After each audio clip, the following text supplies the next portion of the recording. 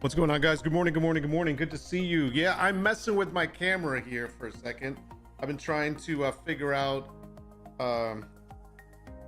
setting a third point so that I can actually move around and not worry about being too close. But for whatever reason, it's not identifying with my loser signal that I have to give it in order to set it up. So let me put my headphones on first of all. Okay. We're good. Good to see you guys. Hope you're doing well. All right, let's see. This is gonna be a little annoying, so we're gonna fix this because there is no way I can't be this close up. No. So we got to give it the loser sign, the L, and then once it recognizes it, hello. It doesn't recognize it. It's supposed to. All right, let's try this. Hold on. Boom, and then we're gonna bring it up. So we're gonna do this. So it recognizes the hand, and it's probably not seeing the hand because of everything. There it goes. Okay, now I'm gonna get to a point where it's gonna be happy with me, and that's gonna be good. And then I'm gonna say, oh wait, that's not too good. That's I'm trying to get a little bit closer, and then a little bit farther away. Hold on. There we go. Up. There we go. Perfect. Stop right there. Okay. Oh, stop right there. There it goes. Okay, perfect. So now I can talk to you from here. And I honestly think that should be setting number 3. Perfect. I got that. All right. What's going on, guys? What's happening? Good to see you. Good morning, Brink. Good morning, Callie. Hello. I'm going to be standing up for a little bit because my back has been hurting. And it's been really bad. I don't know what happened yesterday. I did something wrong. I was sitting in my chair. It wasn't like I was even doing anything that was like crazy or like exciting. I was sitting in my chair. I had one leg crossed and I'm looking at my phone. So I'm looking downwards. And for whatever reason, I went to twist and take my, uncross my foot, because I had to cross my little leg. And all of a sudden, I feel this huge freaking pull right on my lower back. I'm like, what the hell? From just sitting there. So I said, all right, tomorrow I need to be like up and about. I need to be moving around. I got to do this. I got to like dance around, shake it up a little bit. And that's the only way it's going to work. So we got music. Yeah. All right. No, it's Friday, man. I hope you guys are having a good day. It has been a long week, man. I have not seen you guys since Monday. And Monday we did a breakfast cooking stream. Was that this Monday? God, I feel like that was like almost 2 weeks ago now. But that was just this week. Okay. I got to turn that music down. It was driving me crazy. Oh, I think my desk is turning into Asmongold's desk. There's like plates and cups, empty bottles. Okay, wait. See, I don't know what's going on. Who's been having a party in my place? This is crazy. All right, let me just turn a couple of these things off here. And where do I see my live? There it is. Just want to make sure everything's up so I can handle it. Okay, so hey, news and views today. We got Friday. We might be doing some little bit of gaming later. And maybe it is Sci-Fi Friday, so we might have to watch a sci-fi short film. That will be good. And I got to make sure, did I turn off the music? I think I did. Yeah, music is off. Okay. We got tons of stories to go through of all types.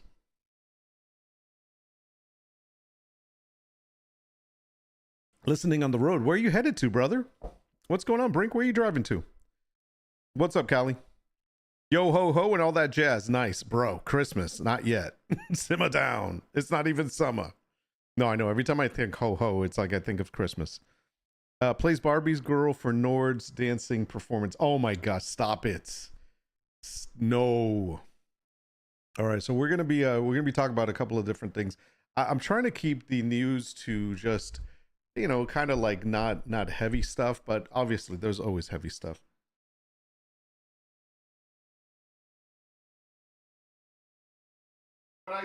When I say heavy stuff, I mean like stuff that I can only take for a certain amount of time. And that's kind of the way it's going today. Today's going to be one of those days where it's like, we're just going to peruse around what came across my desk. In fact, I did a little bit of prep work. There is some stuff that I kind of saw yesterday, and I said I'm going to leave this tab up because I want to talk about it. So I'll start off with some light stuff first. This is pretty interesting, and don't mind, like, this is from the dailymail.com. By the way, you guys know that most of the time I just bring up Google News, and that's where I kind of get my For You news, and that's where these links are from. So it's not like I'm going out of my way to look at these specific links, but they come up, so might as well. All right, so let's see. Let's see if we can go to this one. News and views. Here we go. So first one's real easy. I found this really interesting. It says this lady's like a dietitian, and she says here are 10 popular foods that are sneakily making you gain weight. Okay, so suppose these are foods that are popular foods that are sneakingly, in other words, we don't even know about it. They're making us gain weight and we didn't even know.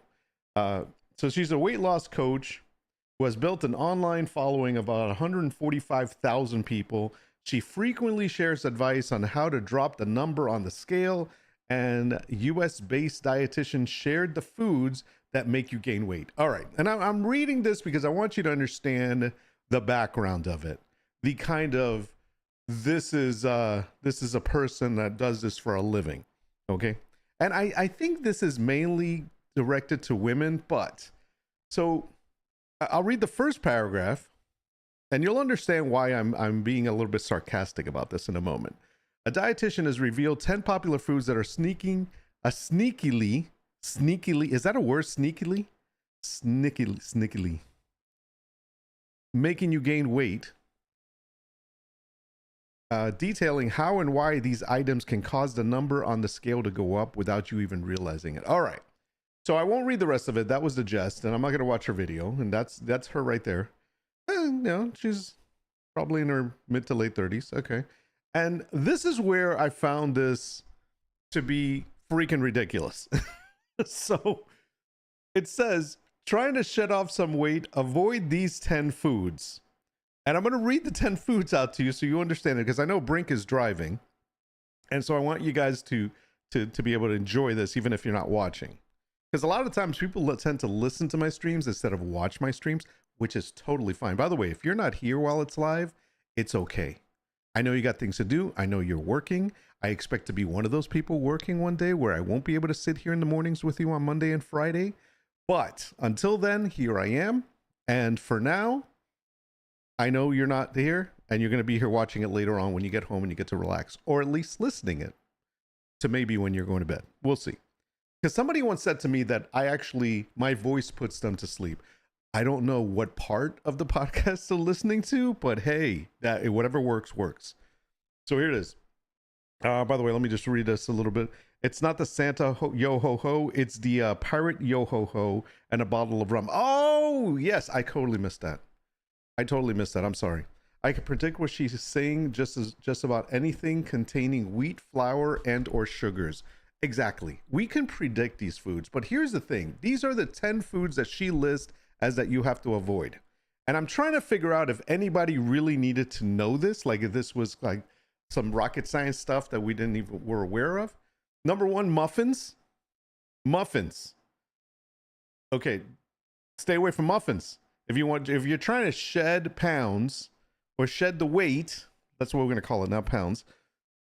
Avoid your muffins, okay? I don't know if that's like, man, I can't believe it. Muffins? I didn't know that. I didn't know that made me gain weight. Granola is another big one. Now, granola, I probably could see like people thinking granola is okay. But you know what? A bowl of granola versus a little bit sprinkled on a yogurt or something is a big difference. So I think that's where, hey, just Moderate the granola is what they're saying here. Okay.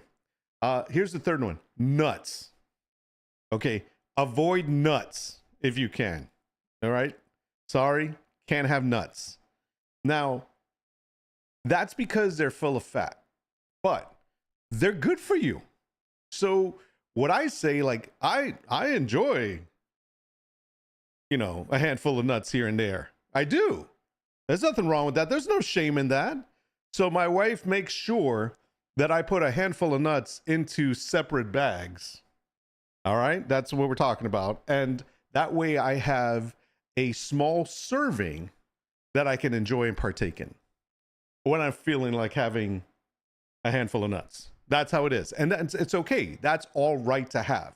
So, pistachios, cashews, almonds, maybe peanuts are a little bit more fatty, but, the little mix, maybe throw some dried cranberries or raisins in there. Those are okay for you. Avoid Nord at all costs because I'm a nut. I get it. Nice. Very nice. All right. Here's number 4, peanut butter. Now, peanut butter, I mean, come on. Did anybody not know that if you're trying to lose weight, you really shouldn't be eating peanut butter? I mean, that's pretty much anything with butter at the end of it, you really should be staying away from.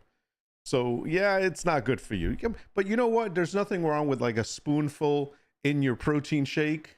Maybe change it to almond butter if you're not allergic to almonds. You can do that. It's got a little bit of fat content, but it's also good for you.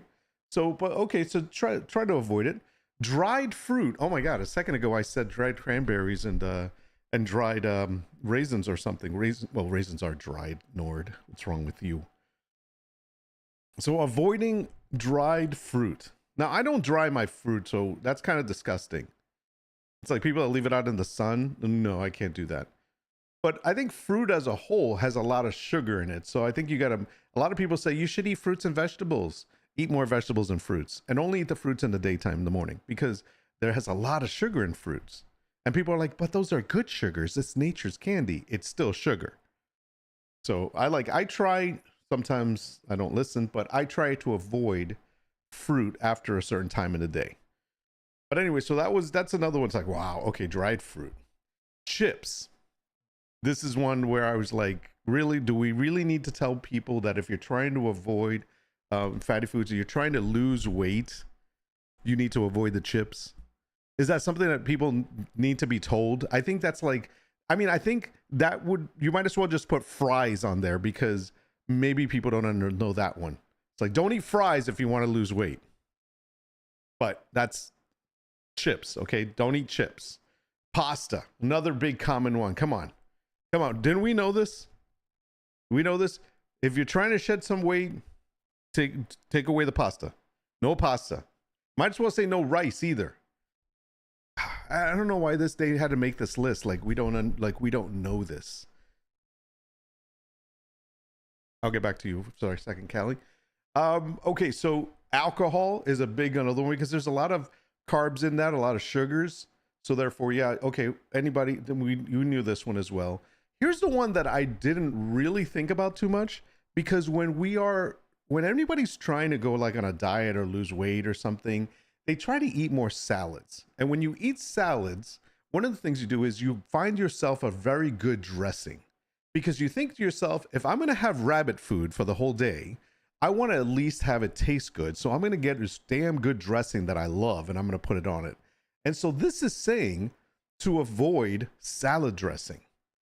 And I think that's kind of like a big vague statement because there's a lot of different salad dressings. Like for example, maybe you would avoid ranch or Caesar or maybe even honey mustard. Those are kind of like creamy based. Maybe there's a little more fattening, but I would say like, maybe a balsamic vinaigrette would be okay. Maybe a little bit of oil and vinegar and that's it. I mean, there's got to be a dressing that's okay. But according to this, you need to avoid salad dressings. Very vague. And then the last one, eating out. Sorry, you got to cut back on that. I know a lot of you will not be happy, but you got to cut back on the eating out. You just do. It's just, see, it's not good for you. You can gain some weight. So therefore, there you go. I know you didn't know that, So this is the amazing list that I came across, that it was like I didn't know. Oh my god, I didn't know any of these did this. This is crazy. It's amazing. I'm glad somebody told me. Peanut butter, because it's full of sugar. It is full of sugar. It's true. I love peanut butter though. Peanut butter is like a snack to me, man. And the worst thing is, I buy the peanut butter with honey in it. There's like I think, who makes it? Skippy peanut butter makes, I think it's Skippy, right? Is it Skippy? They make a natural peanut butter with honey. It's creamy. You don't have to mix it or anything. It's so good. And then I recently saw it was on sale, so I had to buy it. It was on sale. I saw Jif. Now I've never bought Jif before, but it was on sale, and I decided I was going to give it a try. And it was, again, natural peanut butter with honey. Man, put that on a slice of bread with some jelly, some jam, some preserve, whatever the hell you want to call it. And let me just forget diets, man. That's so freaking good. I don't know anybody in this world that does not, unless you have an allergy, that does not love peanut butter and jelly sandwiches. Who does not love peanut butter and jelly sandwiches? Come on. There's got to be some weirdo out there that's like, nope, no peanut butter and jelly for me. It's so good. So good. With a glass of milk. Oh my gosh. I'm turning into a dog. I'm just salivated just thinking about it. I want to go and make one now. Next time, breakfast time, that's what we're going to make. I wonder what a toasted peanut butter and jelly sandwich would be like. Actually, now that I remember, somebody actually said that peanut butter and banana was a good sandwich. And I was like, that didn't sound right to me. So Callie says, as for the butter, there have been several studies recently that say butter isn't bad for you. In reality, all the fake butters and margarines are actually bad for you. No, I agree with that. There's certain fake butters that you're not supposed to cook with. And people will use that fake stuff and they cook with that. And it might be cancer causing. There's a couple of articles about it. I'm no scientist, so I can't tell you one way or another, but it doesn't sound right. If it's not natural, and then you're putting it to more fire, you got to think, if you're heating it up, you're heating up those unnatural particles that are in it, and who knows what you're doing. So I would say, yeah, probably stay away from cooking with the fake stuff. If you're going to cook with butter, use the freaking butter. I think nine times out of 10, you're probably better off with the regular butter than you are with the fake stuff.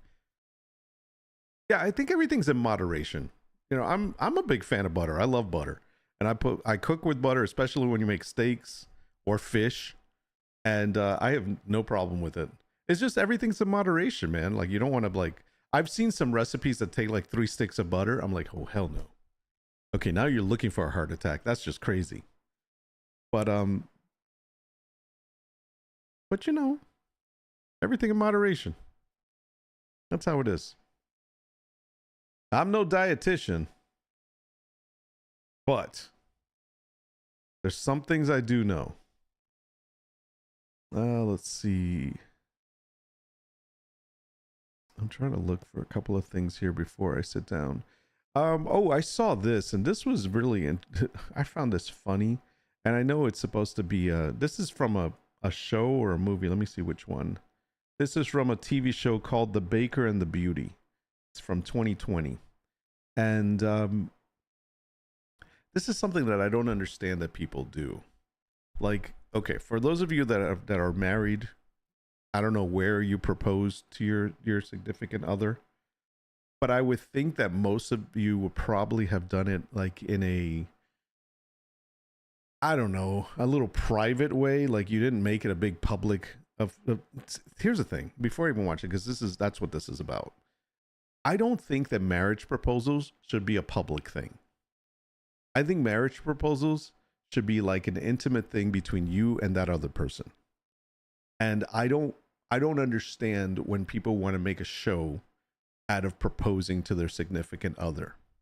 It's this need of attention. Look at us.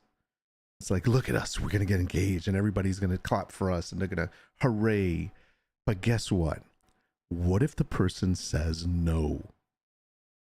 What then? And you're in public. And that's the thing. It's like, what the hell, man?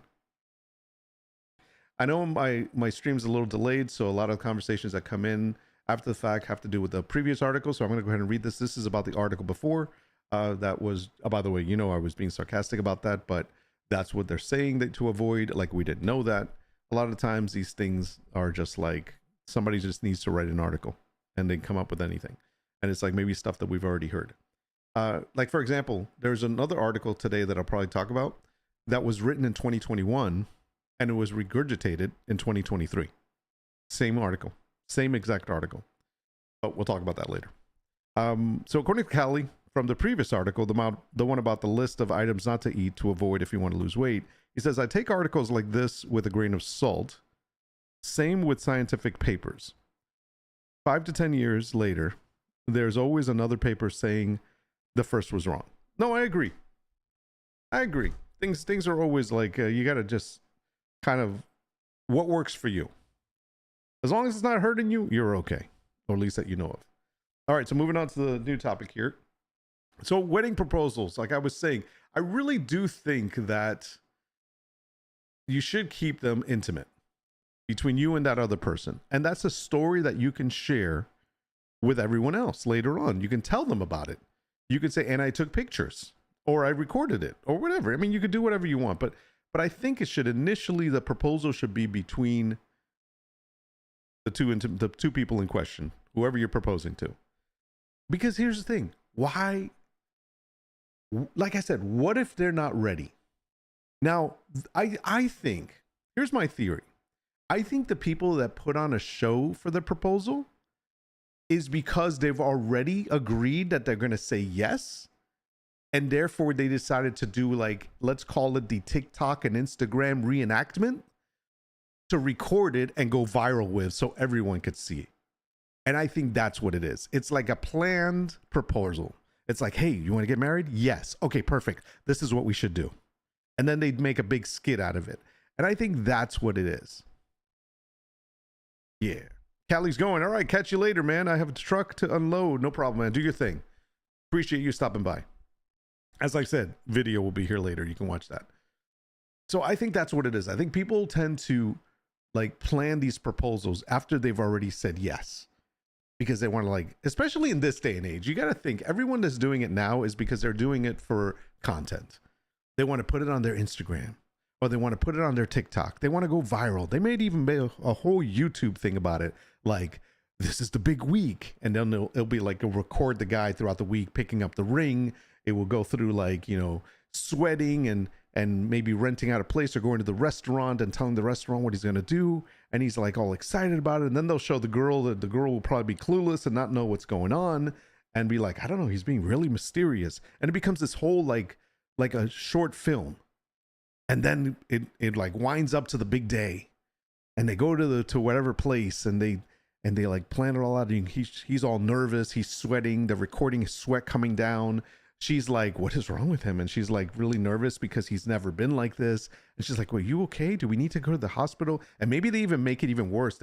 They then take it and the girl says, no, we're going to the hospital. And they get in a car and they go to the hospital. And then in the hospital, they're checking his blood pressure and it's really high. We need to put him on some medicine stat. And it gets really intense. And then in the end, he says, I just wanted to propose to you. And he does. And everybody starts crying. And she says, yes, of course, you stupid idiot. And everyone loves him, claps. And then the story ends. That's a dramatization of what someone would probably do for proposing and putting it to go viral. They make a freaking 30-minute movie out of it. So, having said that, this is a short clip from a movie, and I'll go ahead and play this because you never know when they're gonna say no. I gotta go up. Oh wait, hold. Want to see a magic trick? Here we go. Daniel, light of my life, will you marry me? Talk about being put on the spot. So she's asking him, which by the way happens a lot more than you think now. These days it is happening a lot more. Sit down, okay?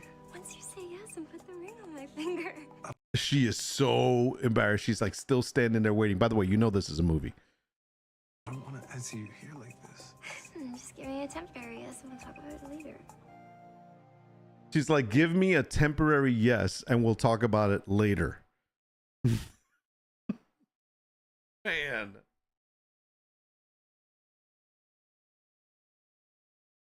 This is what you walk into when you do these crazy public displays of proposals.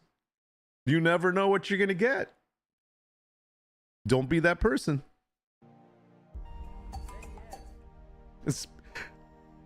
I love how people always do this.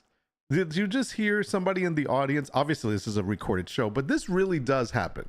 Whenever anybody's asking someone to get married, like in a public setting, there's always that couple or those few people around that are like, say yes, do it. You know, like they're all like, like, what the hell do you know? You know, she could be a psycho. I mean, they're all like, say yes. Yeah, do it. They're like, you don't know this woman. So it's like, butt out, man. You're just here for the show. Watch the show. We don't need you to talk to us. Let me answer. So it's crazy. It does happen. I hate that. All right, here we go. No. That's 1 million views on YouTube. Said no. And this guy's right. It is 1 million. Do you do this and somebody says no to you? 1 million views. Humiliation is huge. It goes viral. For whatever reason, when somebody gets humiliated, it goes viral. That is a viral thing. And what's funny is, here's what's interesting, guys. Just a side talk. I humiliate myself every day going on here, but I've never gone viral. So the algorithm just doesn't work for me. Just FYI, just so you know. But that's a good thing. I don't think I want to go viral for being humiliated, but that is usually the case. You humiliate someone or someone gets humiliated and they go viral. I mean, everyone knows about it. Everyone's talking about it. Asmongold talks about it. Everyone knows. She's embarrassed. Vanessa, well, hang on, I'll get the check. Get the check. 4 years, Daniel. What have you been doing all this time if you were just gonna say no? I'm a woman, Daniel. I'm a 28-year-old woman. This is what we do. Look at what I did for you tonight. Look how much I love you. Say yes too much. Everyone, my name is Vanessa Sanchez, and as of this moment, I am officially single. Google me if you're interested. I'm gonna Google her. I love the end. The guy's like, I'm gonna Google her. Yeah. And his wife's like, really? That's what you're gonna do? But yeah, man, it's a tricky situation. I think, all kidding aside, I think it's a really tricky situation when you go into that kind of a proposal. Like, you're making it like you don't know for sure they're gonna say yes. There's a 50-50. You might think everything's going good, and let me tell you, if you're going towards asking one to be married, like to ask them to get married to you, I would think that you need to know the tone and the temperature of your relationship. You should know that before you even start thinking about getting married. And I've known people that have no clue. I think I remember one person that I said to them, you might want to check on that, because they had no clue that the other person was not thinking of the same thing. And it's messed up, because it's sad. But what does that mean? That means one of the people in the relationship is living in La La Land and thinking that everything's coming up roses, while the other person's like, I'm just enjoying the time that I'm here, and I'm really not thinking about tomorrow. And it's true, that does happen. How is this even news though? Bro, it's news, and it's news and views. This is the views part. This is the views parts. And by the way, it can be news because somewhere out there in America or around the world, someone is asking to get married and someone is saying no. Okay, therefore I am just tapping into unseen news. Damn it. Don't rain on my parade. Why are you peeing in my Cheerios? By the way, where the hell are you driving to? You're supposed to be home. You know Fridays are Nord Fridays. You should be home. Man. All right, I'll move on to news. Excuse me. Party pooper Brink.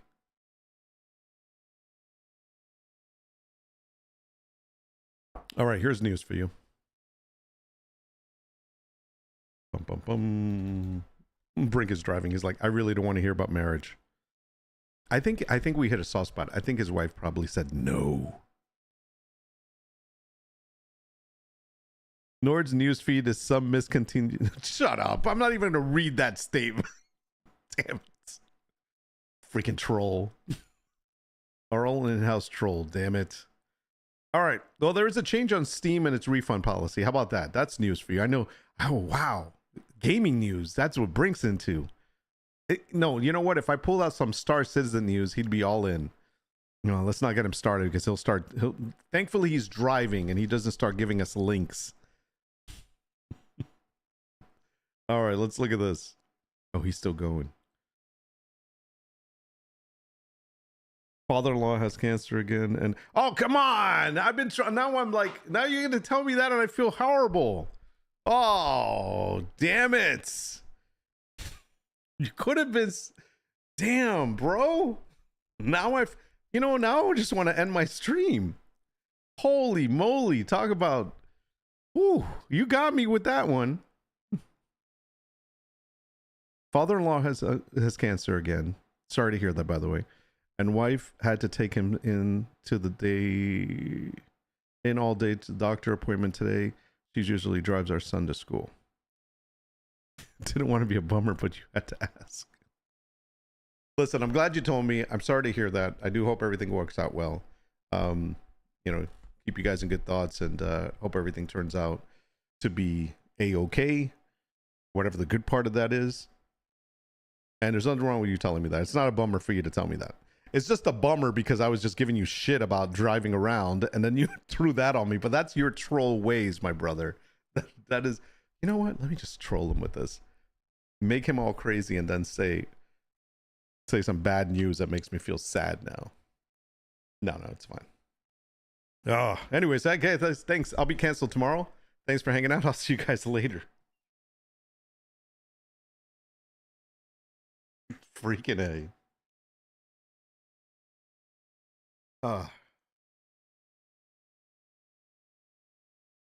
They caught it early. Has a good chance. That's awesome. How old is he? Is he like 6? I'm guessing. Let's see. I don't remember how old you are. I'm guessing he's in his 60s. Is that right? I'm going based on your age and your wife's age.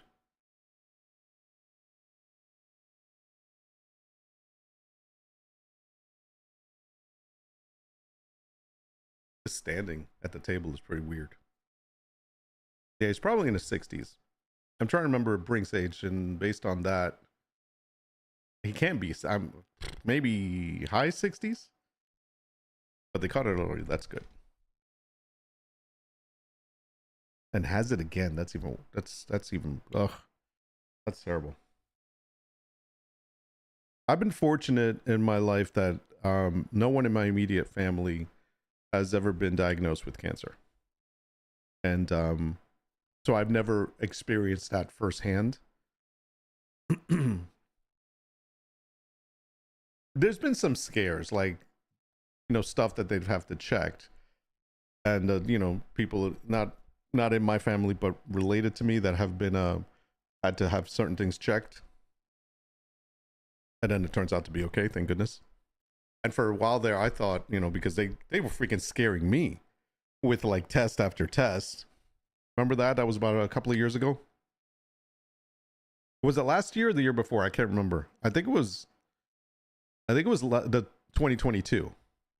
And it went through 2023, and they scared me, and they had me going to freaking all these different tests. Everything was fine, but they kept saying, well, you never know. There's still a 15% chance. And every time it was like, well, now it's a 14%. And they wouldn't stop. And I kept going for tests. And I'm just like, okay, I'm done with this.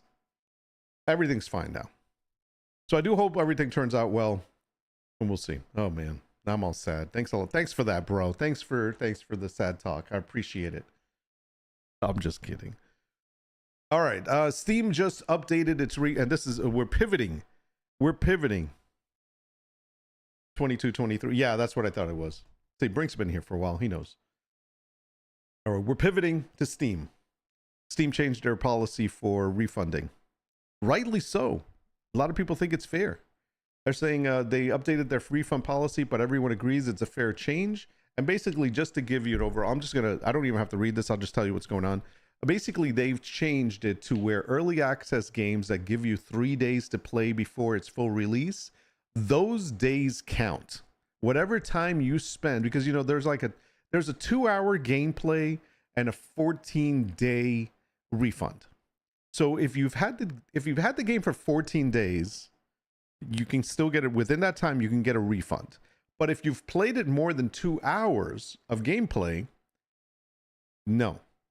So let's say, okay, you've had the game for less than 14 days. You played over 2 hours. You're not getting a refund. You've had the game for 14 days.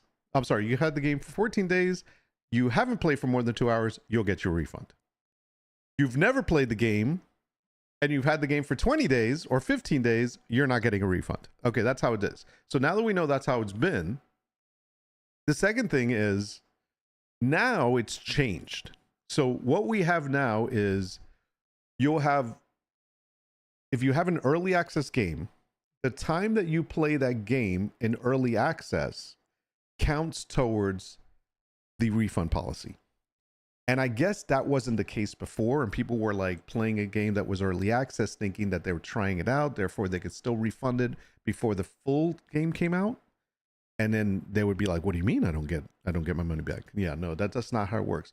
And also the people that would get early access in a game that they prepaid for, like let's say, I don't know, Diablo, for example.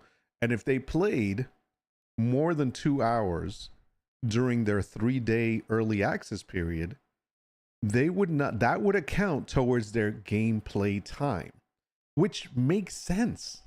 So I think this is where people are like, yeah, that's a fair change, because of the fact that it doesn't matter early access or not.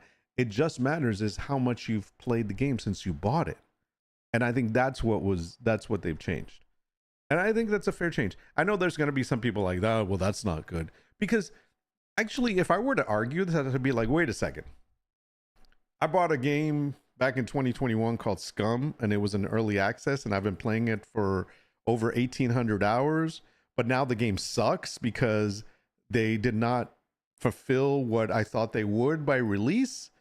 I should get my refund. And let me add up all the DLCs I bought. And so that would be like an argument that somebody would make because the game has changed to something that is not what was originally promised. So there should be a refund there, but there's not. But I'm wondering, here's what I wonder. How is it that we always talk about Scum? Like, this is what I wonder. It's like, you know, like when a game comes out and it's not what it was advertised to be, and you've prepaid for that, and then it turns out not to be that, regardless of how much time has passed, you should be able to get your money back. That should be a thing. I don't know if it ever is anywhere, but that should be a thing. I don't know. I would love to hear what you guys think. So in the comment, go ahead and yell at me and tell me how wrong I am, because that would be okay. Or just leave me a comment and tell me, what do you think about that? I'm just curious. You don't have to put it in the chat now, unless you're here, which you're not. Just put it in the comments. I'll look at it later. I love reacting to my comments. By the way, if you're watching this and you just want to help me out, go ahead and give me a thumbs up on this. I appreciate it. Even if you don't think it's cool, give me a thumb. The thumbs up is a way of saying, all right, whatever, you're okay. And that's like an insult in itself. So if you want to insult me, give me a thumbs up. That's cool too. I'm just saying. That would help. Although the comments are great too. I've gotten some really, truly nice reading comments. Those cozy ones that make you feel comfortable at night. Make you lock the doors and make sure the alarm is on. Okay. Moving on. Okay, here's some more news. How many of you know who Alinity is? I don't think anybody that watches my stream knows who Alinity is. Well, no. Actually, anybody that lives in Texas, like Solarith used to know who she is, and he didn't like her. But she's from, you guys know my parents are Colombian. And so she's Colombian. So yeah, I gotta support my sister. You know what I'm saying? So anyhow, she is a streamer on Twitch and she has been banned. And here's what's funny, what she's been banned for. Let me go ahead and bring this up on the screen here because I had this question a while back. She's been banned and she's been basically banned completely from Twitch. And the only way they'll bring her back or restore her account is if she goes to copyright school. Now, you're probably thinking to yourself, what copyright school? Well, Twitch has created these classes to help streamers understand the do's and don'ts of streaming. And this is not the first time that they've asked somebody to, a streamer that's been banned, to do some kind of school per se. And I remember there was a case where XQC actually brought this up recently. He's another famous streamer. He's another top streamer like Asmongold. And he actually was banned from Twitch and was told that he had to attend therapy sessions with a Twitch staff member. So in other words, they would put on the therapy and it was like therapy to understand whatever it was that he did wrong on the stream. And I can't remember. I'm trying to think what the offense was. I think it was a slip of some nudity slip scene or something. I'm not sure. Maybe I can't. I'm getting a lot of stories mixed up. Maybe I can't remember what it was that they banned him for. But the whole thing was that he had to go on a therapy. Maybe it's something he said. I'm not sure. I'd have to look this up. But it was. They told him in order to remove the ban from Twitch, he had to attend therapy sessions with a Twitch staffer. That's crazy. So then this news came out the other day. This was on the 23rd. And it says that Twitch has banned Alinity and is telling her that she has to attend copyright school in order to restore her account. And the copyright is a 30-minute course that she has to do online. She has to answer questions. And at the end of it, she has to take a test in order to show that she's been paying attention to the course in order to get her ban from Twitch removed. And as of the 23rd, when this was published, she had not taken the course. That is crazy. Yeah, exactly. What's up, Wrath? What's going on? Digital re-education camp. It's crazy. So that's what happened. Now, here's what's interesting about this. I was like, I've seen her streams before, and she would watch a lot of the shows that were regularly on the, TLC, on the TLC channel. I think there was like the 90 Day Fiance and all those shows that were like that. And she would watch these shows, full-length shows. I don't know if they were on YouTube or where they were, but she was watching them with her audience and they would react to them. They would talk about them. And it's the full-blown show. It wasn't like little experts. It was the whole freaking show. And I asked myself, like, how is she able to do that? Because I'm like, hell, I want to do that. I want to like watch my shows. It would save me so much time. I could watch my shows and then I can just, talk to you guys about it while I'm watching it. And we can just, have a good time. And I thought, is that allowed? Surely it's not. I was wondering, if it was allowed or not. And now we know it's not allowed. But I always wondered that because I used to see that. She used to have those shows on, the 90 Day Fiance shows. That's the show where somebody's a loser here in the US. They can't find somebody to date them. And then they end up, going to another country to find someone that they then bribe them. Hey, if you marry me, I'll give you a green card and you can come to the US and you'll have a visa and you'll be married and you can start a whole new life here. That's basically what the show is. Okay, that was pretty bad. That was pretty mean. But no, the truth is, I don't understand the premise of this thing. But that's basically, in a nutshell, if somebody were to explain to you, that's what it is. For some reason, someone in the US cannot find someone to marry. No one will marry them. How many people do we have in the US?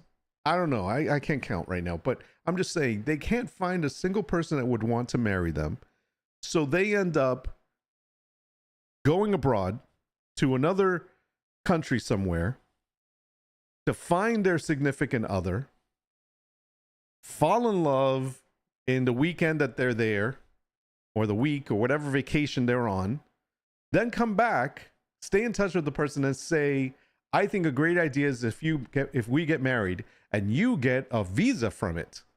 So let's work it out. Come over for 90 days. And in 90 days, we can make a decision if we're going to get married or not. But we have to do it in 90 days. And that's basically what that show is. So anyways, she would watch this show on her stream and and then they would react to it, talk about it. And it was like a normal thing. And I still had no idea how she was able to do it. So at some point, I guess Twitch finally, by the way, this is months. This went on for months. And they finally said, enough's enough. So crazy. I always wondered this. I think, the other person that does it too is Pokimane. I've seen Pokimane watch full length videos, like shows, and react to them. And I don't know where. I'm like, how do they get away with that? How can they do that? Because I want to do it. The only thing we can watch is like Dust. It's from YouTube. If it's content on YouTube, we can watch it. Maybe it was on YouTube. What's going on, Drunken? What's happening? How's our friend Doomy doing? She's doing her medieval dynasty today. I took a peek. I didn't want to interrupt. Like, I think you guys were talking about some stuff in there. Drunken dragon. Having a meat and gravy on egg noodles for lunch right now. Ooh, that sounds delicious. Meat gravy? Not, and there's no meat in it, but it's like meat gravy on egg noodles. Egg noodles are the best, man. If you guys have never had egg noodles, like, go to the supermarket. There's like there's bags of it. It doesn't come in a carton. It come in bags. So good.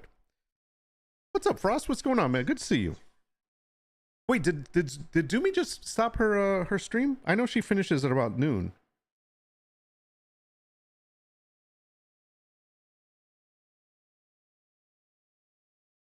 Oh, hold on, guys. My wife is asking me to check on something. Let me see. I don't know. I guess she's asking me to check on this one cruise that we're going on. Give me uno momento. I just have to check my email. Okay.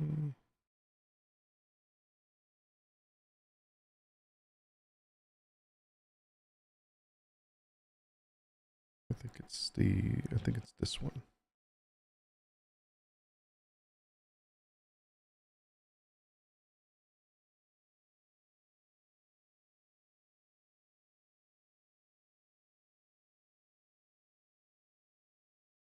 Oh my god, there's so many. I have so many freaking spam emails from them. How am I supposed to know which one it is? You're going. Ends tonight.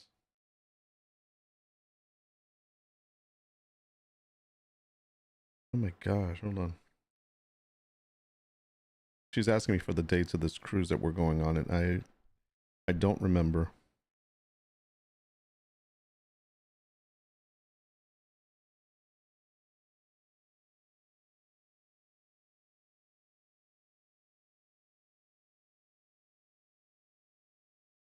Okay, hold on. That's it. Is it like cruise review? Itinerary. That's the word I'm looking for. Itinerary.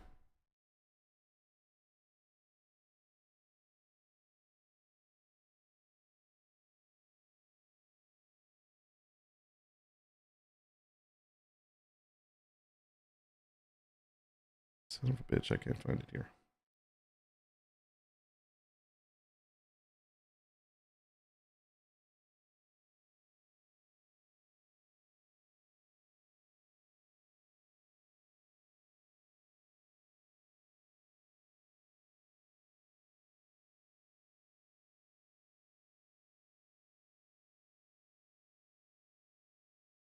Seriously, I don't know what the hell it is. I gotta look it up. All right, so let's see.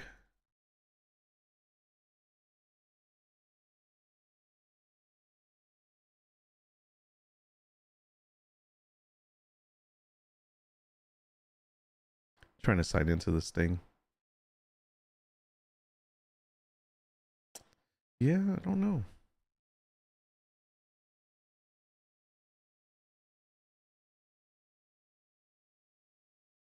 Okay.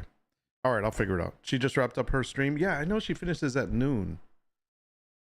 Anyway, so that was a big deal with the Twitch ban for Linity, and she has to attend copyright school. Now, this is something that's not, like I said, it's new, but they're providing these. Let me see if I can find 7 models right now. It's Twitch's camp.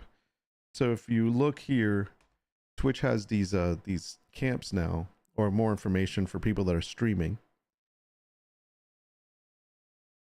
and it shows like what you can't. Oh God, no, we're not playing that. But here's the copyright school. What do I need to know about copyright laws? And it's interesting that people need like a class for this, because of the fact that if it's not your content and it's on a paid provider, let's say, you can't use it. Like anything that's on TV, you can't show because it's from a network. But you can show stuff from YouTube as long as you're giving, like, okay, so reacting to something on YouTube is okay. Like you can do that. Because one, it's not your content, you're showing that it's not your content, and you're kind of discussing that, and that's okay. But like if you were to play a movie that you're renting and then show it to everyone, that's wrong. Now, just like you can't use people's music on your stream because it's not your music. You didn't get the right to use it. And you know what's funny? Here's what I realize. There are some I'm just shocked that they have a whole section on this, by the way. Creator camp. I think more people need to go to creator camp. But here's what's interesting. Like there's a lot of people that do this, and then no one even knows, no one ever gets in trouble. You have to get actually caught. It's just weird. We don't have to worry about that. We don't do that stuff, so we're okay. Copyrights can get quite convoluted due to differences in royalty free partner other content. Yeah, I think for me it's like I always look, if it's copyright or royalty free, that's when it's okay for me. But I can't watch certain YouTube videos that have music in them because I'll get a copyright. Like it'll be like this is copyright material, so this whole episode will not be monetized. And it sucks. It's demonetized because of one section that I was watching. And I'll tell you who did that to me. Remember the Scum video the Scum trailer that came out? The gameplay trailer that they came out that was like amazing? Yeah, it wasn't amazing. But remember that trailer? That trailer had some music in it that was not copyright free. And so if you watched the trailer while you were streaming and showed it to your audience and that music played, like the whole trailer was playing and the music came out, it dinged you. And that's what happened to one of my streams.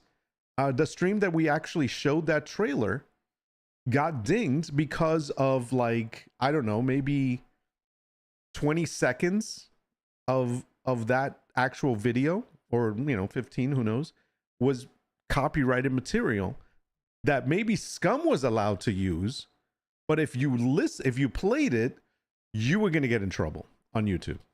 That's crazy. People always try to push the boundaries for fair use. Yeah, that's the thing. They're like, oh, it's fair use. That can happen with game music too. I noticed that. That's the other thing. So it's so weird. It's like if you're playing a game and it has music that's, you can't really, you can't share it, you get in trouble for that. I don't understand. I mean, what's the point? I would think that there has to be.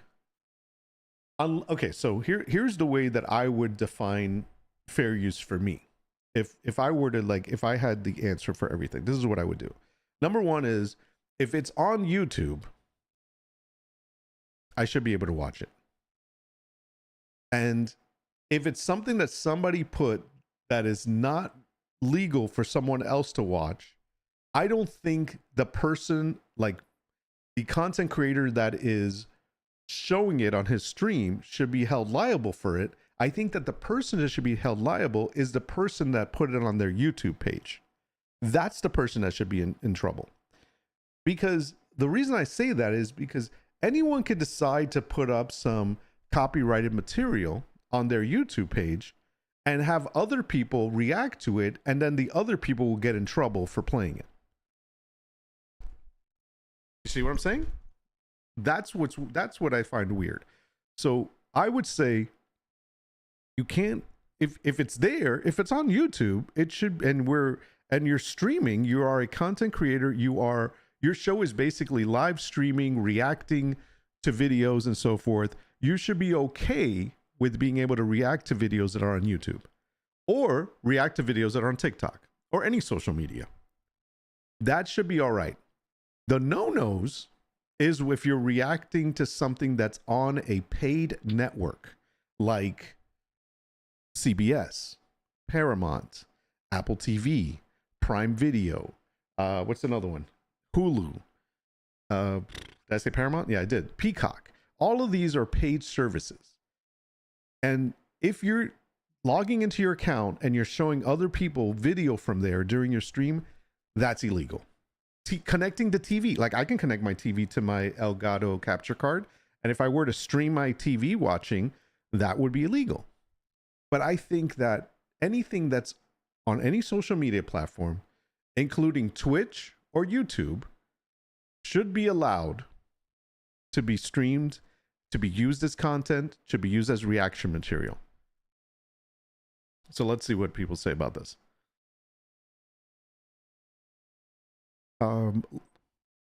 Like Satisfactory, the music in it, Satisfactory is a game, by the way. The music in it is copyrighted, but the music in the jukebox is not copyrighted. Wow. You know what I usually do when I play a video game? I turn off the music. I don't play the music because I don't want these troubles. Plus, a lot of the music is fucking annoying. I mean, you're trying to focus on something and you're like, and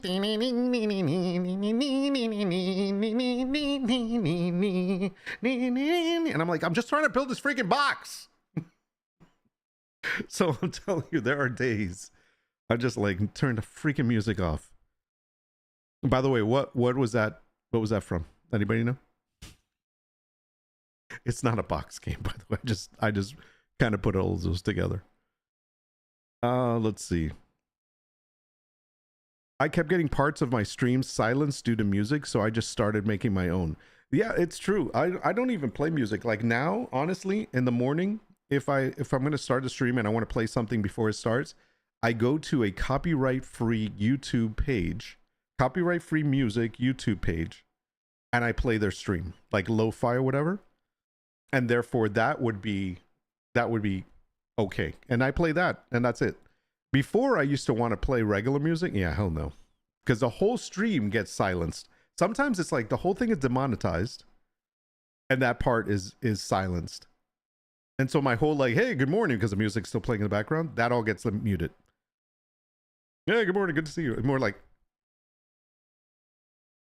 you know, it would be like, it sucks. Okay, I'm going to come back to your disagree in a second. It is Tetris. Very good. We know our real gamers here. All right, so Brink says, here we go. Brink says, I disagree. I disagree, I'm Batman. If a content creator pays for good music to better their content, that's on you if you restream it. No. Okay, explain to me how a trailer that a game makes. Oh, let's talk seriously for a second. Scum Devs, Gamepires, or Jagex, whatever the hell the company's name is, put out a gameplay trailer on YouTube. Put out the gameplay trailer on Twitter, and Steam and whatever else that included copyright music in part of that gameplay trailer.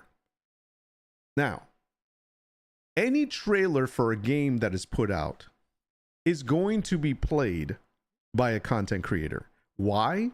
Because that's the whole reason why companies put out trailers, game trailers, is so that they get seen and get shown and get discussed.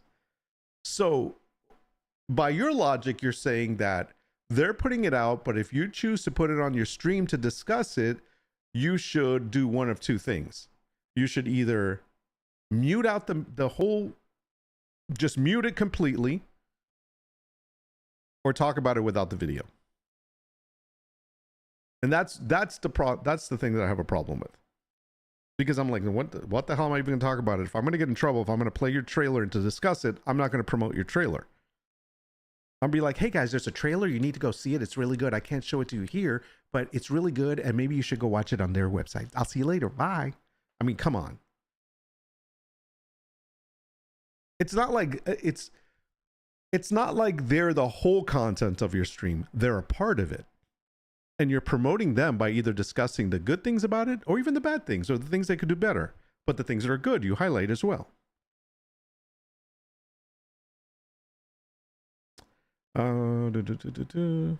Because if not, that's a slippery slope. Now, what I was saying was that if somebody uploads content that is copyrighted and is not allowed to be viewed or shared by others, like movies or clips of movies and whatnot, and you see it on YouTube, you think, okay, I'm just going to discuss this and react to it. You're thinking it's okay because they have it. Now, you probably know in the back of your mind that it's not okay. And you show it, you shouldn't be held, that person should be held liable for putting it out there. It's like entrapment almost. It's like, I'm going to put this content up there so other people get in trouble. Yeah, okay, so we're stupid for showing it, for even showing their stuff, but still, entrapment. Let's see. Did you know that if you sing a little ditty about Jack and Diane without a background track, that it can possibly get flagged? Really? Shit, just by saying that I'm going to get in trouble? Great. Thanks a lot, Drunken. You just got me canceled. Yeah, well, Scum screwed up. If they want exposure, don't use copyrighted music. And who knows? They probably paid. Who knows if they paid for that? But that should have been something. How the hell do you even cover that? There's no way of covering it because YouTube sees it as copyrighted, and therefore you get in trouble.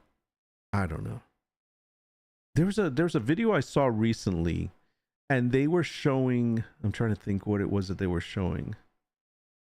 God, if I see it again, I have to remember so I can show it next time. But it was something they were showing, and then I look. Oh, the music. That's it.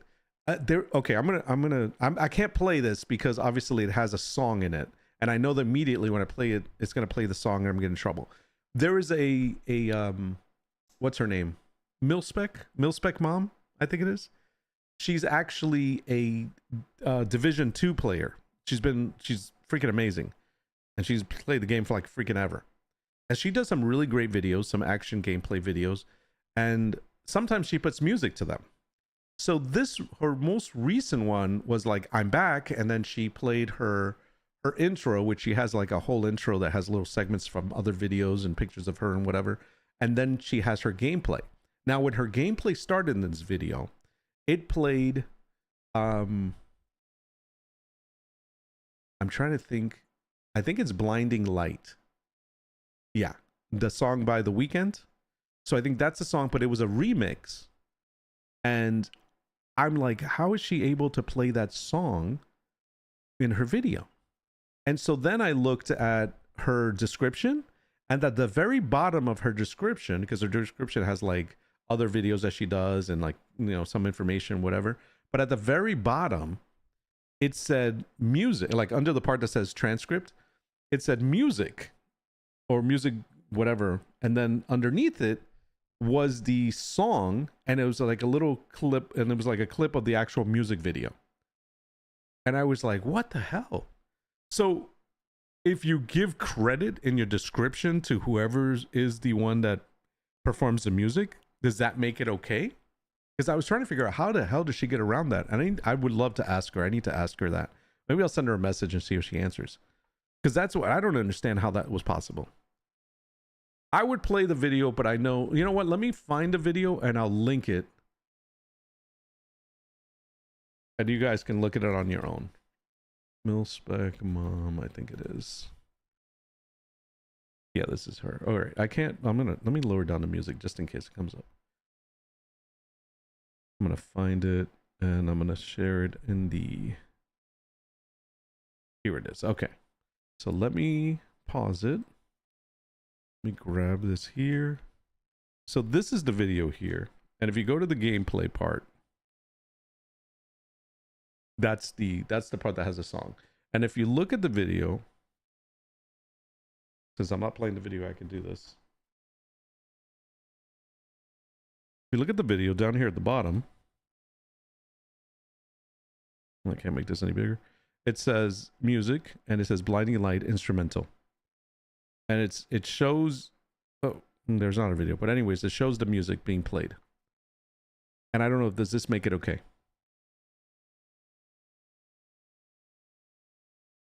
I like her videos. I think her videos are really fun. And I'm like, every time I watch her play it, I'm like, damn, I wish I was that good in Division 2. But I'm not. I still enjoy her videos. So I don't know what the answer is there. Here's one.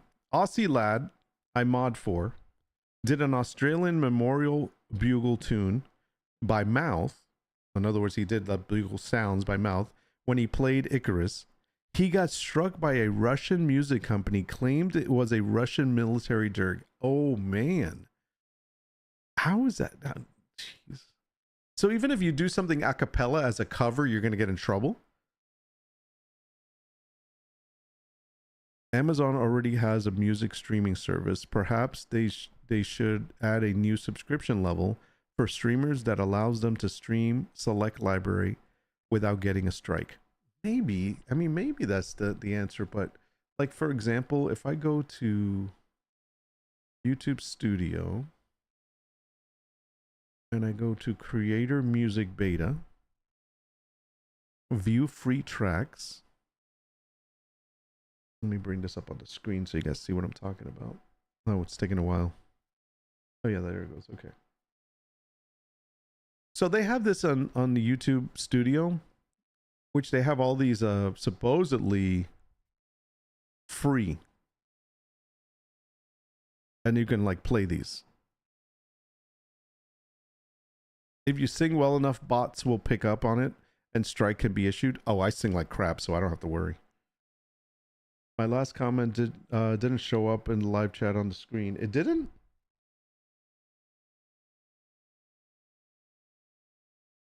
Yeah, I don't see it. It didn't get marked bad or anything. Unless you cursed like really bad. See, like, look, watch.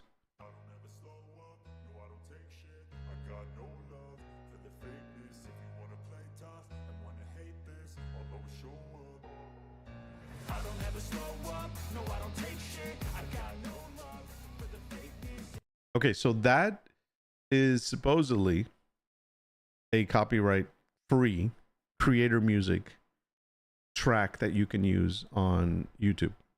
I don't know, maybe you can't use them on stream. Maybe I just got in trouble there, but this is, you know what, if I get a strike for that or something, I will be contacting YouTube and be like, listen, we were discussing this and you put it up there as creator music that is free to use. So give me a break, damn it. This is crazy. Yeah, I don't know what's allowed anymore. These days, it just gets a little bit crazy. I'll try to post it. Yeah, go ahead and see it. Go ahead and send it again. I didn't see it at all, so I don't know. I don't have it here as like banned or anything like that. A streaming service by, yeah, like Amazon has a streaming service.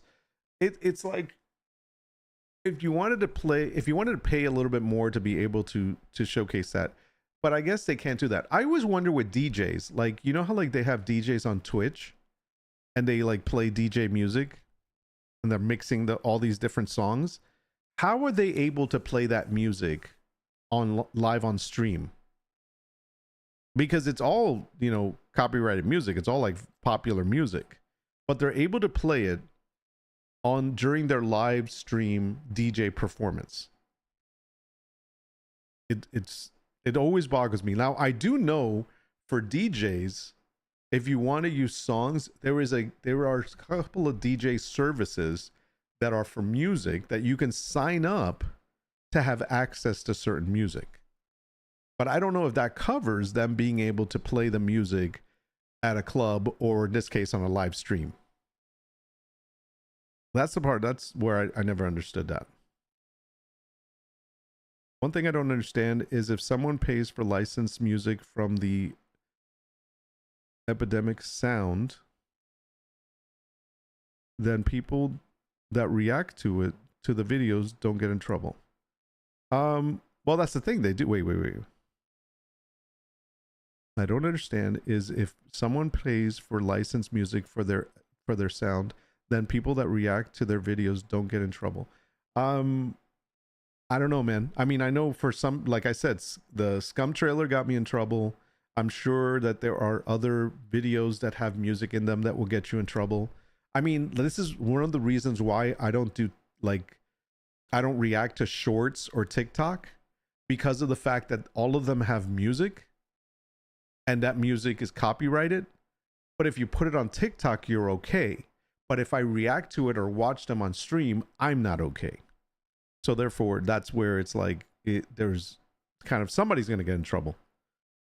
Okay, rephrase. Here it goes.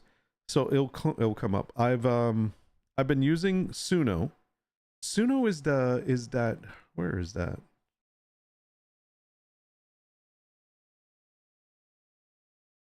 AI chatter. Yeah, there it is. Suno is building a future where anyone can make great music. That's an AI created playlist. Yeah. That's I know about it only because Vox actually shared that on our Discord. Okay, so let's see. What are we saying? So you've been using Suno recently for your tabletop streams because I can create music and it has no copyright issues since it's AI generated and it has made some great tracks. Is it copyright free? Because like, I mean, I'm wondering if at some point some musician is going to get angry that their beats are being used in this AI created music. I mean, I wonder if it's completely like really from the ground floor it creates something, or is it using other people's beats and combining it? I mean, these days it's so hard. Like if you do like a certain note or whatever, and it's like sounds like somebody else's, and immediately, oh, you copied them. I don't understand how that works. You do tabletop streams? What game? What is that? I'm guessing those are tabletop games you're talking about. By the way, Drunken Dragon Gaming does stream, people. If you want to follow him, make sure you do. I followed a pair of streamers that use Rox Audio or some service paid, supposedly licensed for use. They keep getting flagged in their streams. Yeah, see, this is what I'm talking about. They give a license to use it, but I don't know if like it doesn't make any sense. I think here's the other thing. I think that the rules on Twitch versus YouTube are also different. Like different streaming tech platforms have different like okays for copyrighted stuff. Like you can pay for a subscription to stream certain music or whatever on Twitch, but if you use that same music on like say YouTube, you'll probably get in trouble. That I think is what happens. By the way, I'm having real bad trouble reading today. Not enough coffee, probably. Like I know a dude that makes Star Citizen videos, and he uses Epidemic. Epidemic is a music company, I guess, that provides licenses and music. Okay, people react to his stuff all the time and never gotten in trouble. So what? Only more mainstream music gets strikes or something? I don't know. What is Epidemic? Is that a group? Let me look that up. Epidemic Music Library. Okay, so it's an Epidemic Sounds, bring your story to life, music, start free, royalty-free music for videos.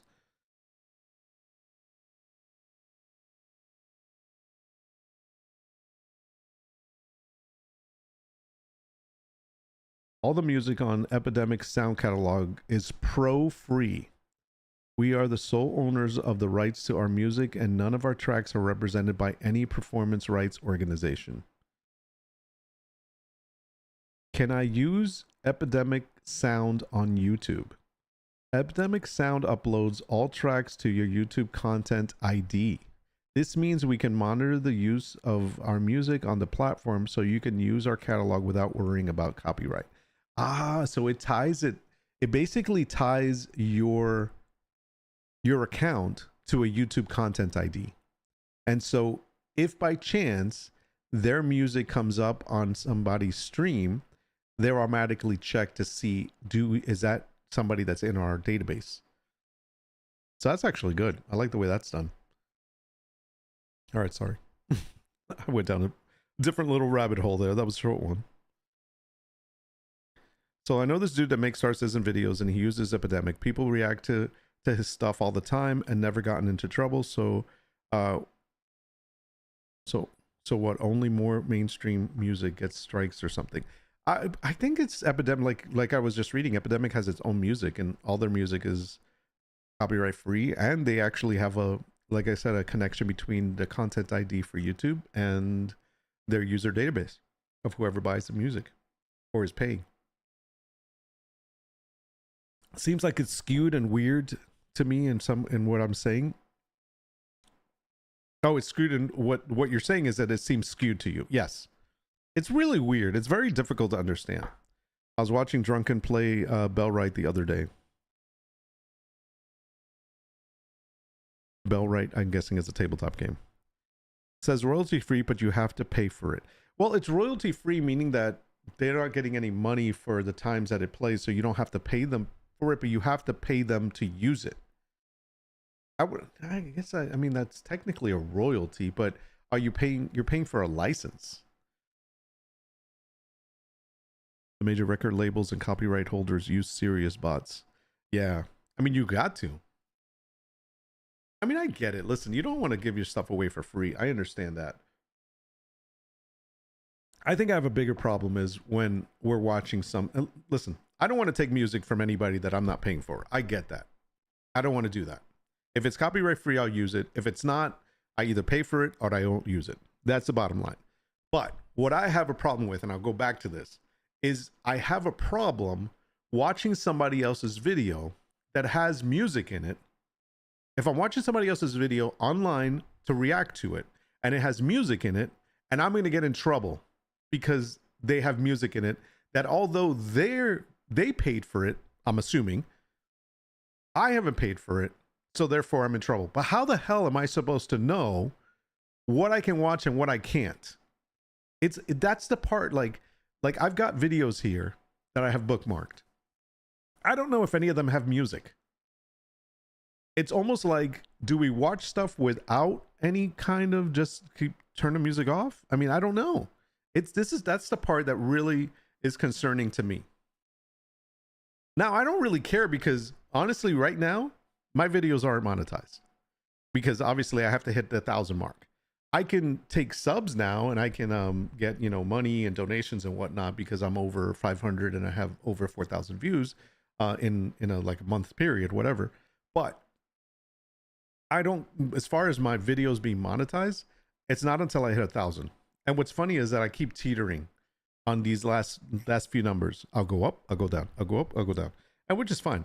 So it's not a big deal to me right now. It's more of an issue later on.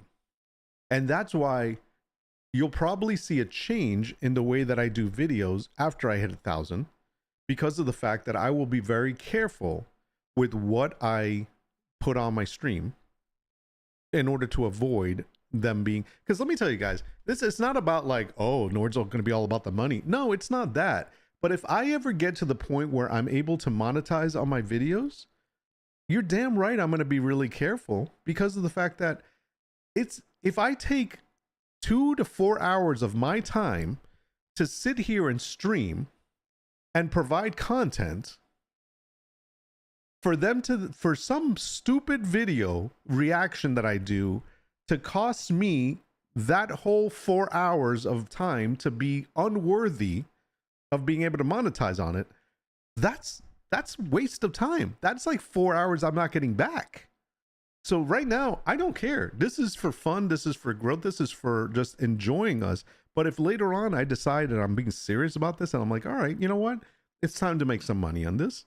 Then that's going to be like crap, I just spent 4 hours making that video and I can't even make any money on it. That's the messed up part. So you're damn right, I'm going to be a little more careful later on.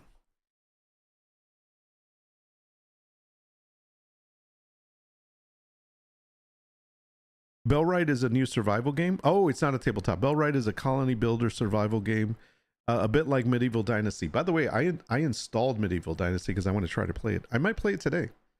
If I get through these stories, we got a little time. Why not? I've never seen Bellwright.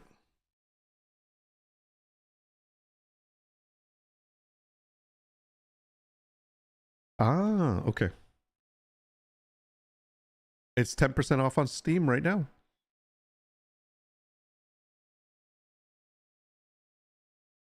See, like, even honestly, even these trailers that I see on Steam, I'm careful in playing.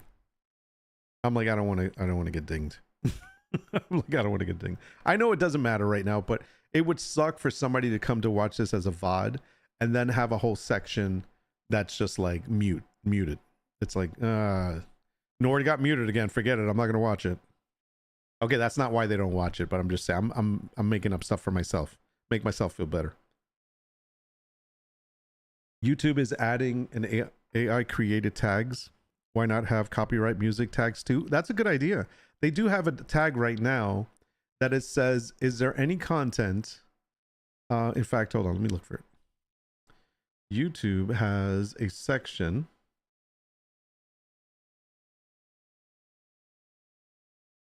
If I go to, let's say, my content, and let's say I go to this live one here, right? And then I'm going to go to edit it. Down here in it, it says, it says altered content. Do any of the following describe your content? Makes a real person appear to say or do something that they didn't say or do. Alters footage of real events or places. Generates a realistic looking scene that didn't actually occur. And that's the AI question. And so, yeah, obviously I always click no. This is really me. I know. Trust me. If I had made an AI of myself, it'd be a lot better looking. Oh, I'm sorry. No, it would be better looking. Or it would be good looking. I'm trying to be humble, damn it. I'm just saying. I would spend a little more time on it. Yeah, you don't want to ruin your hard work. Totally understandable. Is that sarcastic? I'm reading a little troll sarcasm in that. What a troll. What a troll. All right.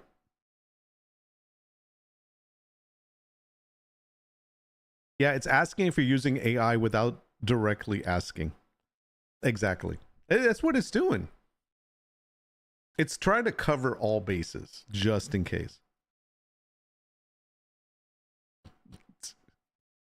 Shut up. Oh my gosh. So, all right, let me share this with you. So Brink yesterday decides to be funny. Where did you put this? It's in the funny, right? Yes, it's in the funny. So Brink puts this up. Well, I'll read it to you. And says, can I make this bigger? Yeah.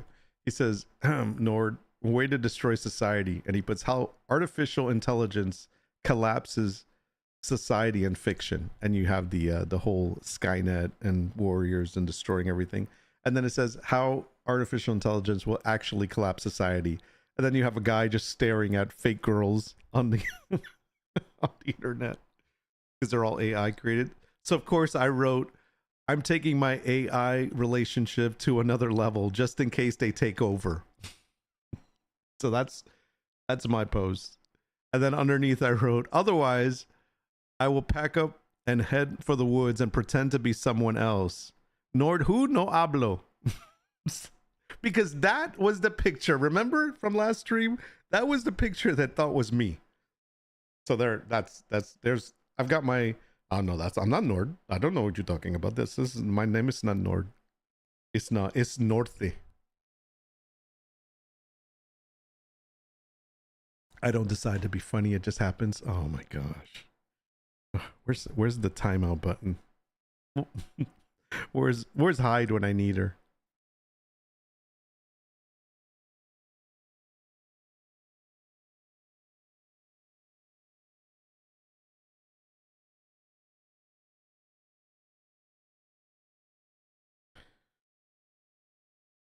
Mm-hmm. No, that wasn't sarcastic. Or legit. Okay, cool. Who's that Japanese guy? Damn it! I can't win. All right, let's look at another little video here. I think this is this says Blizzard has officially given up, and of course we're using Asmongold. Yeah, you better be good. She'll get you all the way from across the freaking globe. She's in somewhere else. All right, where's my let's go to main. Yeah, this happened today. BlizzCon 2024 has been suspended. It's not happening. An update on this year's BlizzCon and Blizzard's 2024 live events. After careful consideration over the last year, Blizzard made the decision not to hold BlizzCon in 2024. The decision was not made lightly, as BlizzCon remains a very special event for all of us. We know many of you look forward to it. While we're approaching this year differently, as we've explored different options and event formats in the past, rest assured that we're just as excited as ever to bring BlizzCon back in the future years. Over the next few months, we'll be sharing more details of our launches coming later this year, including World of Warcraft War Within, Diablo 4's first expansion, Vessel of Hatred. Our hope is with the experiences. Okay, so basically they're not doing BlizzCon, right? Okay, so they're not doing BlizzCon. That's the big deal. All right, so I love using his intro because it's great. He reads it for me. I don't have to read it, which, thanks, Asmon. I really appreciate that. Now I don't have to read it. But the truth of the matter is, why are they canceling BlizzCon? It's simple.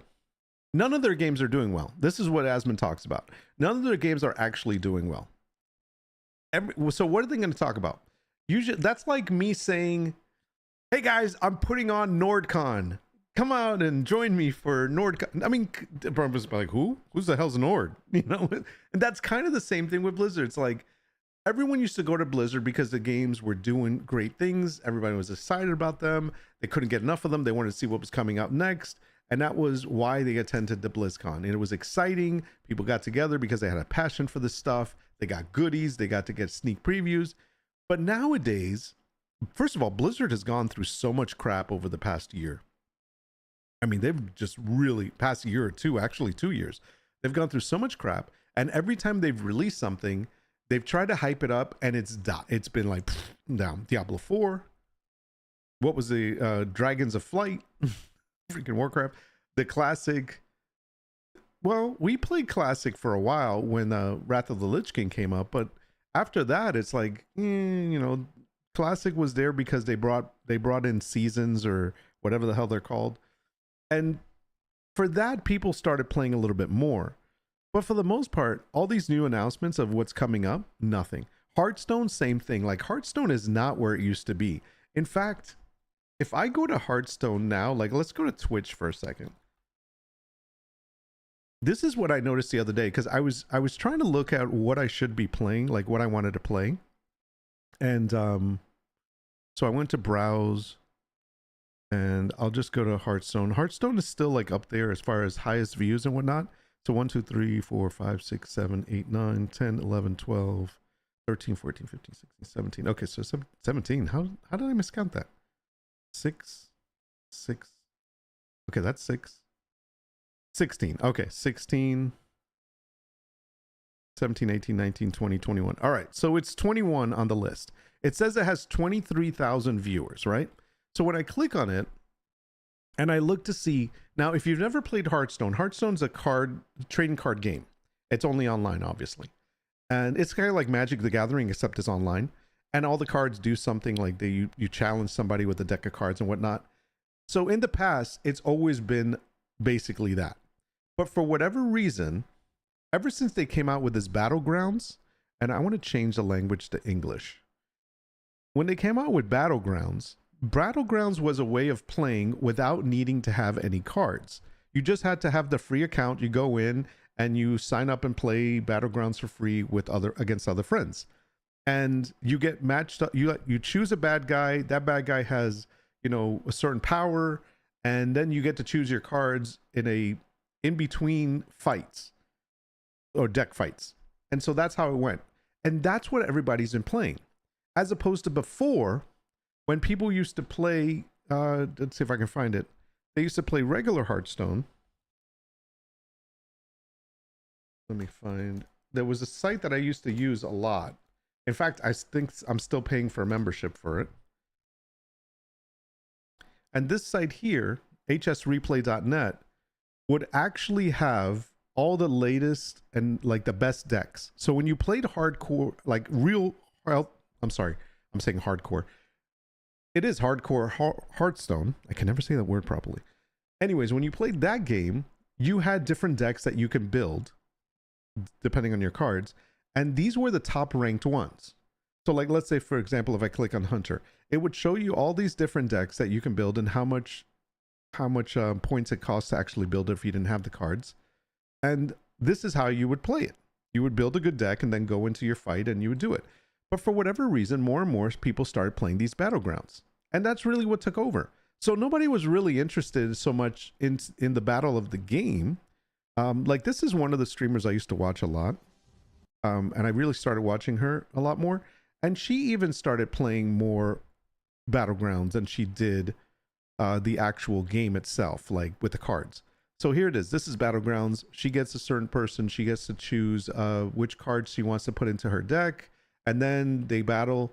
Whoever wins that one loses points or whatever, or gains points. And then you rinse and repeat and you keep going until there's only one person left out of the 8. It's like team fighting tactics in League of Legends. And so that's what it was. That was the big deal. But like I said, no one is really playing, they're just not playing it anymore. So no one's excited about Blizzard. So why would there be a BlizzCon? No one's going to go. No one's going to go there. It's a waste of a function. I'd be surprised. They probably saw the numbers because usually they sell out by now. And they probably saw the numbers and be like, why are we putting this show? No one's coming. And that's probably what happened.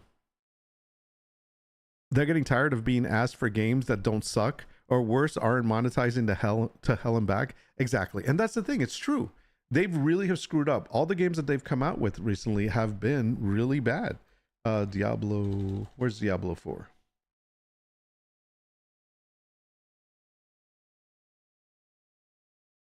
I can't spell Diablo and I'm Spanish. What the hell? Okay, Diablo 4. Diablo 4 says it has 1.6 thousand viewers. Top streamer, and this is in English, by the way. Top streamer is 331 viewers. Let me see. Let me take English out. 651 viewers. Somebody in Asia. I don't know from where. I don't know what country that is.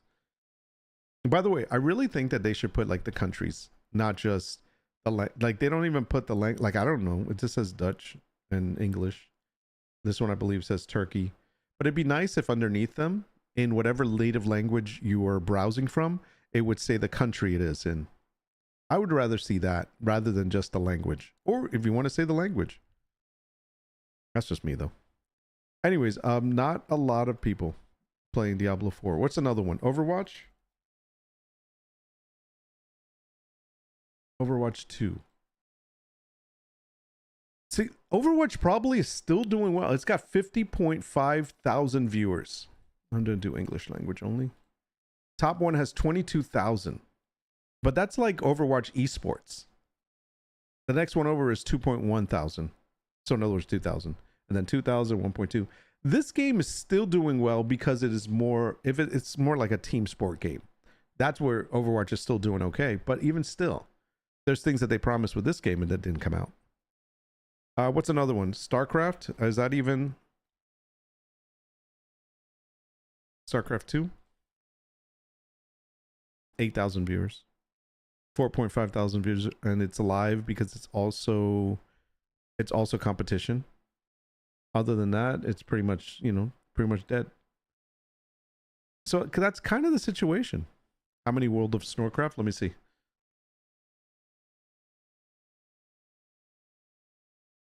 The World of Warcraft has, now this is regular retail. They have 38. Let me go to the main view for this. I'm sorry about that. They have 38,000 viewers.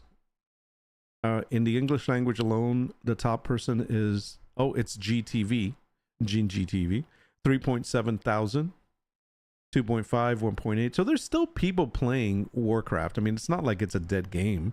It's still playing. It's just like, it's not, new people are not getting excited about it. Only the hardcore people are playing.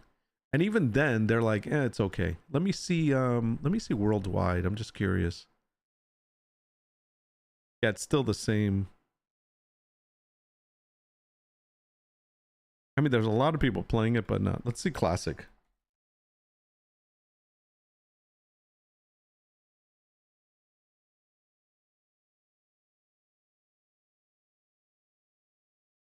Oh, they don't have it broken down in classic? They did. Yeah, they do. Hold on a second. Yeah, wait a second. They don't have classic? Is it all under the same thing?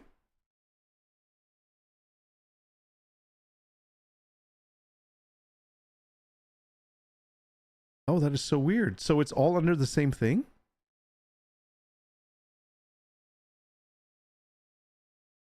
It can't be.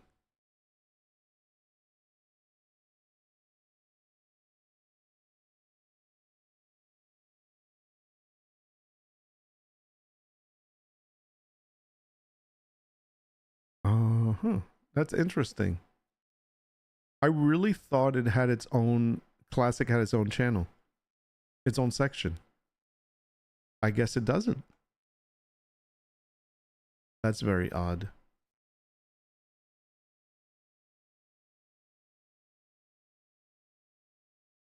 I mean, don't get me wrong. There's still times when I look at Warcraft and I'm like, oh, I want to play. But not like every day. You know what I mean? I might play. You never know. I might decide to play one day again. So that's how it is. So I don't think, you know, Blizzard, there's not much happening that people are going to be like, yeah, let's go there. That's just not happening. By the way, everyone's playing Stellar Blade right now. And is it released finally? Like full release or no? I can't remember. I thought it's early access right now. Let me double check. What's the release date for it?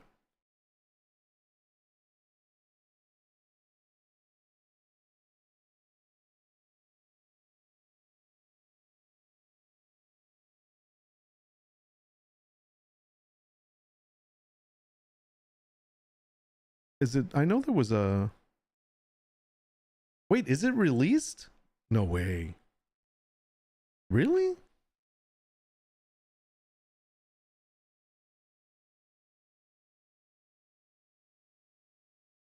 Damn, I need to buy it. I had the demo.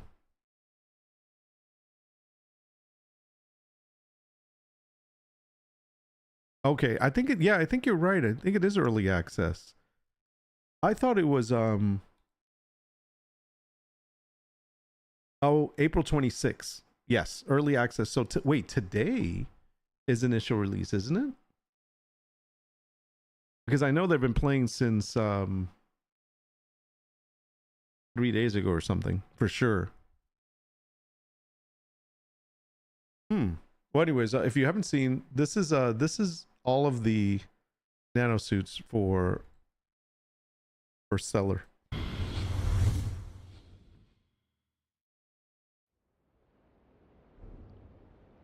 Some of these suits, man. She's not naked though. I mean, you can unlock all these suits supposedly. I don't know if you can buy them, but you can unlock them. That's a cool suit. I kind of like that one. That's pretty cool.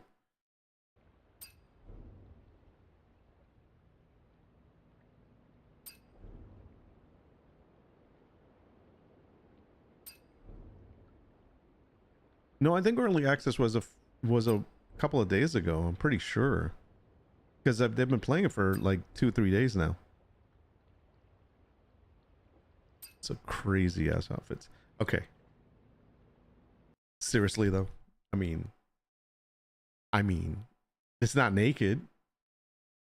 It is sexy as hell. It's not naked. Prototype Planet Divia suit, diving suit. Oh, sorry, I was reading Diva. I gotta make sure I get that one. Where do you get this? Do they say where you can get them? That's a cool one. I like the black one.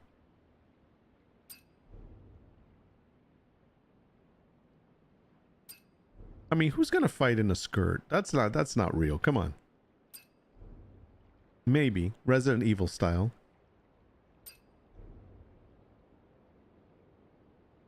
The clothing looks real though. I mean, look at the textures of the clothes. They look really real. Call it what you will. They did a great job in the just putting this together. I mean, it looks realistic. It flows well. It fits perfectly.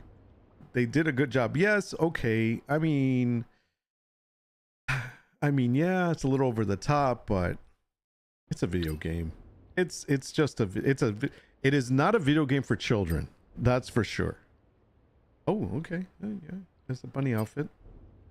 All right, we're pushing it now. Now we're going to bikinis. By the way, this is all available. Body paint and technically not naked. It's not. Body paint is technically not naked. No, that's naked. That's naked with paint on you. That's still naked. This is different. It's very realistic. Look at the jeans. They look like jeans. There's a little sagginess in them. I mean, I think it's very realistic.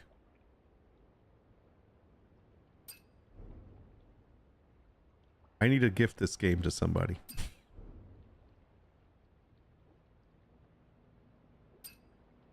Damn, how many freaking outfits does this person have? Did they get the unlock key for all the outfits? Holy crap, look at this. That's a lot of outfits. Okay, last one. I can't see anymore. Jeez. All right, well, we get the idea. There's a lot of outfits for this game. Holy moly. Wow. That's a lot.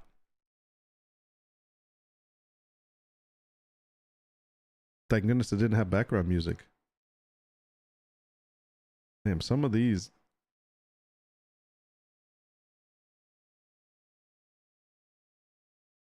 These are like the things that people make mods for, and then it's like you have all these other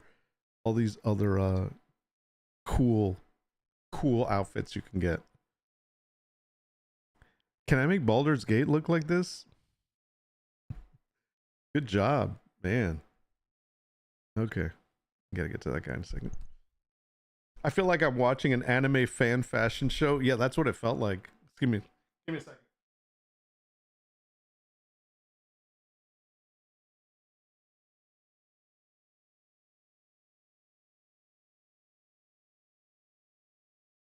It got warm in my room all of a sudden. I don't know why.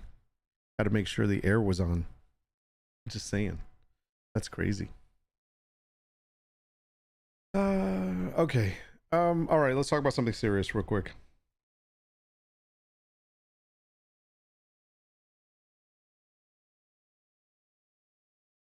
Hold on, I'm checking my air. It is really warm in my room right now. It says it's 81 degrees. That's crazy. That wavy montage, yeah. Oh, no wonder my air. See, I don't understand why they do this. My air goes on like freaking econo mode. Stop that. I'm sweating in here.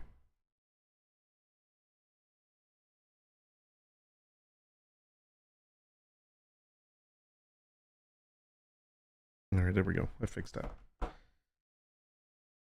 Okay, I don't know if you saw this. I'll talk about this. I won't need to. I'm not going to put this up. We don't need to like really see all of it, but there was this bill that supposedly the Senate is poised to pass this bill that could ban TikTok. What's crazy about this, and just to kind of shed a little light on this, and this is nothing new in the US. This is how basically the Senate works. If one side wants to pass something, the other side, in order for them to agree, they have to put something else in there, or the person that is asking for something to pass puts in something else that they'll definitely want to pass in order for it to be passed. You understand what I'm saying? So in this case, they've put in the bill to pass that could ban TikTok. That same bill is packaged with 95 billion in foreign aid divided between Ukraine, Israel, and Taiwan.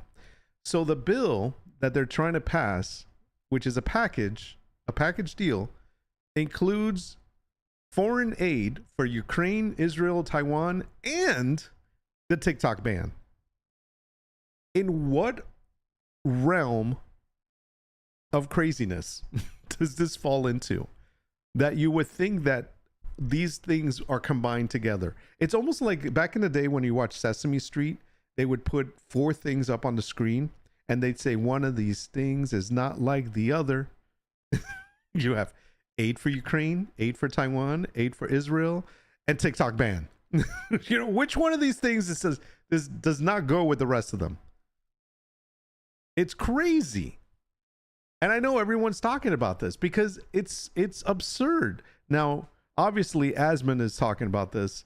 And it's funny when they asked this guy, and I'll leave this face because this guy has the worst, he's the worst expression, worst look. He cannot answer anything. When they asked him why they put this bill together, he's like, well, that's just what's there. The truth is that it's negotiations, is what they say. And it is true that the way this thing works is it's almost like, well, if you want this, you have to give us that. And it's so crazy the way that it works that way. To be fair, if it was as far as a Stellar Blade game you would play it, if it was a Ghost in the Shell game, you can make believe. I feel bad for the TikTok developers in the States having to watch all this play out. You mean the developers, or you mean the creators, the content creators?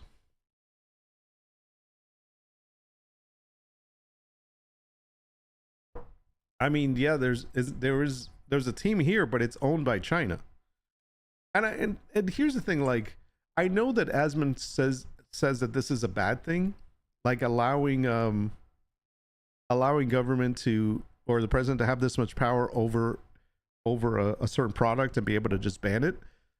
But I would think that if it's from a question mark country and they have the ability to basically use the data against us in some way or another, I think it's a bad thing altogether. Yeah, you mean the developers they have here? Yeah, I mean, I can understand that, but it's like, it's just scary when there's an app in our country that has taken over our youth and is access to so much. Like, there's so much. I mean, there's data everywhere, but the problem is that they're able to acquire more and more data. And now that they have, oh, by the way, now they have a store on TikTok. So now it's also financial. You're tying in financials and information about people on there. It's scary, man. I don't buy anything on TikTok. Hell no.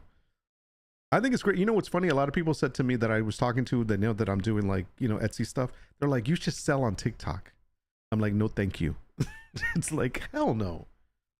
No, you don't want to do that.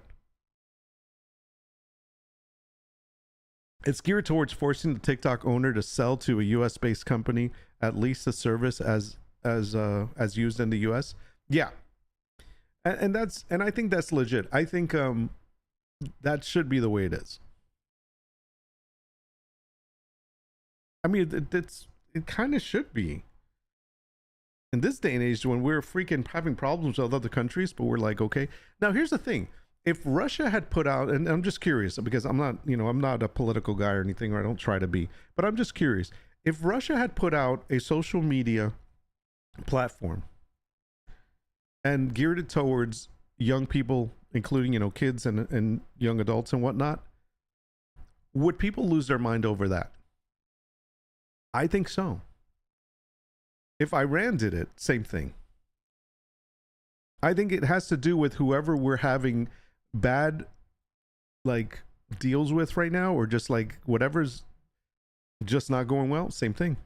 If North Korea did something like this, it's the same thing. It would be a problem. Now, if France came out with one, or Italy, or some other country that we're supposedly friends with, and everything's okay, it wouldn't be a problem. This would not be even an issue. I think it's because of who owns the company. Anyways, I'm not going to beat a dead horse here with this because this is all over the news right now. But the truth is, it does sound kind of ridiculous when you look at these things right here are tied into this aid. This is aid. 61 billion to Ukraine, 26 billion to Israel, 8 billion to Taiwan. When you look at this bill, and the fourth line is TikTok ban, it makes no sense. It's just what's created. Now, let's talk about this for a moment. I just want to talk about these numbers. There's like $95 billion are being sent to other countries to help out. Now, don't get me wrong.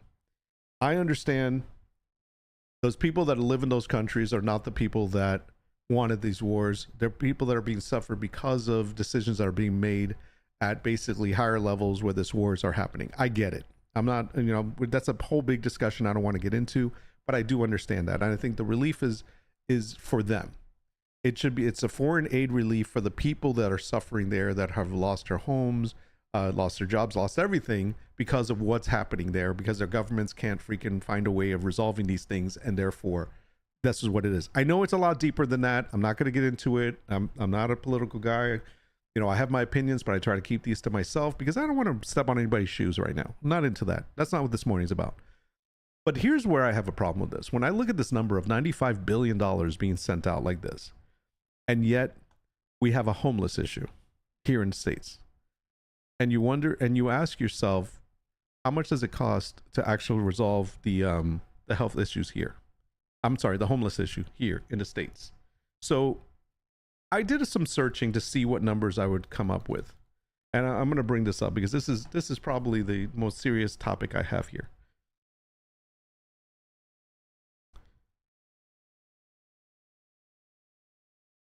Sorry about that. I pressed my wrong button. Okay. So let me just bring this up here. So there's a couple of websites that I looked up to see what it would cost. I'm gonna put them all together here, and we're gonna go through them. So here, this is the article that I told you was written in 2021, and then it was updated in 2023. It's basically the same article.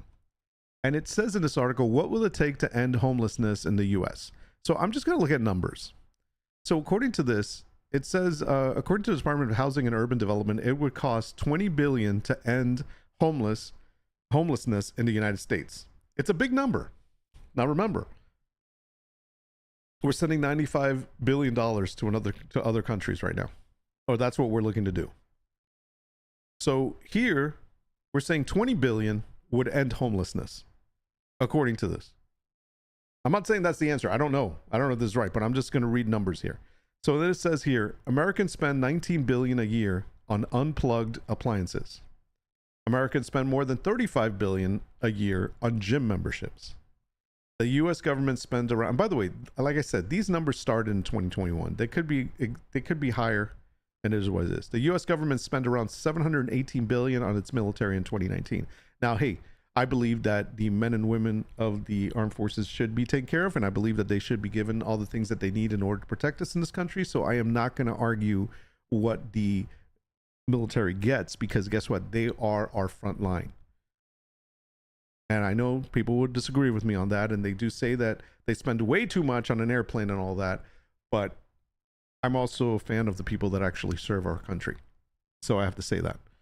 So I want them to be able to have the tools that they need and not have cuts because of, whatever, and then have to suffer just because they're sacrificing themselves for us. That's not right.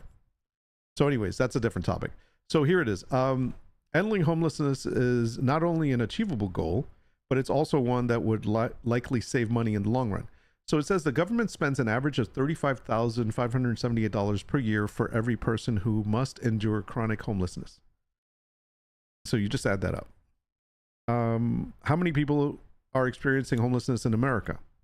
So it says at least 580,000 people experience homelessness on a given day in January 2020. This is from 2020. And the numbers rose 2% increase and then 3% later. Let me see. So let me go to the other story here. So I want to look, I'm just looking at estimates. Now here's another one. New estimates, this is from 2023 in September. New estimates suggest that 4.8 billion is needed to bring homelessness service salaries into the modern era. In other words, there are people that are working, an estimated 350,000 people plus 500 that work in the homeless service sectors. And those are people that it takes $4.8 million to adequately pay those current workers. 4.8 billion. And we're sending this out there.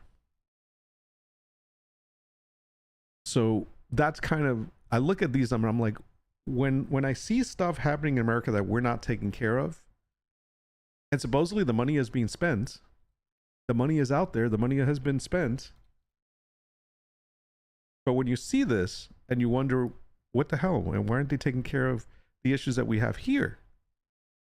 But yet there's these bills going out to send all this money up front. Now, again, don't get me wrong. I feel for the people that are suffering from this and someone has to help them. You're right. But can we also put a bill to pass to help the homeless that are suffering here? For whatever reason they're suffering. I know there's arguments about that. But that's still, it's our people. Because I'll be honest, if we solve, maybe those would be more people that would be part of the workforce, would be part of the economy, part of that will raise this country to the next level. If we figured out how to solve that homelessness issue, maybe it would solve some other issues as well.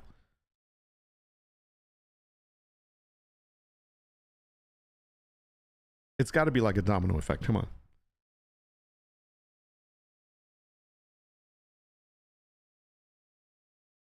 Every nation has adversaries somewhere. Yeah, that was from the last topic. Yes, you're right. 20 billion for services versus 800 billion for defense budget. Yeah, I know it's a little out of whack. I agree. But can you put a price on? Well, no. See, this is a bigger conversation. And I don't want to open up that door. Because I was going to say, can you put a price on the security of America? But then the people be like, yes, but we're sending the troops overseas and other places that we have nothing to do. And then it's going to start this whole big conversation about where we're sending our troops that we shouldn't be and so forth. I don't want to get into that conversation, so we're not going to have that discussion. Yes, I do believe the number is a bit off-skewed or largely off-skewed when it comes to when you realize 20 billion in services versus 800 billion in defenses. I agree. That's why I'm saying we could do better if some money was put towards like helping this nation. I agree that the U.S. has issues needed to be addressed. Not to mention our bridges that collapse when you blow hard on them. Yeah, exactly. That's the other thing. Our infrastructure is a whole nother concept that we need to even look at. It's like it takes tragedies for things to happen to be like, okay, we better put some money in there. We better put some money in there because we need something. No, I know you don't disagree with that. I think that most people of sound mind that understand the way society works and the fact that, listen, here's the thing. We need order. And when order is not established and chaos breaks out, we need someone to protect us and someone to actually, we can protect ourselves to a certain degree, but we need that group of people that will stand up and be the forefront for us. And that's what our military is. Domestic and abroad. All right, so let me read this. So real quick, according to this, I was saying how maybe they don't have the money. Well, for homelessness issues, right? Well, according to this, and I was reading it, when is this from? I think this was from this year, 2023, maybe from last year. Okay, from last year. So it talks about the 2021 annual determination of average cost of incarceration fee to imprison one person for a year is $39,158. With inflation on 2023, it comes up to $46,114. So that's incarceration money right there. Let's see. There's 653,000 people experiencing homelessness during 2023. Notice how that number grew from like 400,000. Was it 4 or 5? I think it was 5. Let's see. That means that the cost to house every homeless person in the United States, using the estimate of the cost to provide shelter for federal inmates, would be about $30 billion. This should be considered a high-end estimate due to the high cost of providing shelter in this way.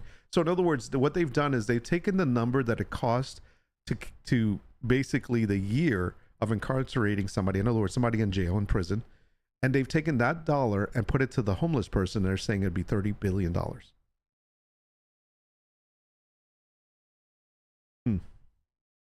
It's still not this. All right, let's see.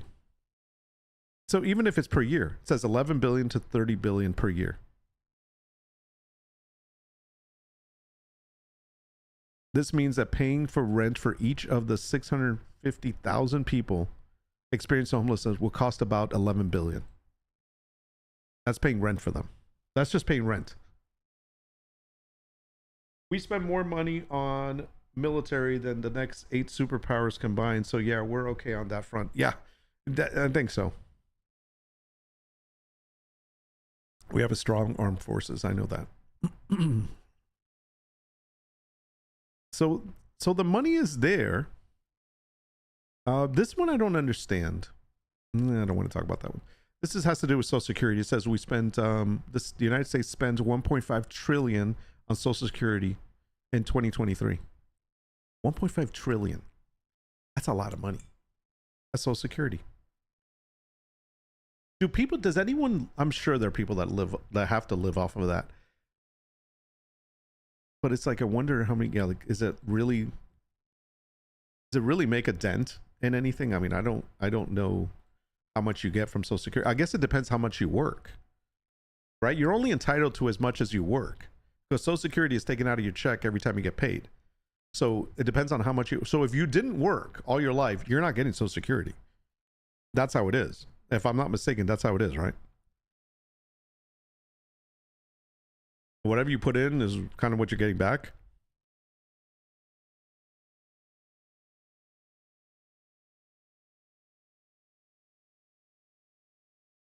Let's see. I was just trying to see if there was anything else here, but here's the last thing. Here it is. The third largest anti-poverty program is the Supplemental Nutrition Assistance Program, SNAP, formerly known as food stamps. This program pulls 3.7 million Americans out of poverty in 2022. It estimates that the cost to the federal government is $112 billion in 2023. So, according to this guy, it says the money is there. The question is whether the will is there to use that money to end homelessness in America. So it's just, this comes up whenever I see a bill that's going to other countries to help them out. And I'm thinking to myself, how about we do something for the people that are here? The ones that are struggling here. That's like a person that goes out. Here's a person that goes out to pretend that has a lot of money and pays for everything for their friends and their buddies every time they go out there, like the party life, whatever. But yet their family at home is suffering. It's like they don't make rent. They're always late on their rent. They hardly ever have groceries. Their house is dirty.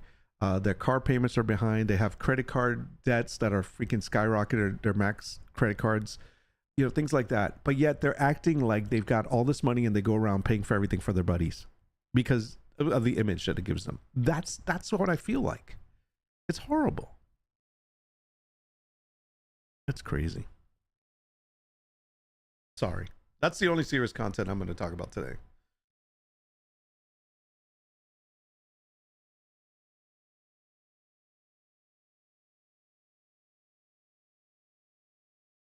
Also, the fact that homelessness isn't a single issue problem, mental health, substance abuse, and so on. Exactly. It's not just homelessness. I get that. There's a lot of factors that have led to that homelessness. And those are the issues that need to be addressed. But these are issues that we can address, that we have the capabilities of doing it. We don't live in a third world country. All these services are available. There are services for mental health. There are services for substance abuse. And so on, like you said. There are definitely those services there. It's just getting the government to pay for those people to be able to get those services, because a lot of times it's like the people don't have the money to go to those services, you know, or they get the rinky dinky style of the services, but yet the people that do have the money are the ones that are paying for those rehabilitation places, and I'm going to therapy, and they're staying at some freaking 5-star resort. You know, that's the thing. It's like, if they need to make it that it's available for everybody that needs it. I know of situations where, with women, like battered women, for example, women that are in a relationship that are being abused and have no place to go.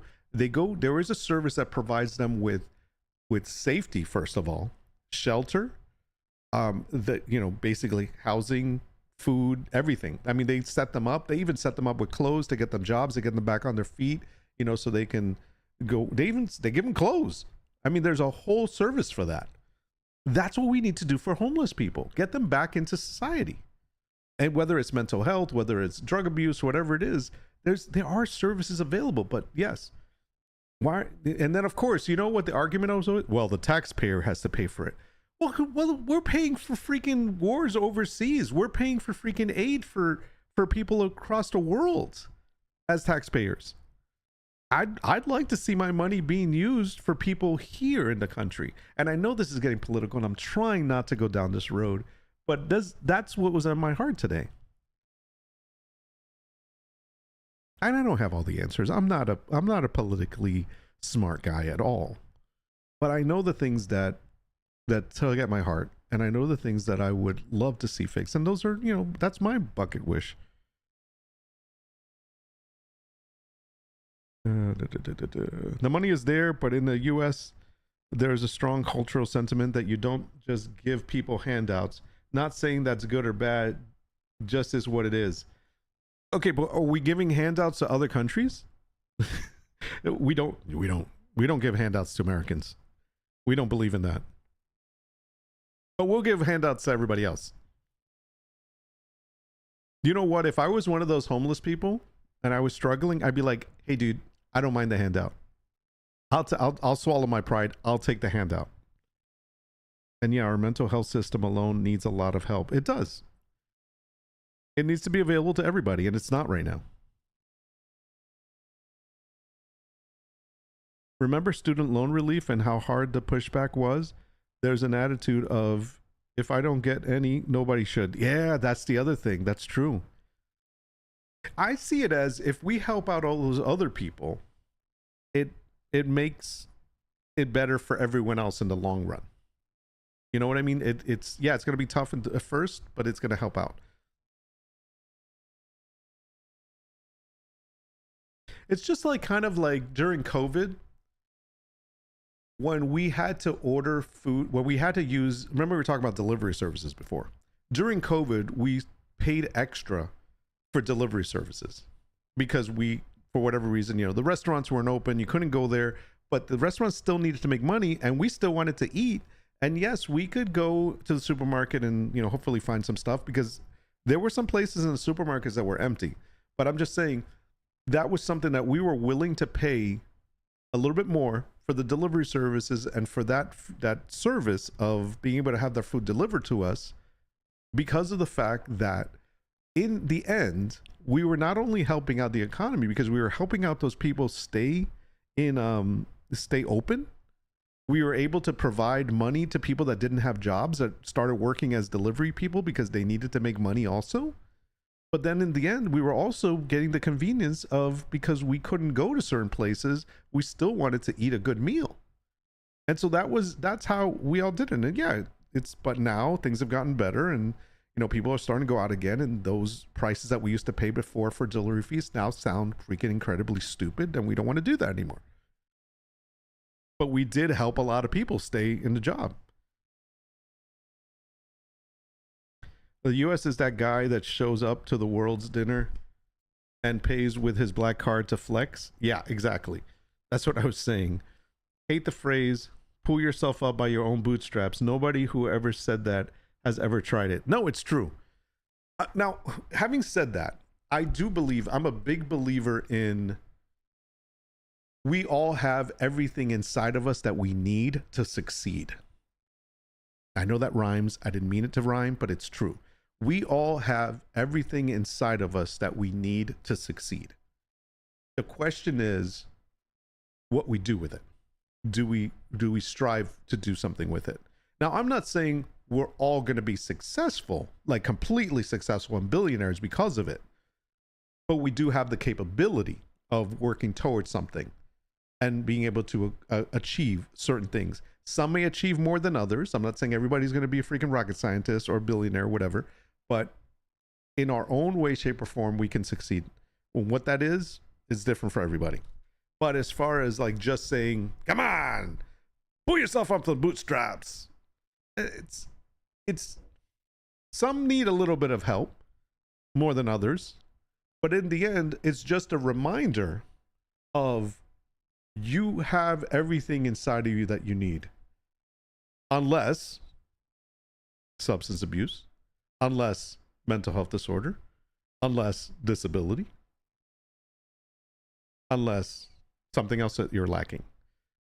But let's try to figure out those things that you're lacking or that are preventing you from really reaching whatever you can with what you have built inside. So that's the first thing. Let's take care of those things, and then you can move forward. I pulled myself up on my boots. I pulled myself up, but never used that phrase true. Yeah. I just, sometimes everyone needs a little help. I understand that. And there's nothing wrong with getting help, because there are some things that you can't overcome by yourself. But once you can overcome those things, everything else you could work on.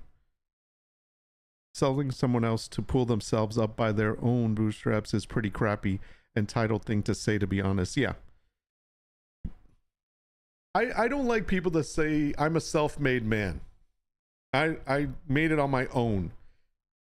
The only way they made it on their own is if they had a lot of money that it was just given to them. Or they went out and used a lot of money to this, that they inherited or something, or borrowed, and they bought a business that was already functioning. Because in the end, and here's it. I know how stupid that sounds, and I know some people are like, no, they worked really hard to make that money. There's some people have done it. No, but you know what? They had parents. Now, if there's a guy that was an orphan, had no parents, lived on the street, came from nothing, and is now a billionaire because he basically did it on his own, that's a self-made man. But I think most of the people that have gotten somewhere and have reached success had parents, had an upbringing, had somebody supporting them, had somebody encouraging them or discouraging them to make them work even harder. But those things matter. That's when, that's part of it.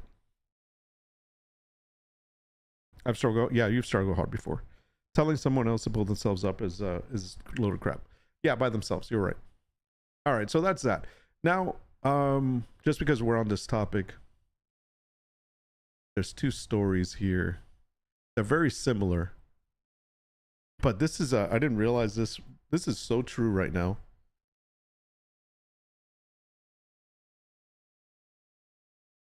Then I want to sit down. My feet hurt. I've been standing for how long now? Since 11. It's been like 2.5 hours. Okay. This is interesting. This says living in place. I made sure to pay off my mortgage before retiring, but now I'm trapped. I never realized my home would hold me here. So what's interesting about this is that people that have actually have a home that is worth a certain amount of money, like I believe, if I'm not mistaken, this guy's house right here is worth $700,000. They paid their mortgage off. They live in this house. It's worth $700,000. They want to downsize, but unfortunately, everything that they want to downsize to costs more than what their house is worth. And that's the way the market is right now. So like they wanted to look at a condo for the both of them, because I guess it's an older couple. And they can't even get that because it's more expensive than their current home, which is larger. That's happening to a lot of people right now. I think I remember telling you guys, like, I looked at houses. If I sold my house today, I looked to see what I can get with what I sold my house for, and I can downsize for sure, spend most of the money that I get for my house, maybe have a little bit extra to fix them up, but it's not a lot. Yeah. So I know that for some people, well, the thing with, you say don't downsize, problem solved. I've given a kidney to be in their position by now. No, I understand what you're saying, but like, I think for older people, like this is, let's see his picture again. See this guy? I mean, this may be the guy, but I'm not sure if it is or not. Yeah, I think it is. But either way, when you think about the fact that when you're this age and this, maintaining a house like this takes a lot of work. You know, not only like the garden and stuff like that. I mean, it's bigger for them to keep clean. I mean, there's things that go into it. So I can understand as an older couple, like, I gotta be honest, I don't want to live in my house when I'm an old man. I'm like, this is that's a lot of stuff to take care of. And I know between my wife and I, we can do it, but it's like, man. And not only that, you're paying for a lot of stuff. Like you pay for landscaping, you pay for pool service, you pay for freaking, if you get cleaners, because if at a certain age, you're going to want to get cleaners more often because they're going to help you out. Maybe you have a bad back, who knows? But all of that stuff adds up. And the bigger the house, the AC running all the time, especially in Florida, that adds money. Sprinkler system for your lawn, your big lawn, the sprinkler system, water, that costs money. If you have a pool and you have to maintain that pool, like that, the pool service, whatever the hell it's called, that pump, that's running all day long. That's electricity. So it adds up. So yeah, as an old person, I think I definitely can see older people wanting to downsize, not have all these extra expenses, because guess what? All those expenses are going to eat into their retirement fund.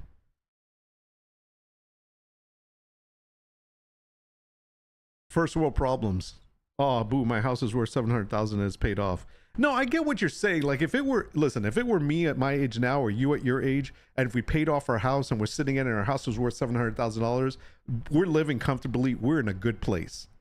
But if it's somebody that's 80 or 90 years old, let's say 80s, and they're already retired, they have a certain amount of money left, they're not living, like, they don't have like millions coming in or anything. They have their retirement fund, and they're not making any more income. Maybe they're working a side Etsy job, who knows? And they're living in a house that thankfully they don't have any mortgage on, but they're still paying services and taxes and all of that. It's a lot of money that's going out when money's not coming in. So for them, sitting on a $700,000 house is like, shit, we're sitting on this gold mine, but we can't sell it, because if we sell it, we're going to be homeless with $700,000 because there's nothing that they can buy for that. Or if they do buy something, it's like in a bad neighborhood, it needs a lot of fixing up, and they're at 80. They don't have time to like fix that stuff up. Not to mention taxes and maintenance insurance. Exactly. Maintain insurance on that? Oh my gosh. Insurance is freaking expensive as hell. Speaking of which, I need to call my insurance people today because I'm paying way too much for my car insurance.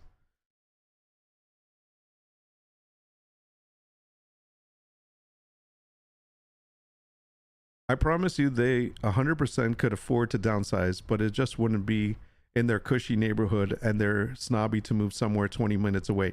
Well, I think that you're making a big assumption there, but let's take our own real world situation. So if I'm 80 years old or in my 80s, and I'm giving a number. How old is this guy? Let me see. Do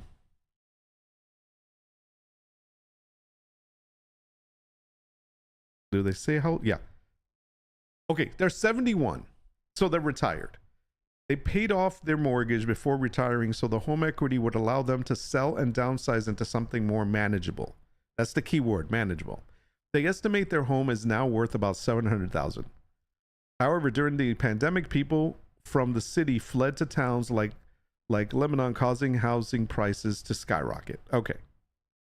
One of the homes the couple saw was $950,000, but still needed work, and even small homes are selling for over $500,000.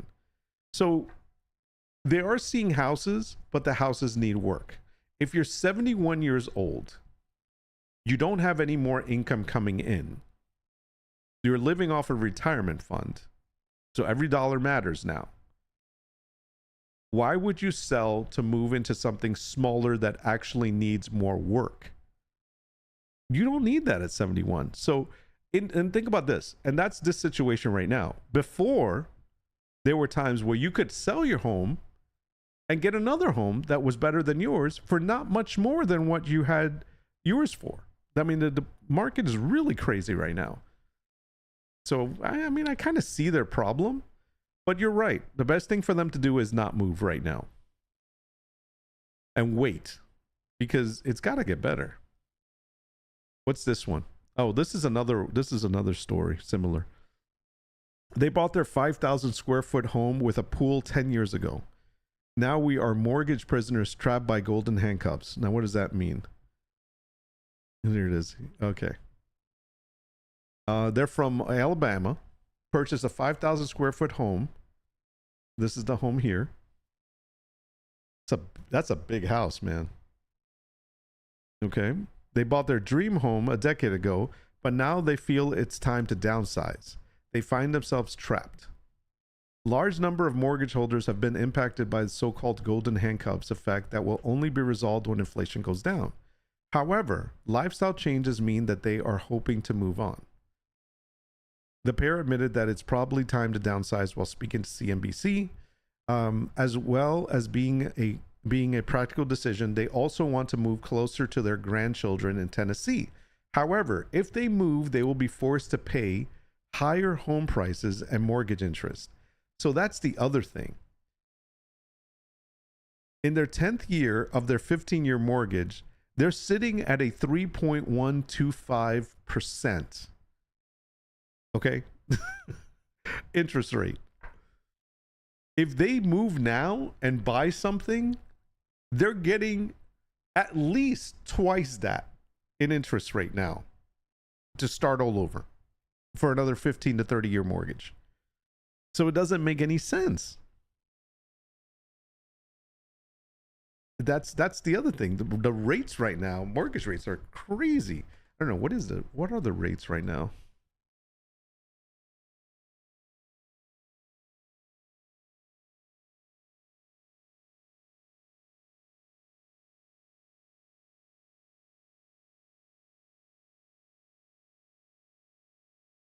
So these are mortgage rates for today. Let's say 500,000. Let's say number. Let's say 400,000, just out of curiosity. 20% down payment in Florida. Let's go with a lower score. Let's say something like that. Still too much? Some people are probably like, yeah, but let's houses, they have to pay about that much. All right, let's see. 30-year fixed mortgage is 8%. 15-year fix, 6.9. A 10 and 6 arm, 8.1. I mean, that's what it's been. It's crazy. That's a huge interest rate right now. I think when I got originally, I can remember that's a long time ago, when I got my mortgage on one of my original houses, it was about 300,000. Not 300. What am I saying? It was about 3%. It was anything. I think it was less than that. It was really good. And my home, this one, not as good, but not like this. So yeah, the rates right now are crazy. Yeah, in 2014, 3.775. Yeah, that's about what the rates were. That's about probably what I ended up getting on mine. It's crazy. Now, even somebody with like really good, let's just say even 720. Let's say somebody that wanted to borrow 500,000 in Florida. They're still at 7, 6, and 8. Yeah, they're still up there. It's crazy. I wonder if I go lower. $200,000. No, $100,000. 20%.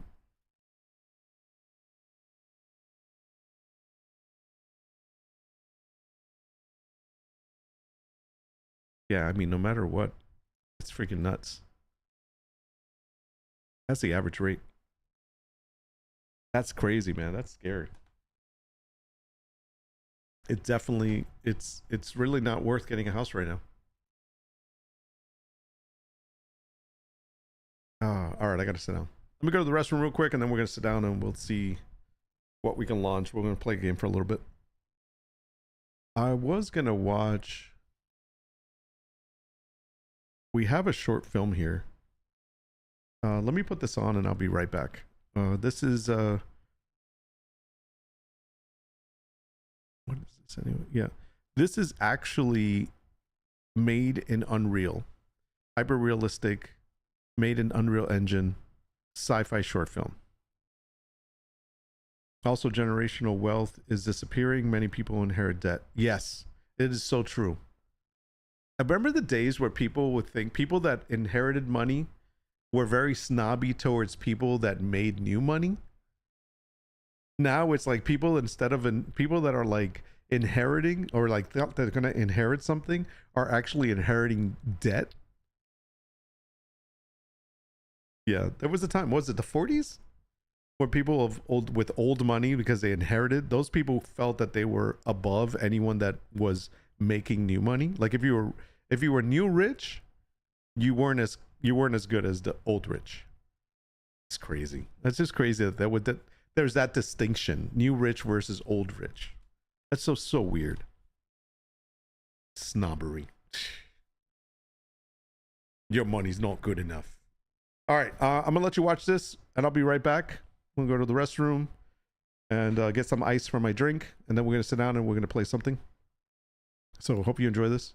It's kind of like a little timeout. I'll put this on the big screen. Is that the big screen? Yeah. Cool. Be right back. Connecticut is full of them. Oh crap! I have a friend that lives there. I'll be right back.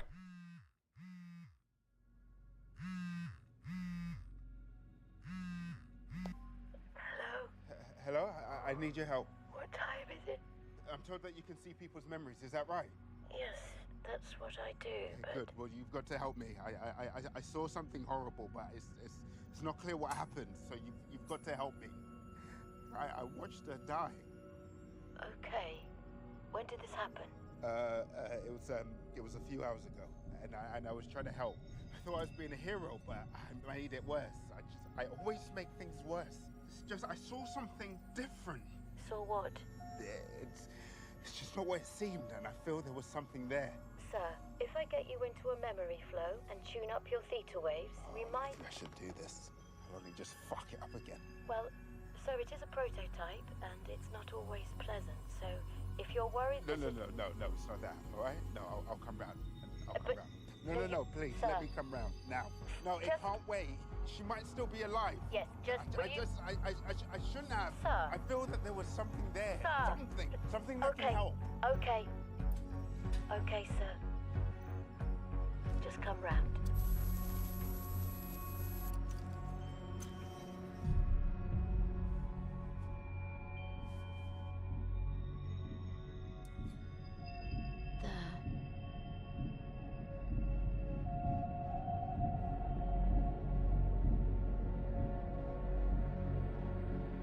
And we're in.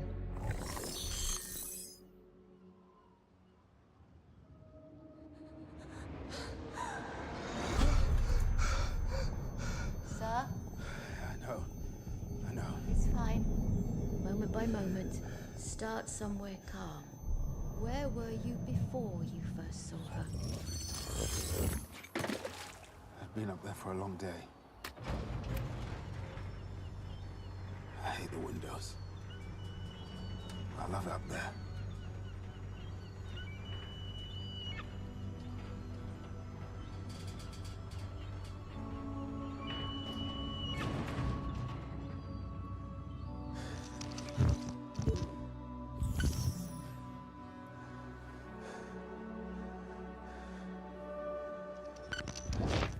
It's too fragmented. Sir, away from the emotion.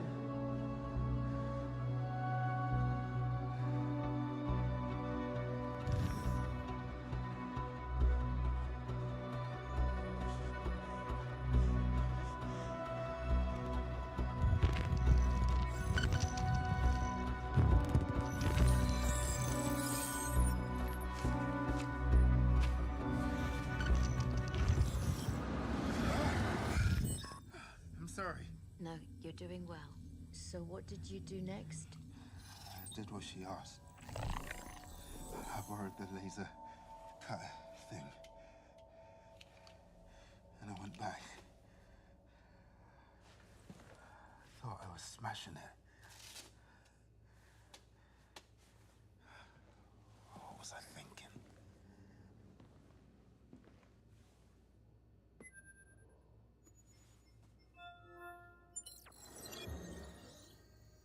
What do you want? I've got a delivery for, I think so, mate. Haven't ordered anything. It's for Stevie from Spike Sports Inc. Says urgent. Christ's sake.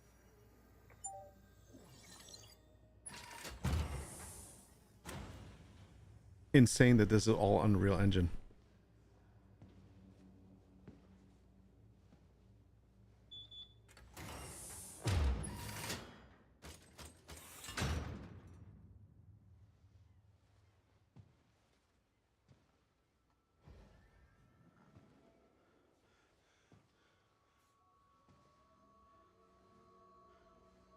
There's nothing in here you can afford to replace. So don't touch.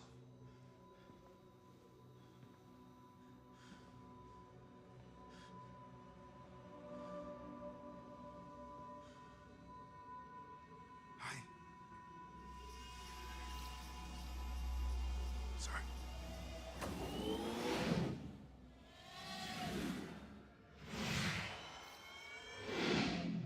Delivery boy, over here.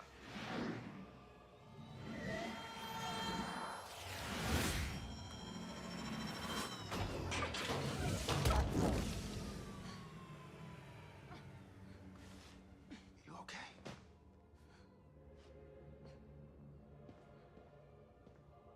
Do it again.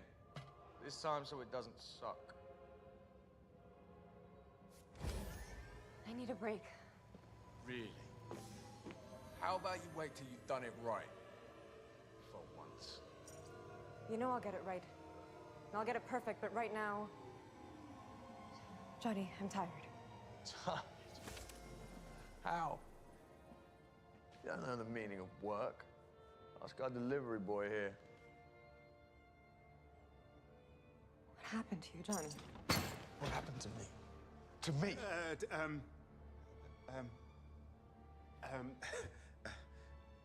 Delivery?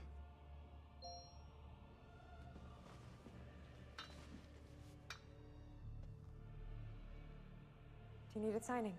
Whoa, whoa, whoa, whoa. I'm the one who signs for things. Yeah. Yeah, sure. I'll just bring up your form. Here it is. It's a thumbprint. In the red box. Far sight window cleaners. Yeah. Yeah, and I work nights at a takeaway. Do you now? It's crazy how great this looks. You, young man. Wish she had your work ethic. She's got potential. She just needs that little push. You know what I mean? But we'd all have jobs like yours. No offense. It's a blue box. No, wait, I just... What the? Stevie! Stevie. I'm sorry. The characters look so freaking real, man.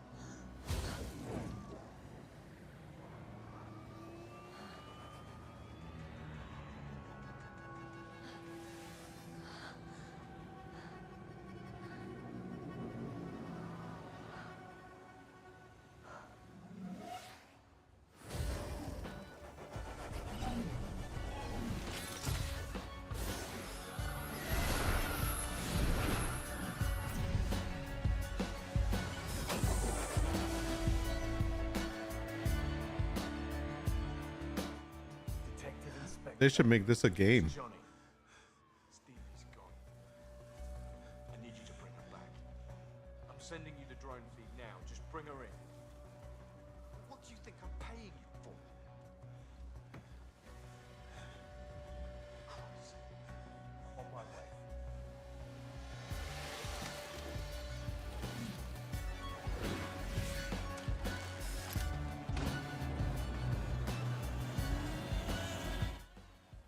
I bet you anything that music is not copyright free.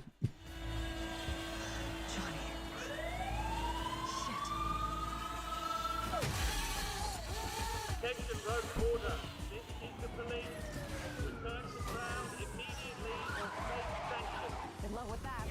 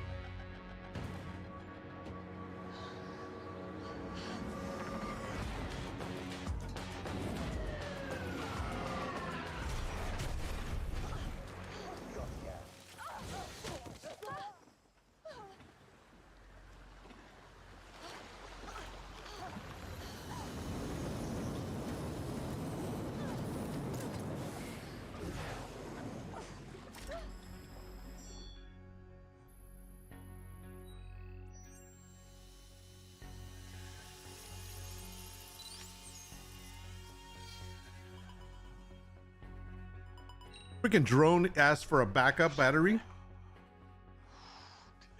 Jetpack cops. Oh my gosh. I'm gonna find you. Let's put them all in Iron Man suits.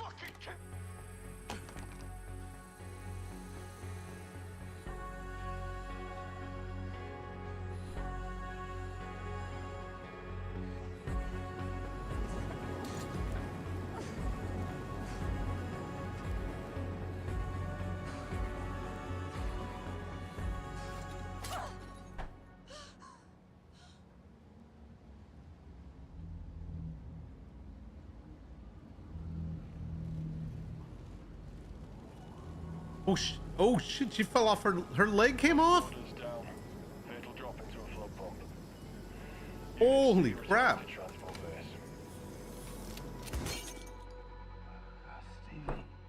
Get rid of any evidence. Oh crap.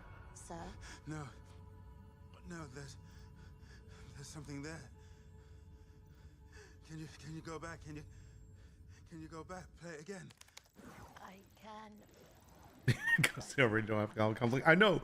If you put them in Iron Man suits, they'll all be like, "We've got the power now." That's scary. That's some cops that, yeah. Unfortunate cops that give other cops bad name. Maybe you were right. It's possible she made it to the walkway. She made it. I gotta go. Okay, I'll disconnect you now. Give it a few minutes, and the effects on your visual. What's going on?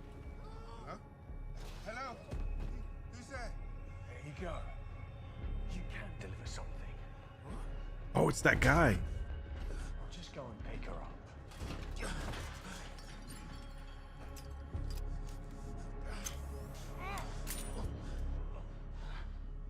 Fuck. Oh, he injected him with something? Nice. Oh crap, they both fell down. Yeah, they did a good job with this. I didn't see it, but I saw glimpses of it and I was like, oh, I gotta watch this later. This is really well done. Hoverboard would be such, like, this could be a whole freaking game, man. Escape.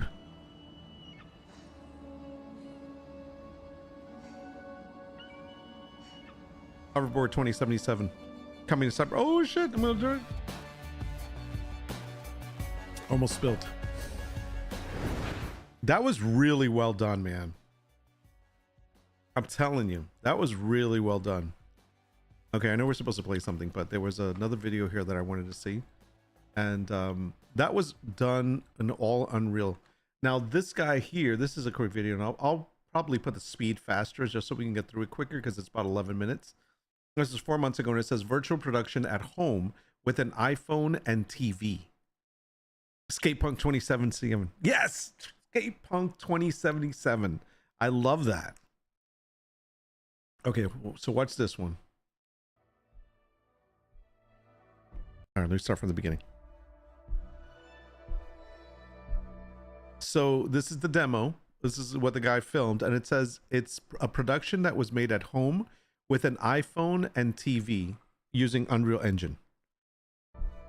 Wasn't that awesome? I thought that was. I thought you guys would like that. That's why I saved it for us.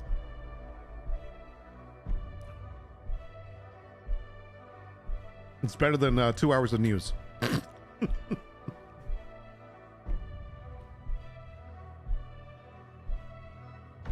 Oh, what's that there, Brink? What is that? What's that logo? Come on. Name that show. And this is right up Brink's alley. Hopefully he's not in the car anymore. Oh no, he's not in the car because he's watching. Give it a second to catch up.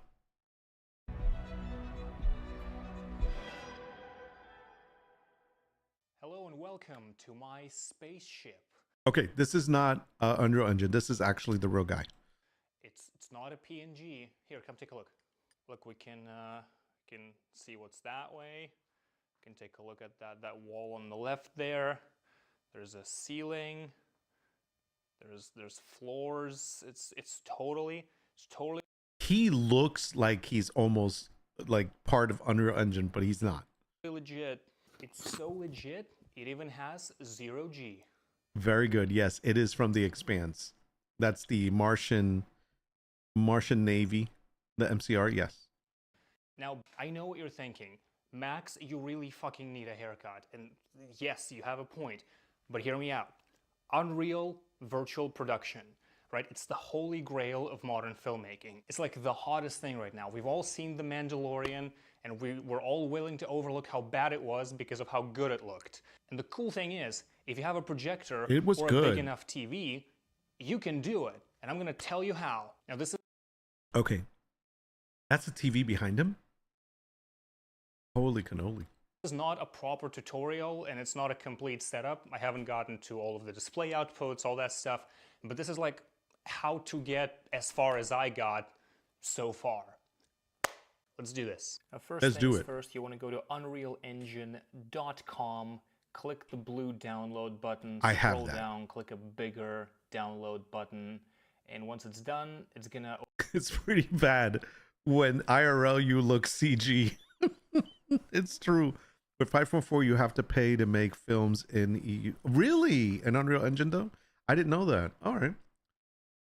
That's all right. The epic. Where the hell is he? What's HUF? What kind of denomination money is that? Not denomination. Currency.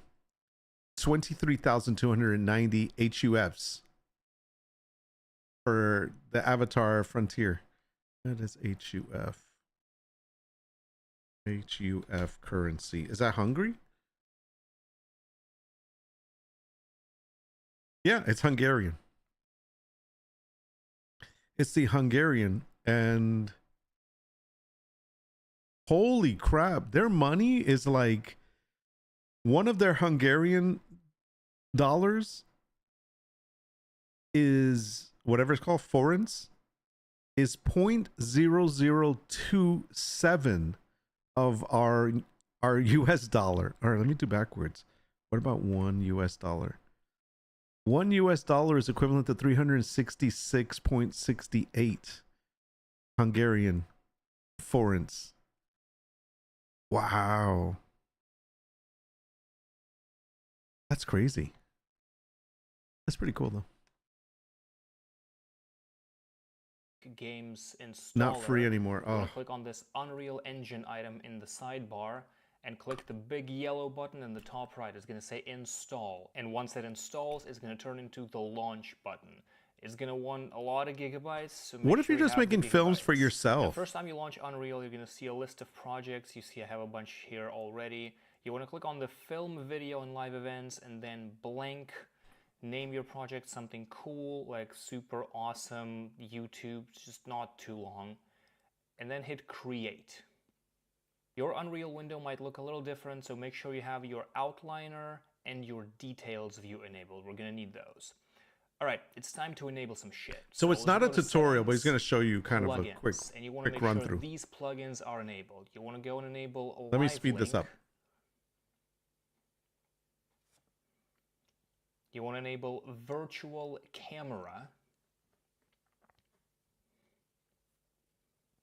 And you want to enable Apple ARKit. You also want to enable pixel streaming. I forgot it in this recording because I already have it enabled, but pixel streaming is another one you need. Once you've added those, it's going to ask you to restart. Don't do it yet, we'll do it later. Go to Window, Virtual Production, and turn on Live Link. It's going to give you this Live Link panel. We're going to use this later. Now, before we continue, we need an environment. I'm going to use some assets I got off of Unreal Store. I have this spaceship thing that's like 20 bucks, so I'm going to add that.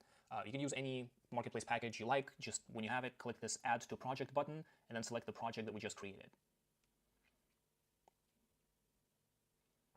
All right, once that's done, we're going to want to go to Content Drawer, select our spaceship, and in this package, there is a overview map that has all of the assets neatly arranged for us. Look at all those spaceships. To load, and once it's done, we can move around the scene and explore the assets. We're going to go into one of these cabins in the front. Let's get rid of Mars. Fire. Let's get into this cockpit and sort of look at what we're going to be filming. I'm thinking this triangle window looks kind of neat. Let's get rid of that other planet back there. And now what we need to do is kind of line the Earth up in a way that we like. Let's change the scale a little bit, move it around. Just play with it until it looks kind of like what you want.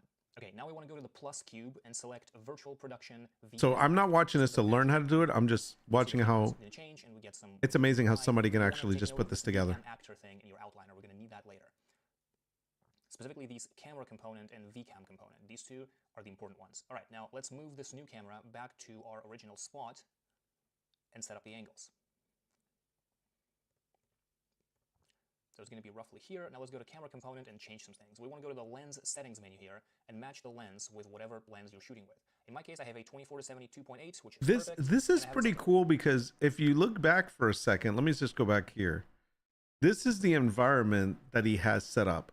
And if you really think about this, the way he's doing this, it's almost like this is a virtual studio, a virtual film studio, where he is going to do the shot from inside one of these ships and using another prop, whatever, that's on the outside. Actually, he's not using the ship. He's using this console place right here. Like, see, watch. He's going over to this one. Oops, not that guy.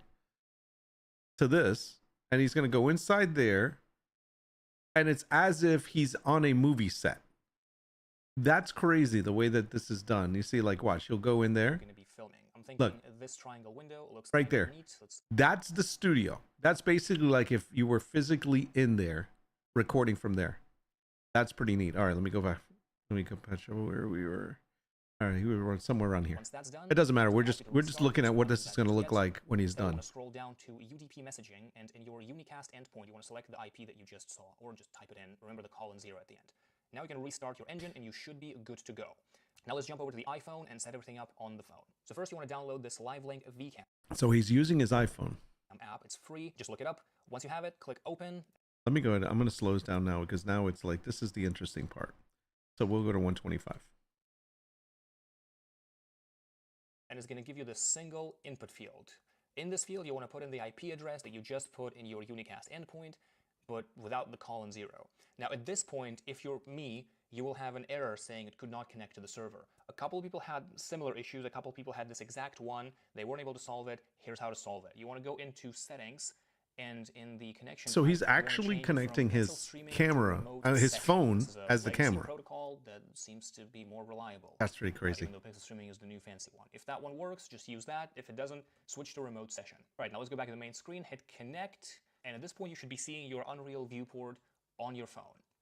There's one last thing you need to do in the engine, which is to go down to this Live Link panel we've opened up earlier, click Source, Message Bus Source, and select our Live Link VCam. It's going to pop in the iPhone live link subject. We're going to go to the VCam actor, VCam component, so it's the innermost one. Scroll down to live link subject and select iPhone. And holy moly, guys, we are controlling the camera with our phone. Holy crap, would you look at that? This is honestly just super awesome on its own, but once we put it on top of a camera, it's going to be really sick. All right, one last thing we need to do is turn off the UI. So we want to go down to output providers, select whichever one you're using, so Pixel or Unreal Remote, which is the remote session one. Make sure it's active, but then go down to UMG overlay and just turn it off. Now with the UI gone, we can just plug into our TV and film stuff. Now the lighting setup is pretty simple. It's just one key light and the lightsaber. This one is just there to accentuate the blue light that wraps around me in this shot, so it just goes on top of the TV. Now I'm using DJI RS2 with the motion control feature because I have no friends and I have to do it Sorry, myself. somebody came so this to point check is the program motion permit track, inspection hit on the record, outside. and now it's time for some 0G acting. Oh boy, look at him go. Holy crap. Does this guy... No, wait, I just missed that, right? Floaty. Let me just back up And here. now it's So basically what I'm understanding is this. He's actually recording the TV screen as if it's a background. Milo, come here.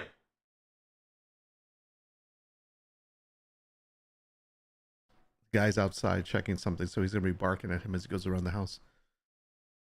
Anyways, that's pretty cool, man. time for some 0G acting. Oh boy, look at him go. Look at me being all floaty. Believe it or not, the thing that actually sells your virtual production is not your background. It's your foreground. It's stuff that belongs in that world that exists in this world. In case of The Mandalorian, it's stuff like the rock props. So I needed to come up with something that belongs over there that I could put over here, which is how the cup came to be. I took a Vector MCRN logo I found on Reddit, I put it in this Cricut machine I have for another project, and then after some brief arts and crafts class, I got myself a Martian Navy cup that I can suspend from a string from a sewing kit that I stole from my hotel once. That is pretty neat. High-end visual effects over here. Unfortunately, I couldn't film the camera with the action because I don't have anyone to move it to match the movements of the world. Like So see, this is what's pretty cool about it. The background that you were seeing is the TV, and then you're seeing the cup in real life. So it's like what's on the screen and what's actually floating really there. What I'm doing. See here, when I filmed it with myself in the shot, I can move to match the movement of the world as the camera moves, but the cup remains stationary, which kind of looks out of place.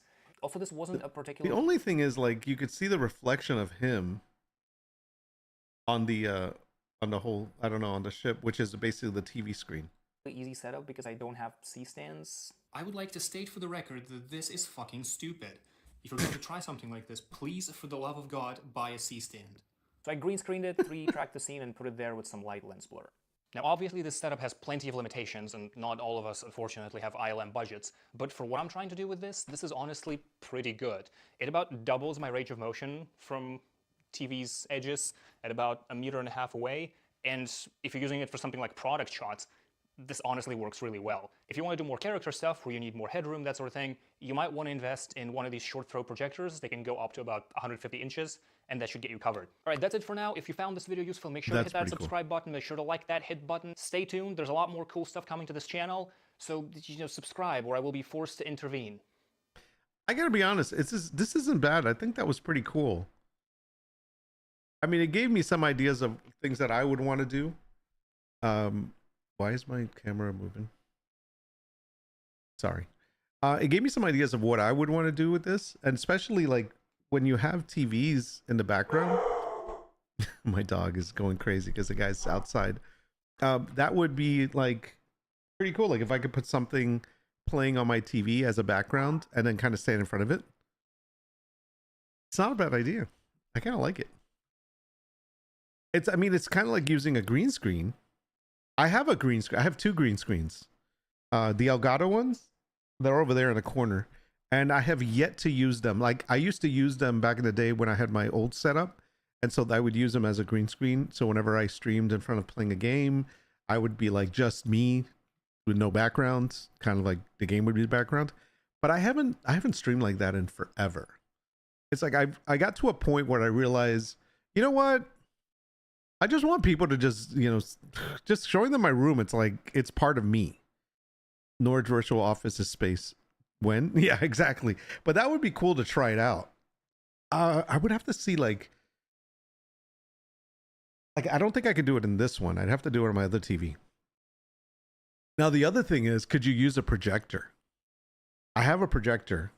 And so I wonder if I could just project to the screen to like not to screen, to like a white wall. Do I even have a white wall in this house? I don't think I have a plain white wall, but that would be cool too. We should just do the green screen. We should do the green screen with like a space background, virtual office in space. Exactly. We should do it.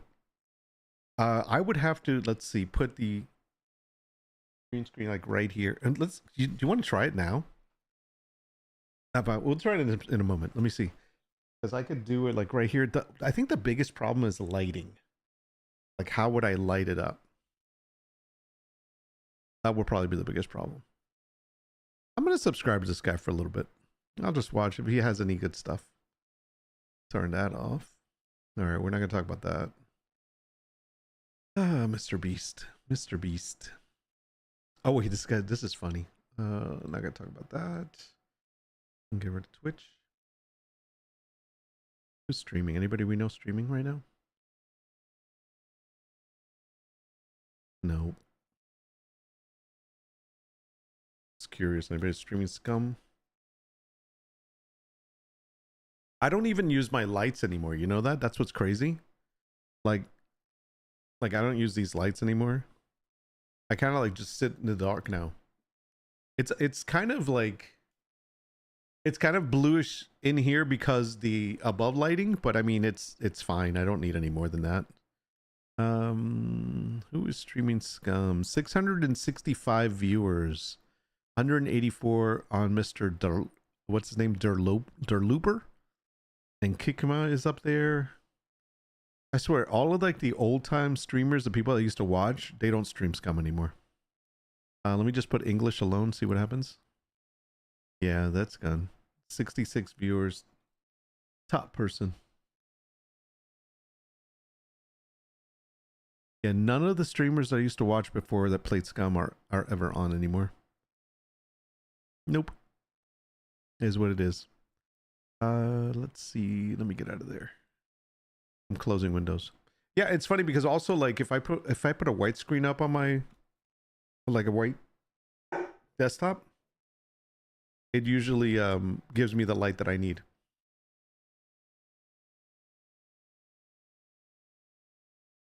Mandalorian used UE5 for all its environments, but it couldn't do a lot of things in the engine, so they had to do certain particles effects in post. The dude was talking about using a projector. Oh yeah, cool. Because that's what I was thinking of doing. If I could use a projector, it'd be great. I just have to buy a. Let me look. I have to buy a white screen. How big is it? White screen for projector. Let's see if I can find one. How big is this? 120 inches. That's probably good. $17. Yeah, it's not a lot. Here's another one. 150 inches. $27.99. So you just have to tack it onto something.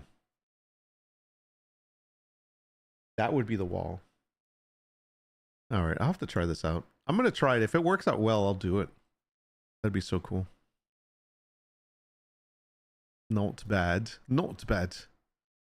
Something to do. But update 5.4 has a lot more now and better particle effects, like smoke can cast shadows now for sure. For example, it's getting mind-blowing what it can do. Yeah, I can. Something I want to look at. Have you guys ever seen this guy, this Photoshop guy? Where is he? Where is he? Where is he? He does. He basically takes. His name is James Friedman. Friedman, is it? And people ask him to do Photoshop on their pictures, and he always like does funny results. He like kind of takes whatever they say literally or in his own interpretation. YouTube channel I came across named AFK does a lot of animations. They have a great Star Wars parody series. Oh, cool. What's it called? What's it called?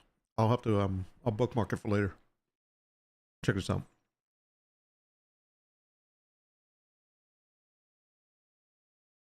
Sorry, trying to get.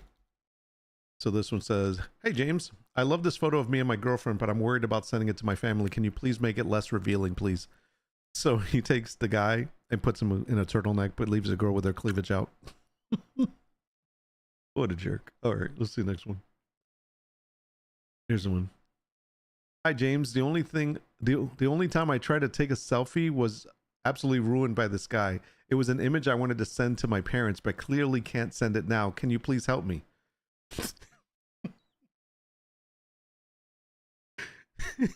He puts the guy in a tux and puts her in a wedding outfit. Oh man. All right. Also made her smile. That's crazy.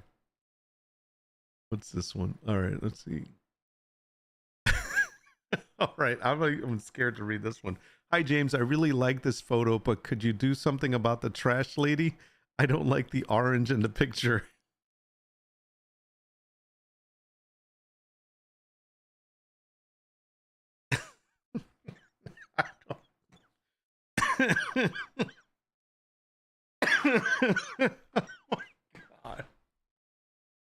Oh.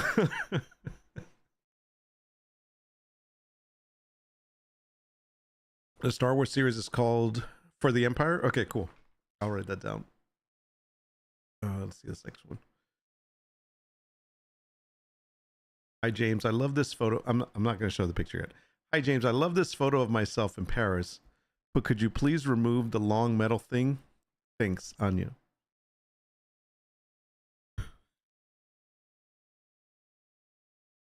She didn't say what metal thing. That's metal.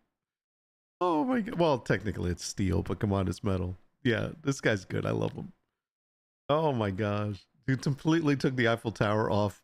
Obviously, she was talking about this metal piece here.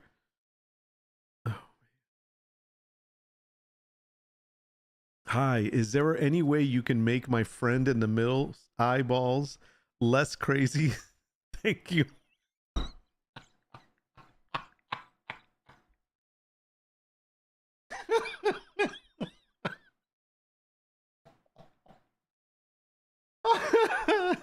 Oh my god, that's horrible.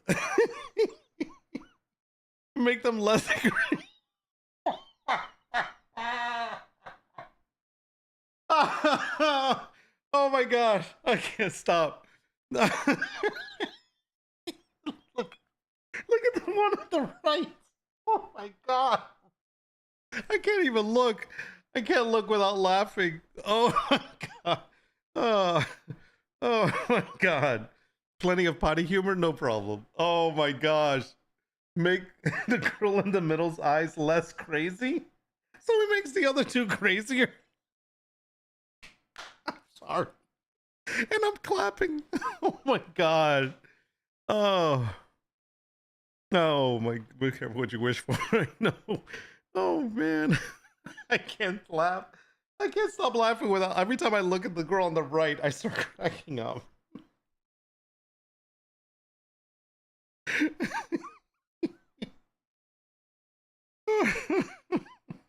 Oh, I'm sorry. I can't. Wait, I didn't even notice this. Look at the amount of coffee that he put in front of them. Oh, shit. Oh, that is good. Look at all the coffee. They're all wired. No wonder. Oh, oh my God.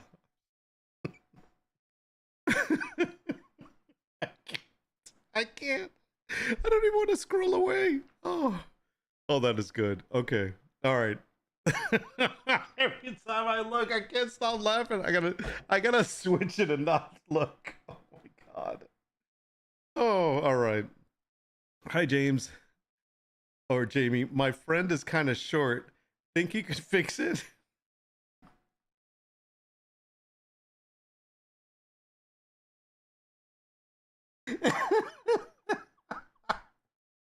Oh, oh, okay. Not as good as this one. This is just awesome. Okay. Oh, next one. Hi, James. Can you make my boyfriend look like he is even remotely happy about being with me? He is remotely happy. She asked for it, man. This is so funny. Oh, he does not look. Yeah, he doesn't look happy. Oh, all right, man. The girls one was best. Hello, James. Is it possible to fix my hand? I think it looks weird. Thanks. No, it doesn't. Just put it on a horse's ass. There you go. Now it looks okay. That does look good. Damn, this guy is so good. I love him. This guy's hilarious. I remember watching, like, I would see these a lot on Twitter. Oh man, I used to just spend hours laughing. Let's see. I have this nice picture, but can you remove the TV behind the ladies? Sure, done. What's wrong with the picture? You know, they should have just blanked it out with the TV. I think the picture is appropriate though. The one in the and this says spicy, spicy chicks, nuggets. All right, let's see. Hi James, I look handsome on this photo, but I was cheated by my ex-girlfriend. Can you remove her from the picture? I would like to post it. She's the one in the yellow dress. Thank you, Jamie. There you go, handsome. Oh, I love how he says she's the one in the yellow dress. Like, there's nobody else in the picture.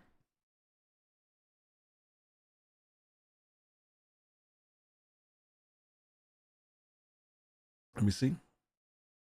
Oh yeah, he put the TV stand still, like if they stole it. You're right. I didn't realize that. It's in the details. The devil's in the details. All right, let me read this one.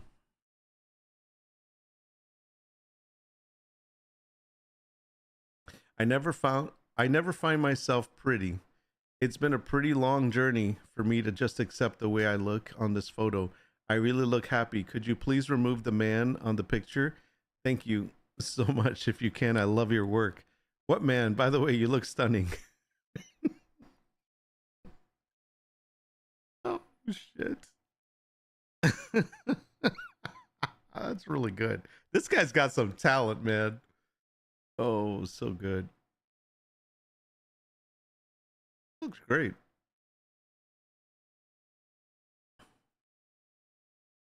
Oh, this is going to be a bad one. Hello, James. Your work is awesome and you are so funny. I was wondering if you could remove all the stuff behind me, please. There you go. Shit. Oh. Wow.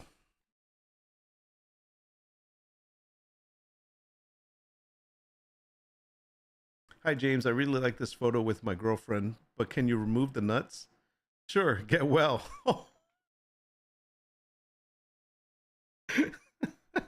That was good. That was good. Look at the shadow. The shadow looks like, it doesn't look like him, but that's so weird. That's good. Remove your nuts. Puts him in freaking hospital. You guys get that, right? I don't have to explain that joke. Was there a second story? Oh, it's still, this is like, oh, number 14. Wow, there's a lot of them. That's right, 27. Okay, 14. Hey, James, can you please remove the watermark? Thanks. There you go. Jesus Christ. Come on, man. Oh, wow. You could have put the nut guy in a cone of shame. Yes, that's true. That would have been funny. The cone of shame. So far, I'm telling you, that one with the 3 girls, that was the best one. James, my sister-in-law face looks like she is scared and her arm is about to fall off. Can you make her look more natural in this photo?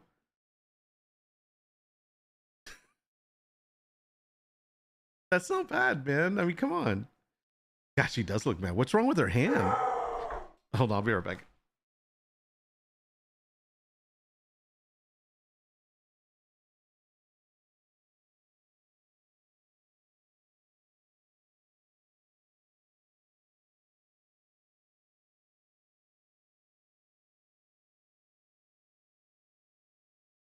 Oh, sorry about that. That was okay. I don't know what the lady's doing with her arm though. Hi James, huge fan of your work. Took this lovely photo of me and my boyfriend, but I'm holding on to his finger and kind of spoils the photo. Could you make it disappear, please? Thank you. Shit.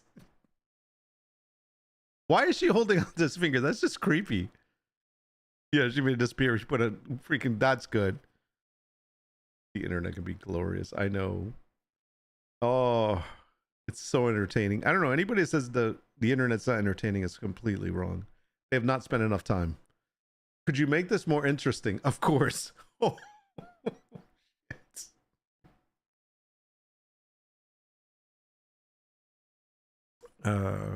Hello James. First of all, I love your work. I like this picture of me in Thailand, but the person next to me ruined it. Could you please remove him? Thank you.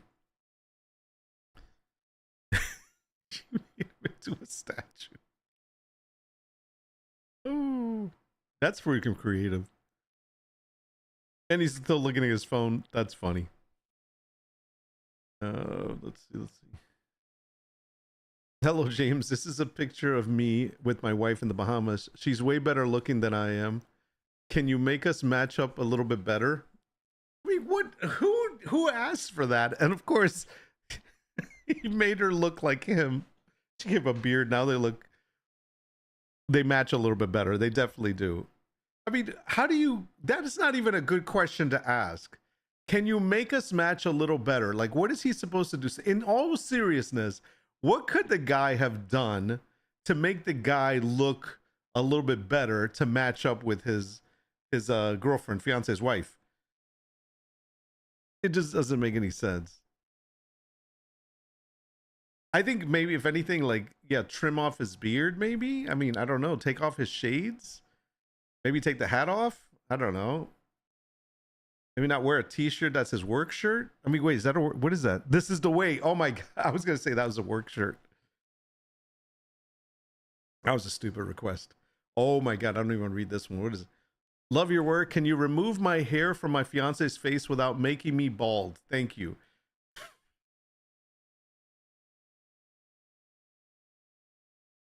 Oh my God. They get what they asked for.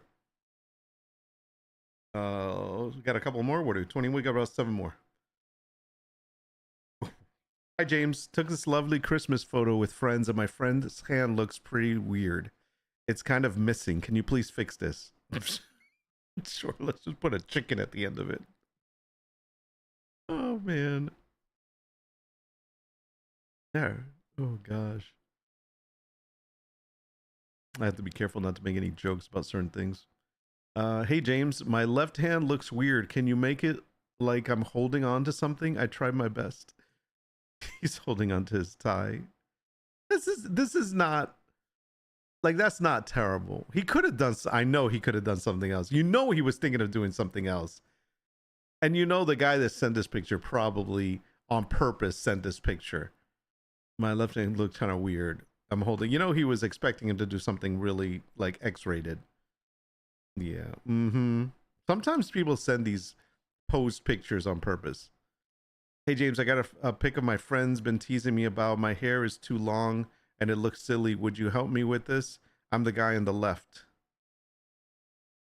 So instead of making his hair shorter, he made all the other guys' hair longer. I love it. Look at the guy in the middle with the Joe Dirt haircut. Oh my God, that's so funny. Yeah, so now it's, of course his hair looks shorter. Nice Hawaiian shirt, man. You know, I do not own a Hawaiian shirt. I've been thinking I should get one. You guys want to pick one today? Can you make my boyfriend's big mitt look a little smaller, please? Made her a giant. Oh, the crazy eyes is the best one. Hi, James. I love your work and I like this photo of me. Can you please Photoshop my ex-boyfriend out of the picture? Thank you. Greetings from Hungary. What boyfriend? He's made it. Oh, it's kind of creepy. Why do people want to get rid of like exes from their photos? Like, what is the point of that? That's just, I mean, it's a memory. Yeah. And look, you dated who you dated. And why do you want to like cut them out of your life? You made that decision to go out with them. What, do you want to hide it from people? That's so weird. My boyfriend wears this shirt in every single photo. Can you get rid of Calvin logo? Thanks. Get rid of the Calvin logo instead of give him a tattoo. His love will never decline. Nice.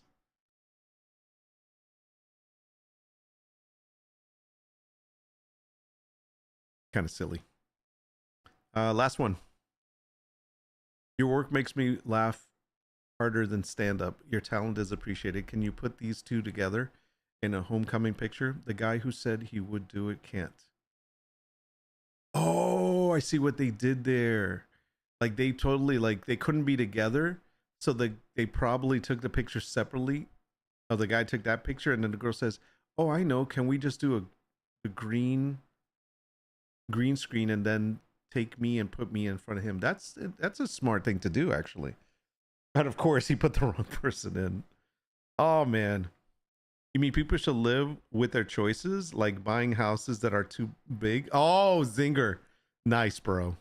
I'm back. Wow. What was the slew back to meetings? Damn, you had a lot of meetings today, huh? Okay, well, the best one, if you missed it, the best one was this one. Where is it? I still can't. I mean, this is the best one. Oh my God, that is the best. Anyway, you can make my friend in the middle eyeballs less crazy. Thank you. I can't even look. I can't look at it. Oh, I can't look at it. Oh, that is the best. I swear that would be my thumbnail if I was doing a video. All right. Enough of that. Oh my gosh, guys, that's too funny. I need to buy a Hawaiian shirt. I would love to have one. Hawaiian shirt. Does Amazon sell Hawaiian shirts?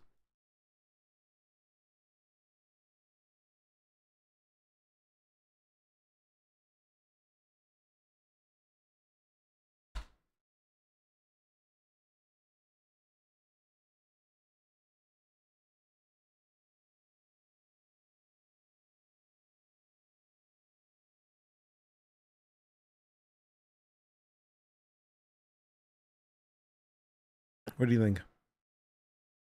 Which one look good on me? Let's pick one. I want meetings, but no one will help me. No one will hire me. Oh. Brink, if you want, we can have a meeting after. I'll pretend to like interview you if you want. I'll give you work to do, bro. All right, let's leave. I want to order a. My dog is like hanging out in the room because he's afraid of somebody outside. Buddy, you're supposed to protect me. Okay. Get the Tabasco sauce one. They don't have a Tabasco sauce one. That's not a Hawaiian shirt. No, I need one of these. I need these for the summer when I do my hot tub streams. Let's see. I don't like the first one.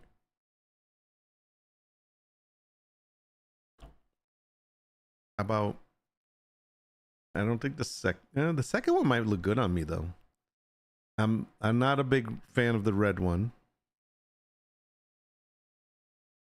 I don't like the green one. It's too. I like this one. This black one here. That one's pretty cool. That seems like something I would wear. I should clarify paid work. Don't pay me enough. I'll send you an hour's pay. What's the minimum wage in your area right now? I'll send you an hour's pay to your Venmo. Okay, so far I think this one. Prefer reds or blues better? I think blues. I don't think reds. I don't think I look good in red. I think I look better in dark colors.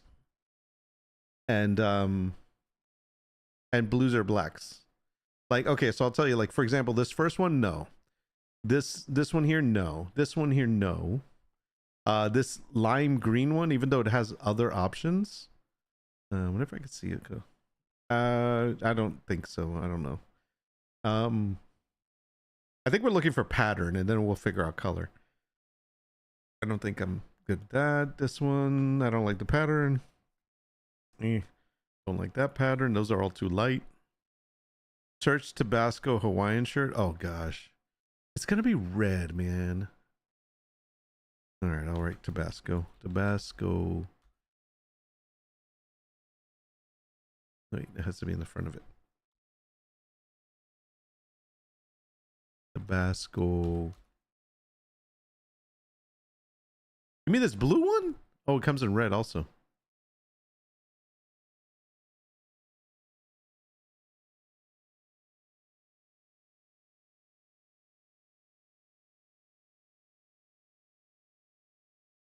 That's not Tabasco. I don't think they have it.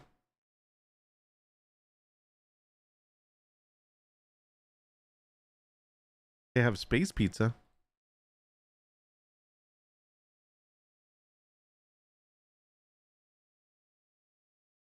No, they don't have it.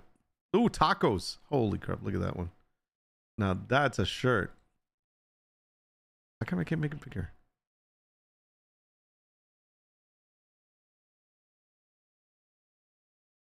Wow, that's crazy.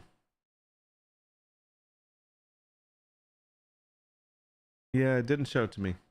I like the donut one too.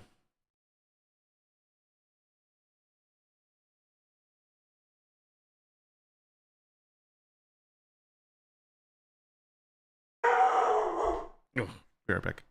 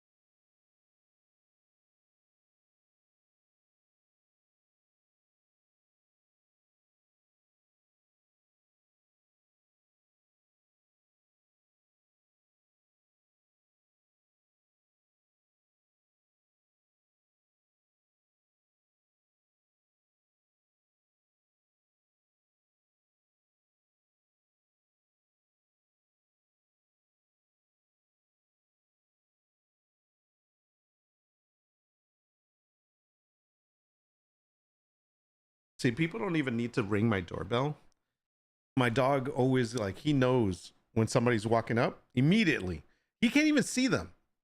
I got the screens closed and everything, but he knows when somebody's walking up. So even before they knock or ring the doorbell, he lets me know somebody's out there. Go get him. So I'm just like, hey, how's it going? And they're like, how do you know I was here? Oh, 10% off on this one. Ooh, I gotta get this. That's crazy.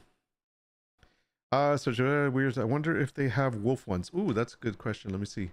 Let's see. I'm just doing this on the side here. Hawaiian wolf shirts for men. Oh, look at these. Relax, buddy. Relax. Look at these. The wolf ones. Oh my gosh. I don't know if my wife would be like, all right, hanging out with me wearing this. Can you imagine if I bought like 5 of these, wear one every day, everywhere we go? If I'm consulting training, my minimum is $1,200 an hour. There you go. That's what I gotta pay Brink. Damn.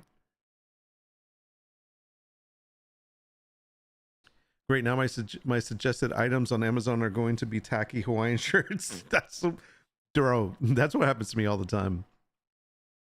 I wasn't looking up that, honey. I don't know what that is. Too bad I can't get hired as a consultant. Let me see. Let me see. Oh, this one has little wolves on it. It's kind of cute.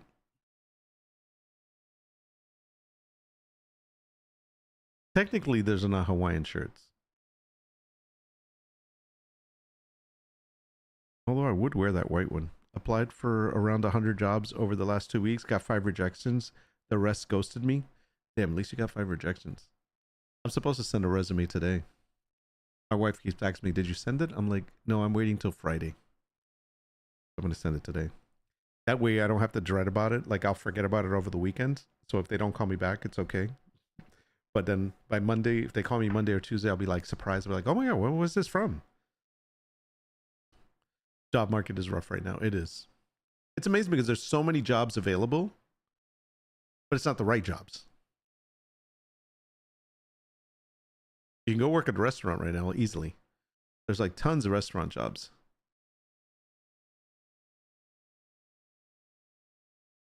I'm seriously looking at one of these thinking like, maybe I can get that one. Yeah, no. I'll make my own. How about that? I'll make my own shirt. Silly me. Silly me. All right. So you know what I want to try today? I got a little bit of time. It's 2:45. Let's just get started with it, see how it does. I want to try Medieval Dynasty. And let me answer this phone call. I'll be right back.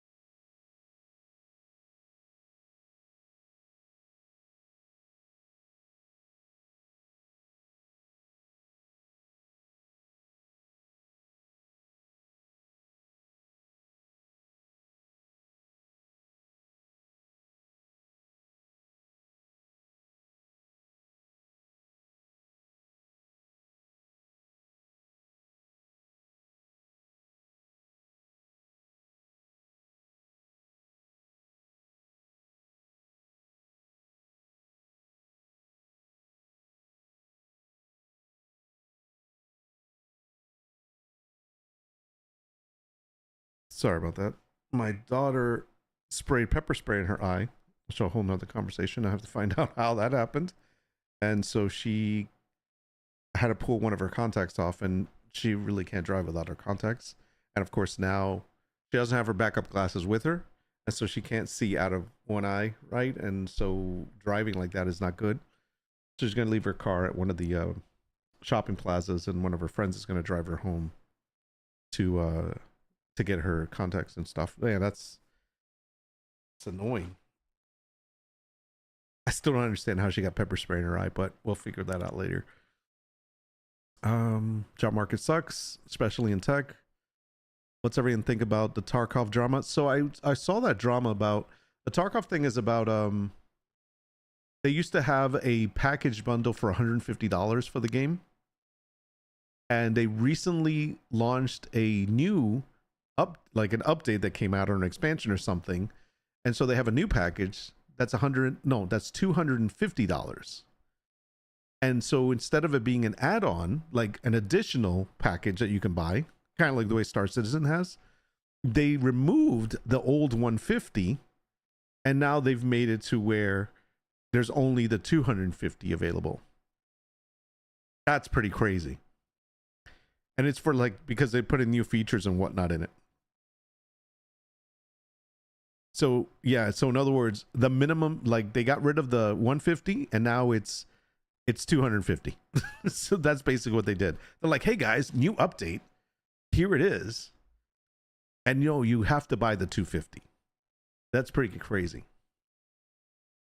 I think I have, Asmongold reacted to this.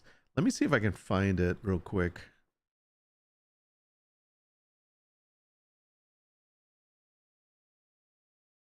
Yeah, pepper spray is not fun. She says she's okay. She flushed out the eye. It's fine. She can see, but she had to take her contact out, so therefore she can't see driving home.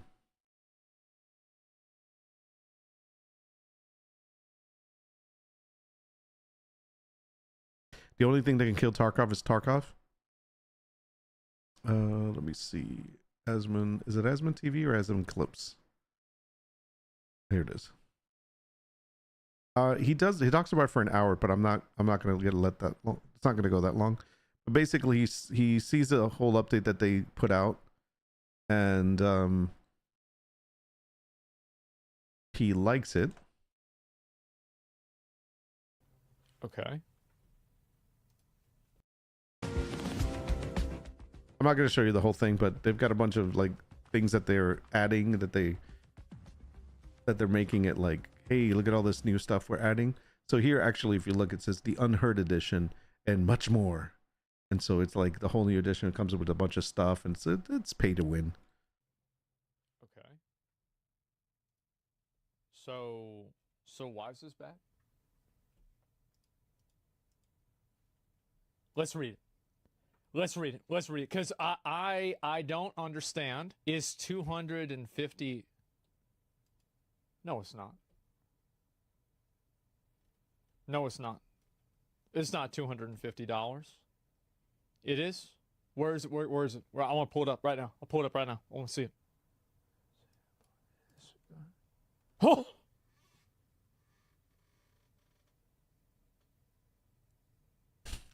I love his reaction. I know he's acting it up for the camera, but it's still such a good reaction.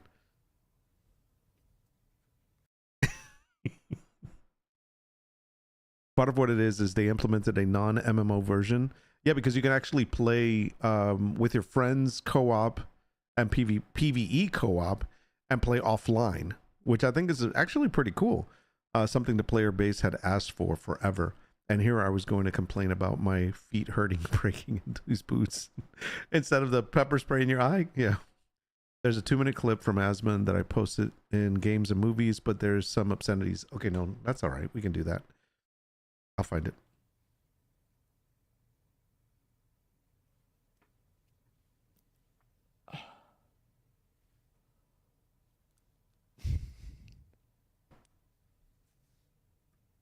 His acting is so bad, but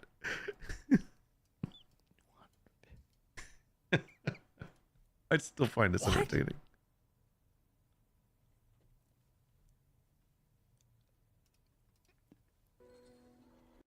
He's like, how can you even justify that? Yeah, I agree. All right, let me see. Here it is. So, Escape from Tarkov is a video game, and it is in fact a video game that has a lot of very, very, very hardcore players. I don't understand. Is 250... No, it's not. Oh!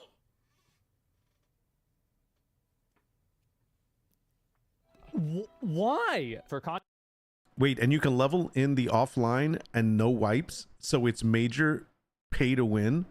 Oh, so you level up offline and then go in? Oh, that's crappy. You can't do that. You got to keep those two worlds separate.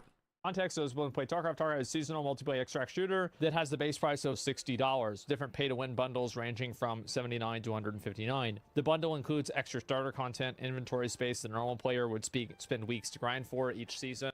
Yeah, see, that's right. What Frostbite said. If they wanted to do that, they should have made it entirely segregated from the main game. In other words, separate those two things. They should have just made a whole PvE side that's completely separate from the main game. I agree with that. However, Tarkov discontinued their most expensive Edge of Darkness bundle. Oh, so it's not even the case of they added this into the game. They took away the existing thing, and now they're adding this instead. The bundle includes more pay-to-win. By the way, did you see this? Hold on. Okay, it's right here at the bottom. It's in red. So this old Edge of Darkness limited edition, even though it's a limited edition, it says, it's $140 basically. But here at the bottom, it says free access to all subsequent DLCs, season pass in parentheses. Now, I guess they don't consider this new package a DLC. They're considering it like a whole separate thing. And since it's not considered a DLC, it's like, oh, you have to pay this one. Because now if you look at the bottom of this, okay, so now we'll just move over here to the side. The 251 also has free access to all subsequent DLCs. It's put in there. Damn. I mean, that's like, they're like, well, technically it's not a DLC. Shit. That is messed up. That's like when that's like if like Ubisoft Valhalla, and when they came out with Valhalla and then Assassin's Creed Valhalla, and then if you bought it, you were going to get the DLC for the Siege of Paris or something like that, I think it was called. And so obviously when you paid for it, you didn't have to pay for it back then. When I'm pretty sure, like, I haven't downloaded DLC, but I remember when I paid for the pre-order, I got that also. But I don't know if I ever did get it or not. But that's crazy. I want to talk about Ubisoft in a moment, but let's finish this because I have a question for you guys. Because I was talking to my wife about it, and she didn't understand. She didn't really like get the whole dynamic. She didn't agree with me, but I wanted to talk to you guys about that. So we'll talk about Ubisoft in a moment. Having to pay $250 for an offline mode alone is atrocious. Atrocious. It's atrocious. Don't give me big words, man. You know I'm stupid. You're going to make me say big words. I sound like an idiot. Pissed off so many people with it. Yeah, they are claiming it is a feature, not a DLC. Shit. That's a freaking DLC, bro. Cue VeggieTales theme. Nice. They took away the existing thing, and now they're adding this instead. The bundle includes more pay-to-win content. Oh, more pay-to-win content. Unlike the $150 pay-to-win version, many of these are completely exclusive and are fairly OP in such a tactical seasonal multiplayer shooter game. Players and streamers are mocking this game. Oh my god.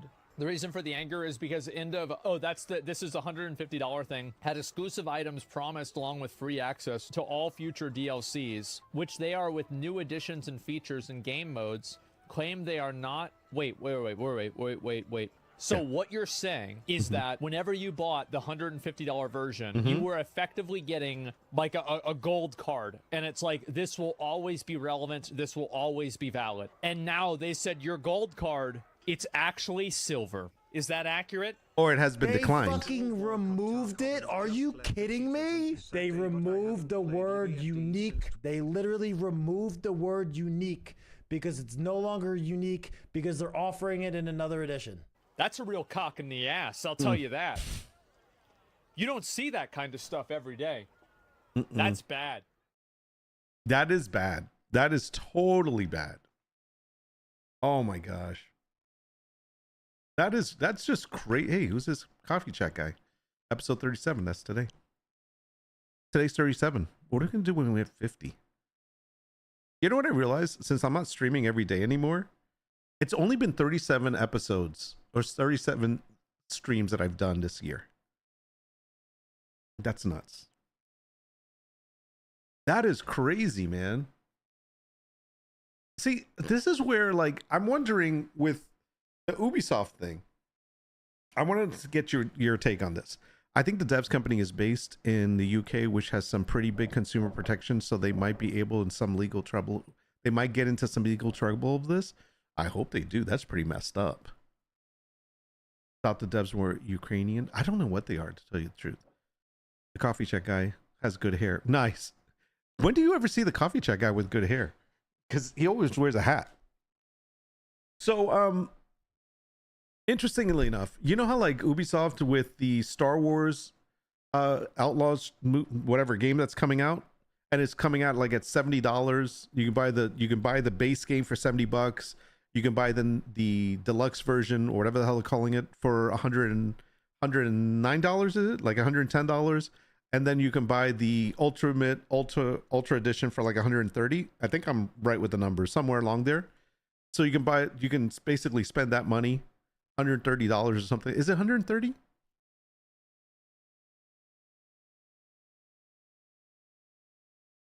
I'm pretty sure. Let me see if I can bring this up. Star Wars pre-order. Here it is. Pre-order now. Yeah, I was right. Okay, good. Yeah. Hey, look at that. I'm right. I'm right about something for once. So there it is. So here's the breakdown that they have for this this beautiful game. And they had the standard edition, gold edition, ultimate editions, 70, 110, 130. And of course, with each one, you get a little bit more. You get like 3-day access, season pass, and you get a Rogue Infiltration bundle, blah, blah, blah, bundle, whatever, digital art book. Okay, so you get all of that crap. Or, if you don't want to spend that much money because you're a broke boy, okay, Porgy Bane.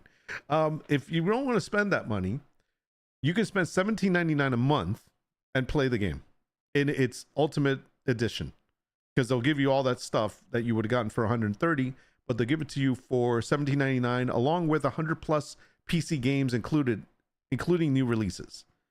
So that's kind of the way they're selling it, right? Here's my thing, especially for someone like me.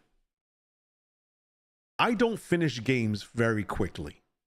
I take a lot of time playing games. You got to run. All right, brother. Good to see you again. Drunken.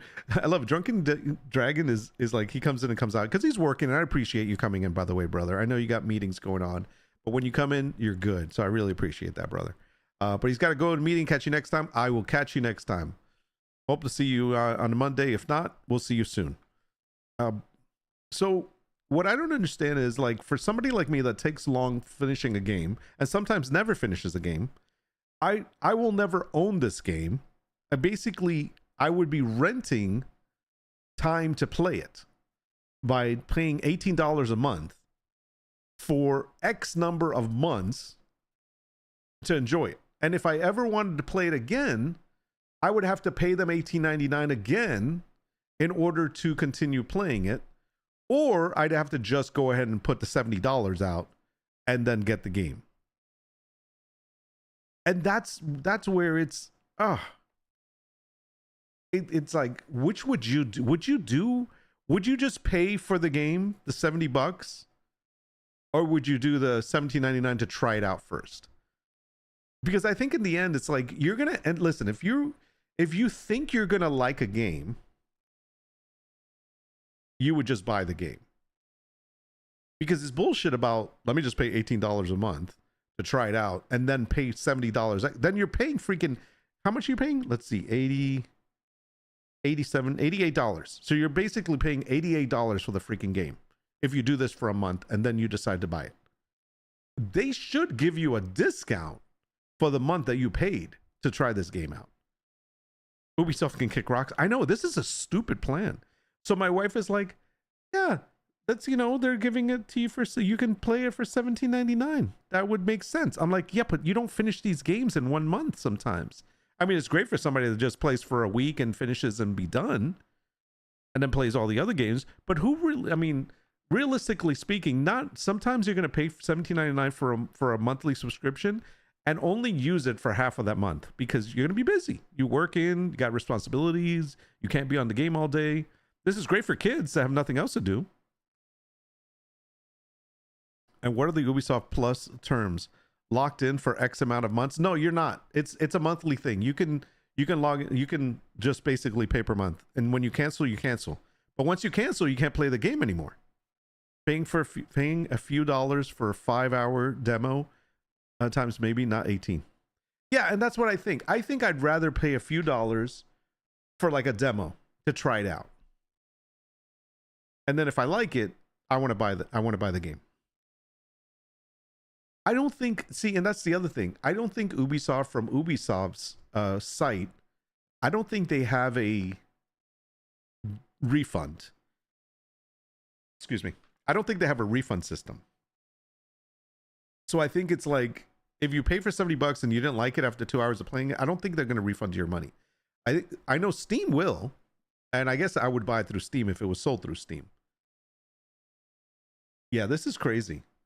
I know for me personally, the way I know subscriptions work, I would lose money on this subscription because I would be paying, okay, what is it? 18, let's say it's $20 a month. And let's just say with tax and everything, it comes out to $20 a month. Who knows? $20 a month, 10 months, what is that, $200? Plus 2 more, that's $240. All right, so $240. I could have done that math easily. $240 a year. And I still wouldn't have finished the game in a year. I just paid ridiculous amount. And that's the thing. And it's not, even if I say, oh, but I got to play a couple other games. No, it's ridiculous. It would be a waste of money for me. Hell, there's other subscriptions of stuff that I have that I haven't used, and I'm wasting money on it. Like, I pay Leonardo AI, which honestly, I would say 5 to 10 days out of the month. I would say closer to 5. Do I ever use Leonardo AI? But I locked into a freaking subscription. And it's a yearly one. But there it is. That would be a good model for Steam. Like $199 for 2 to 3 hours playtime. And if you like it, buy the full purchase. Yeah, exactly. I think I like that. That's actually really good. Like, yeah, you pay like let's say $1.99, $2.99, whatever, for 2 to 3 hours of playtime. If it works for you, perfect. Now you have the option to buy the full game. I think it would depend on the game. I think that, like, for example, if it's a AAA game, let's say you paid $5.99. You paid $5.99 for a AAA game. You got to try it for 2 to 3 hours. If you didn't like it, that's it. You paid your $5.99. You paid for it. You played for 3 hours. You got what you could out of it. You're done. It's like a rental fee. But if you like the game, then you can purchase it. And in fact, what they should do is then you purchase it, which you don't lose any money. That $5.99 will be applied to the purchase of the actual game itself. That's what would be worth it. That's what they should do. That would be a great, for Steam to do that. That would be awesome. Because in the end, they're going to make some money because of the fact that you don't get a refund for those 2 to 3 hours. So that, maybe if it's not a AAA game, it would be like $3.99, $1.99 if it's a really low budget game. But that would be it. But they would get that money for you to test out the game. Reminds me of the old days. That's a good idea. I would rent a game at Blockbuster, play it for the weekend, and if it was good, I'd buy it later on. We did that with Redbox. Like Super and I would do that. We would look for the game on Redbox, which is like, Blockbuster, but for recent days. And we would we would rent the game from there, try it out for the weekend. If we liked it, then we'd be like, okay, we're buying it. And the other thing that we would do, if it was a single player game, and I often told them this, and he would always forget to do this, but I wanted to do, like, if it was a single player game that we were both not going to play at the same time, it would be like, hey, we both buy it, halfsies, then you play it, and when you're done, then I play it. And he finished games a lot faster than I did. He would actually finish games. So that would be like halfsies. I would pay half, he'll pay half, and then if he played it, he was done with it, then I would take it and I would play it. And that was a good way of doing it too. But anything good from the consumer is generally viewed as bad for the corporations. Yeah, exactly. Yeah, I liked Redbox. Redbox was cool. Yeah, and that's the thing. It's like, you gotta be kidding me. It's like such a great idea. If you think about it, for Steam would actually be making money. And maybe they could, the thing is selling it to the game developers or as well is saying, hey, we're gonna get some money even if they don't like your game. If they only play for 2 hours, you get a couple of dollars, but it's not enough. Give me a second. I'll be right back.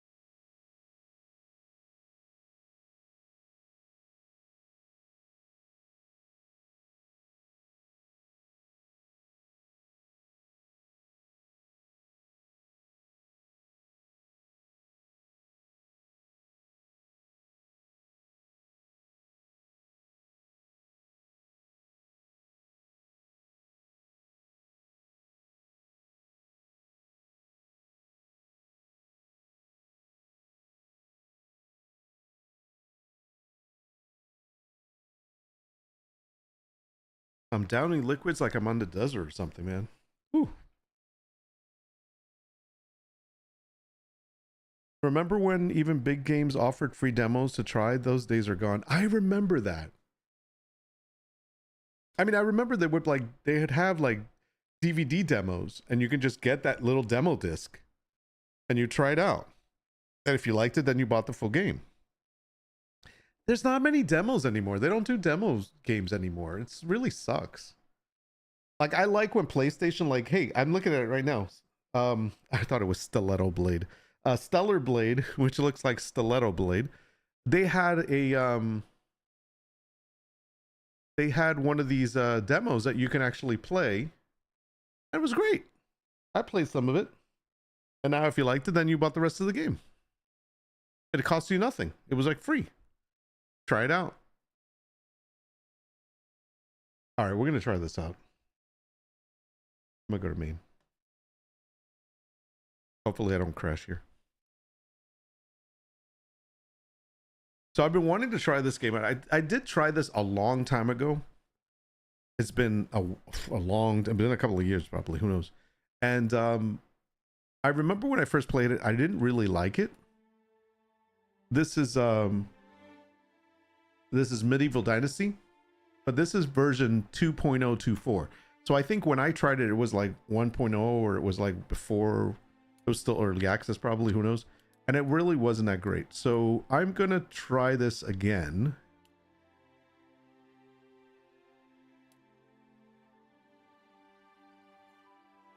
Okay, so then I think this is the difference. Like back then, in this mode, you would follow the story of this guy and his male descendants, single player only, the original game mode. That was the one I played. And I really hated it because it was like, I had to follow along, I had to talk to people. It was just so, ugh. So now this one they have, in this mode, you will be able to create your own custom character, single player, and co-op to up to 4 people. Some mechanics differ from original game. All right, so I'm going to go with that one because that's the one I didn't try last time. And I'm going to go solo because I don't have any friends. So we're going to do this. And I'm going to start game. Mostly the free demos I see now are for indie games, rarely ever AAA games. Yeah, and it's, I mean, anybody that's doing an indie game, they want to do whatever they can to get their name out there so that people can start playing it and then they'll be willing to buy it. I think that's great. I think free demos, man, are the way to go. I think for anything, free demos are the way to go. The best marketing, man. It's the best marketing idea ever. If you can afford to do it, do it.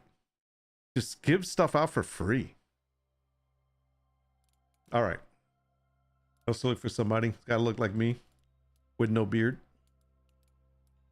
Let's go with this guy. Can we get close to their face? Okay. So, first of all, we got to change his hair. This hair's got to change. Hopefully we can change it. His eyes are fine. What is his eyes? Eyes are fine. Face.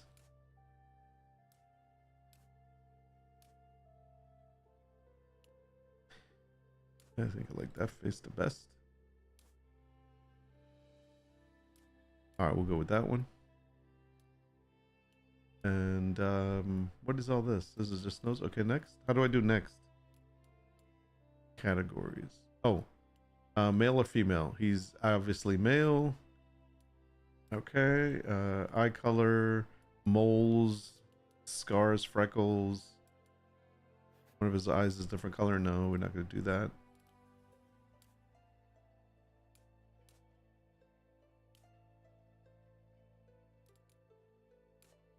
There we go. Okay.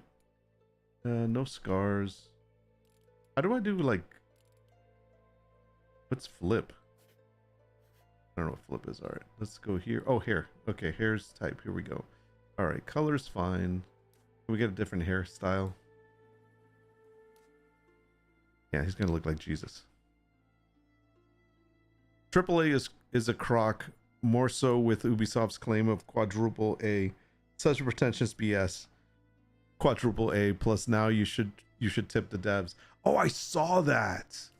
That's crazy. There we go. Is that regular? He could look like Jesus. Sorry, that's not nice for me to say. What's the last one? All right, I think he's gonna go with this. Regular dude. Now we got to get rid of his facial hair.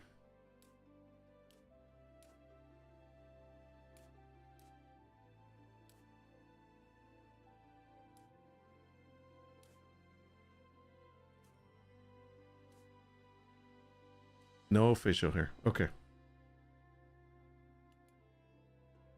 They didn't have any scruff or anything. That'd be better.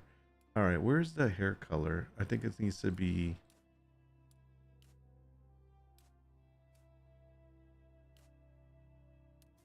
There we go. Okay. Now we're talking. Okay. He's Nordwolf now. I know Nordwolf is supposed to have a beard, but he doesn't, so...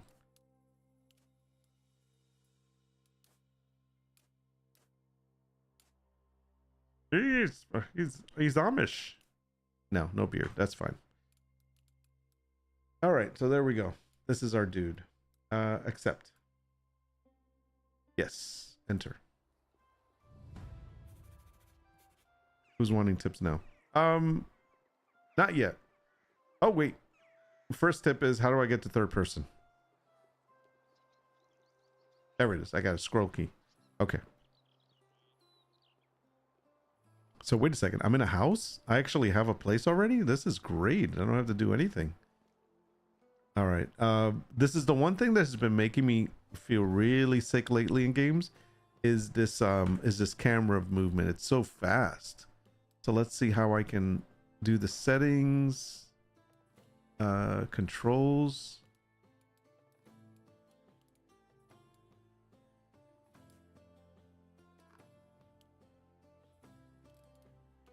Camera zoom, sprint type hold.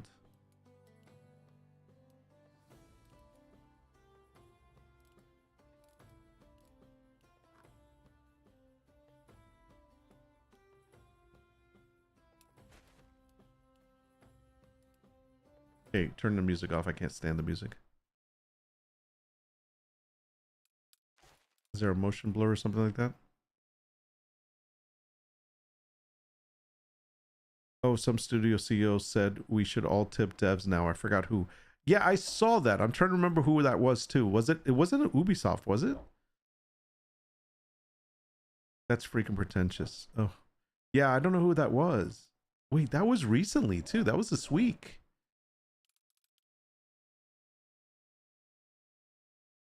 God, I don't remember who that was. View distance. Shadows.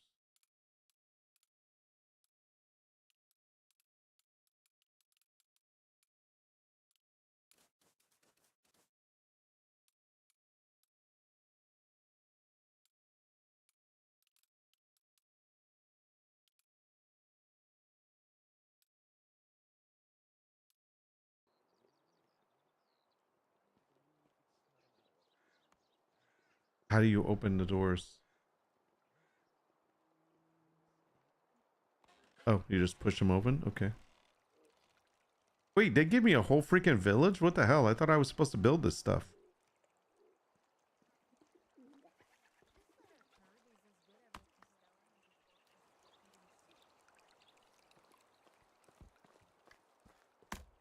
Creation mode. All right, then. Keep your secrets. Yeah, I'm gonna really have to look into this. I don't really like this movement. It's like, it's very like makes me feel dizzy. All the like the blur, the motion blur, but there doesn't seem to be anything to fix that. There's no setting. And truthfully, this is not have this is what the hell?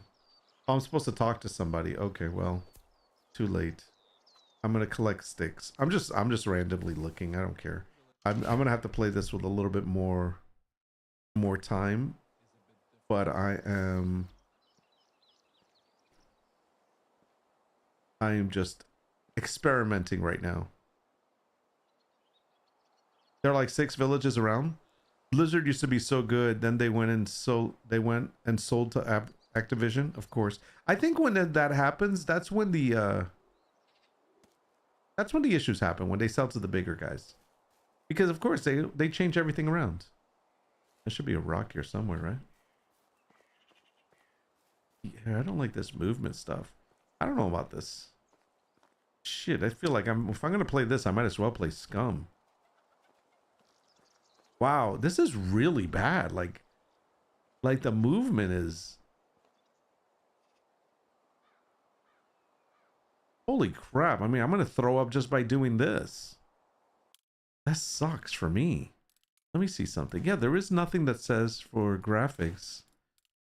Resolution, brightness, film, frame rate limit, anti-aging, preset, view distance, post-processing, shadows, lights, textures, effects. What the hell is DFAO?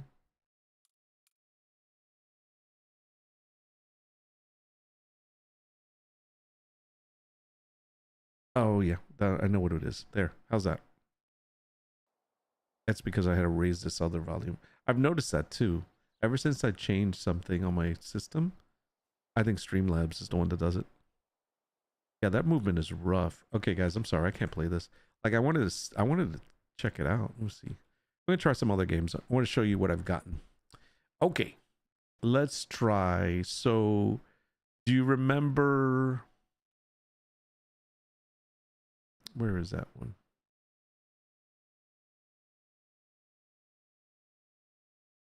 So I got a couple of games. I got Achilles. So let me show you this one. Yeah, the sound comes from the volume control for the regular system. For some reason, it echoes on there. It has to do with the Streamlabs. Streamlabs, for whatever reason, its audio filters are all screwed up compared to the way I have it set up on OBS. Which I technically wanted to go back to OBS, but I was having trouble with it. I'll have to test that out again and see if it still knocks me off. So have you seen this? This game came out a while back. This is called whatchamacallit? Your buddy left Blizzard right before Activision deal. Such a smart move in retrospect, hell yeah. So this is Achilles, Legend Untold. This game is it's hard for me.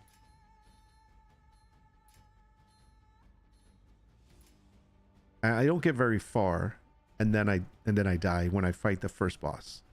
I'm just gonna go story mode just so you guys can see it. I just want to kind of demo some of these games for you that I got, and then we'll kind of try them out. So I'm gonna just skip everything, but it's kind of is it an what's it called when it's over from the top? I'm sorry, I'm just skipping through this. We want to play it. Okay, I don't know, what is this top-down view called? It's called something, I don't know what it is.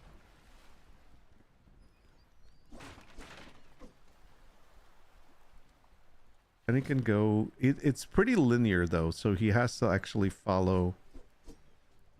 You can't like open world or anything, you actually have to go this way.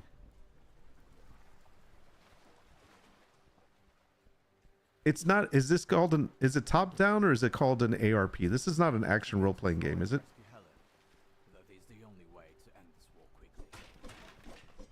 All right, so here we go. We're just gonna, or isometric. Yeah, it might be isometric. So lock on is middle button and then target. Okay, got it. Where are you? Pretty straightforward when you're fighting regular people. Sometimes they have stuff. But when you get to the boss, that's when you have to like use your stuff. Hold control to block. Oh, I did not hold block there. Come here, you. Let's get to the next area. You're supposed to break these things. They're supposed to give you stuff.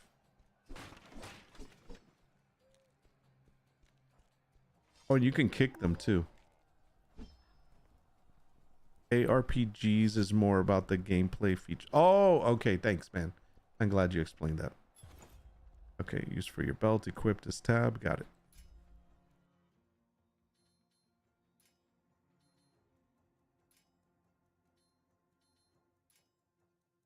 It's a health potion.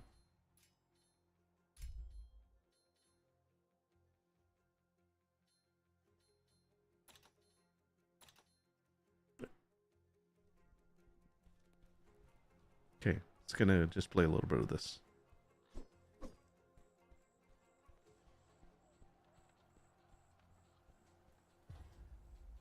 Sprint is hold space. That's a nice button.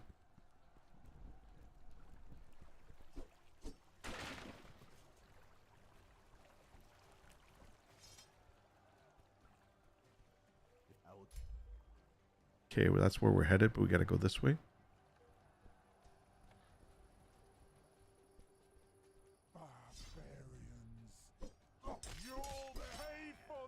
You know what game I think I ended up giving back? Sons of Valhalla. One is for that. Okay, I got it.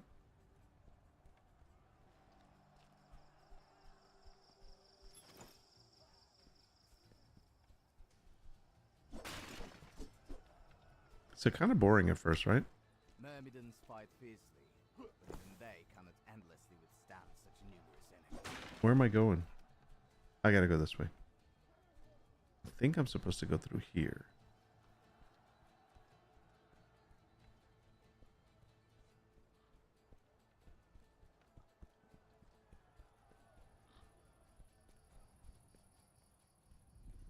The movement is like drives me nuts because I'm trying. You have to actually. Oh, wait! I went this way, didn't I? Shit! I'm so lost.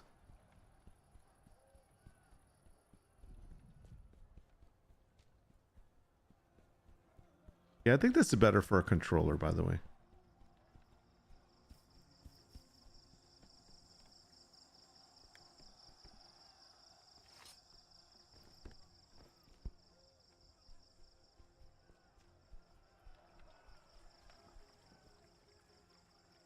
Okay, this is what I found weird. Like, you're supposed to interact with these animals, or you can, but all you do is you pet them. That's it. This is like a big thing. You pet the kitty cat. That's it.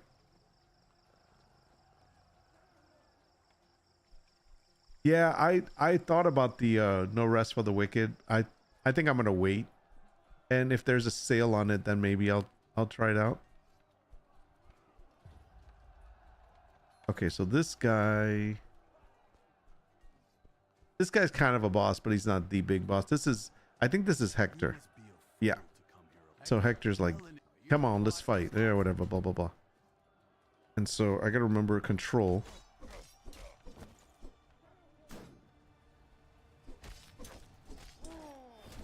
Oh, I didn't block that. Okay.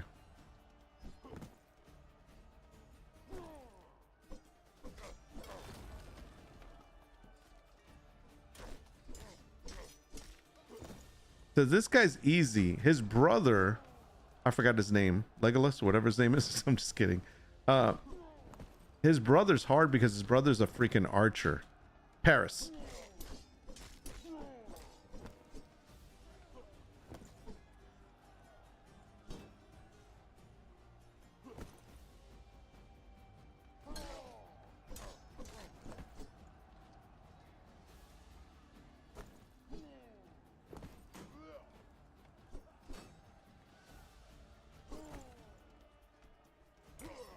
I don't know if there's any yeah, there is stamina.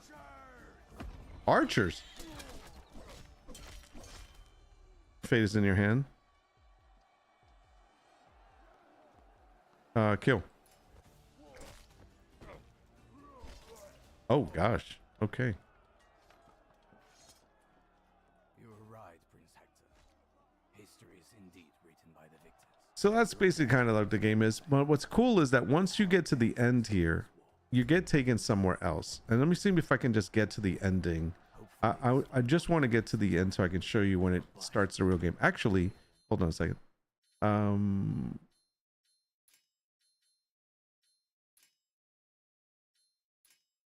So when you get to the actual game,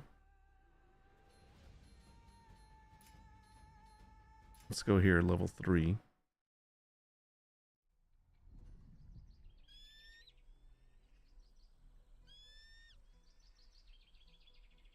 I want to try the rest of the rest for the wicked, no rest for the wicked. But I'm over early access games for a while because of Scum.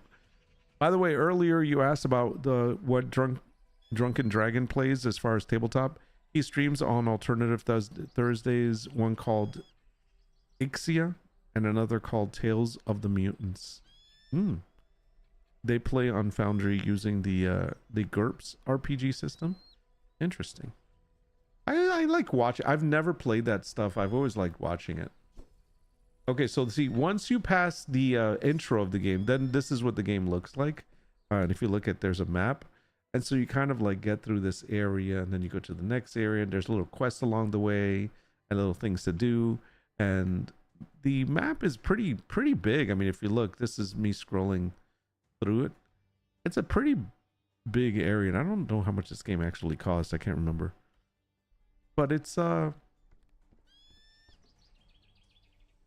these my friends? Oh yeah, this is... Okay, so obviously these guys are not my friends. Oh, that guy has arrows, so I gotta kill him.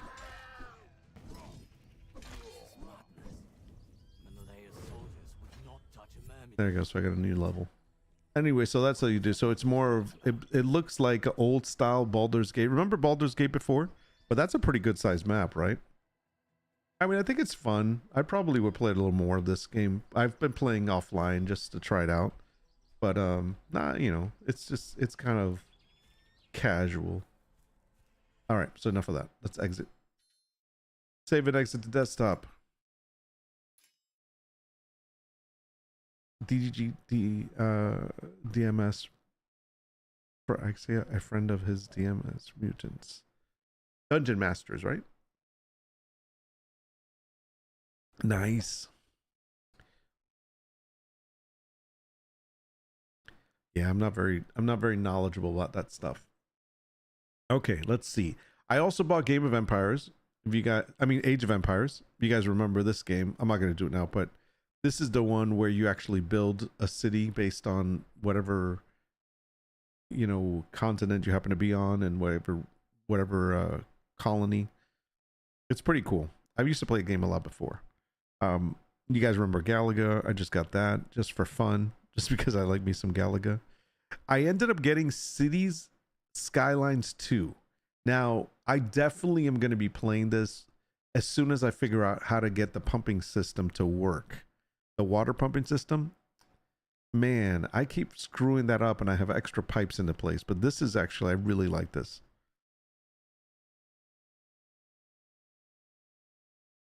What's up there, Guino? Good to see you, man. How's work treating you?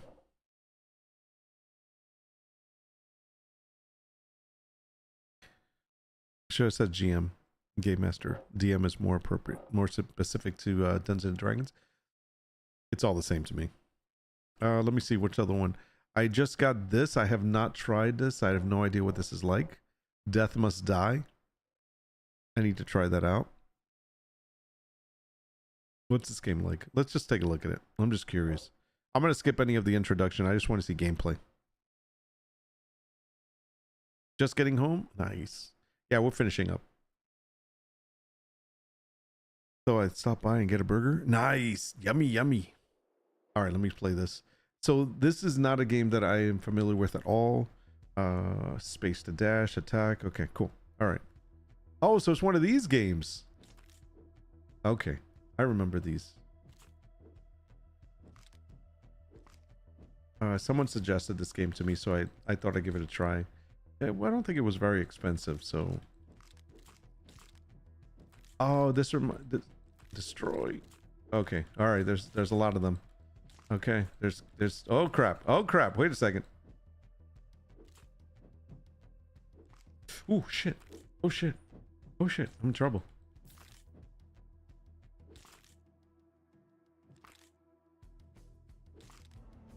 Level up! You're the one Time gave their hourglass to, huh? Well, whatever it is you're doing here, I'm always the first. Searing attack, meteor shower. Let's try that. Ooh, there we go.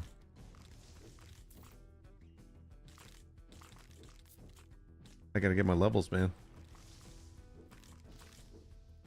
Ooh.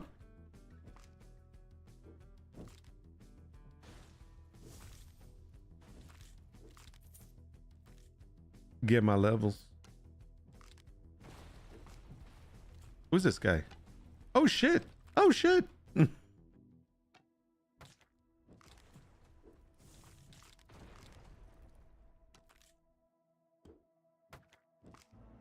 All right, level up. I'm controlling the left click attacks. Oh, you get a date tonight for BG3? Nice, man. I control the left click attacks.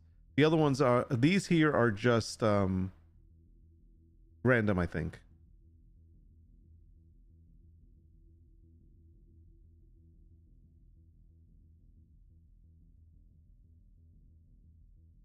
I'm gonna go with this.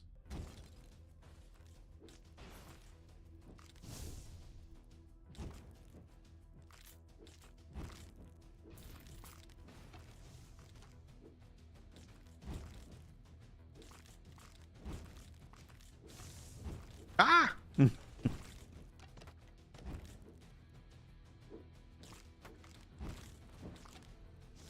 Oh shit! I'm getting hit a lot.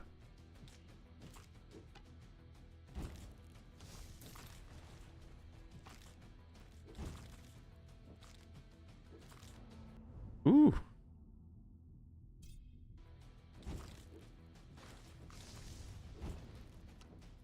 Give me my greens.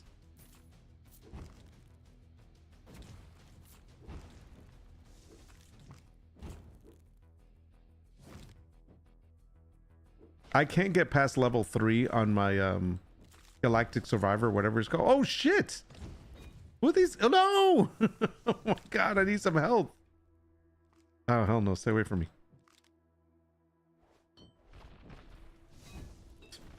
Oh!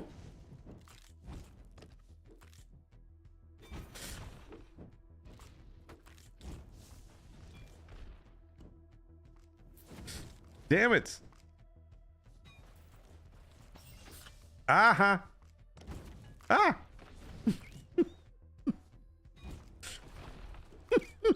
Damn it! I'm gonna die. What is that? Oh, I need to get that. Get out of my way. Get out of my way. No, no. Shit. Oh my god, can I get some health here?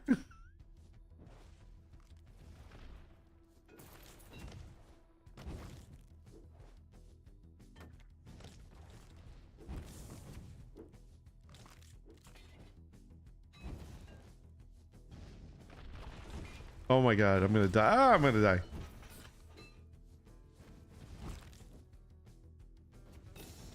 Oh shit!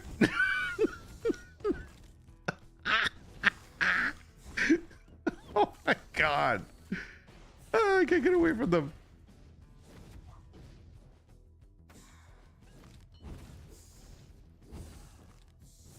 Come on, pick up my greens.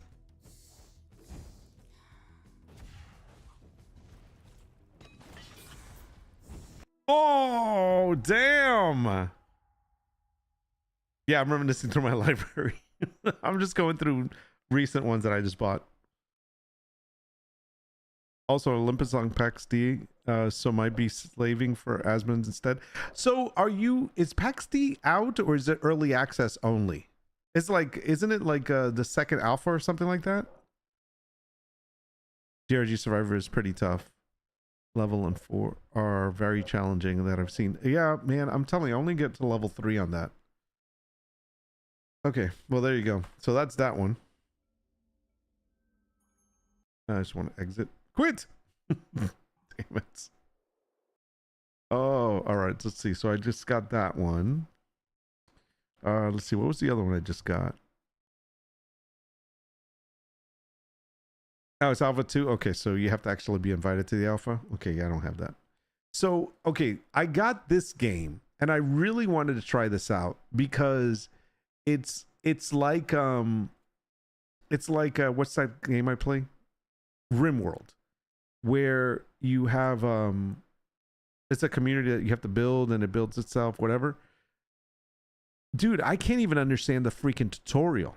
And I was so lost. It's telling me to build a warehouse, but I didn't even know how to build a warehouse. Yeah, you got a key from another streamer. I saw that, man. Grats for that, by the way. That was your birthday present. And so I'm like, I need to find like an online tutorial on this game.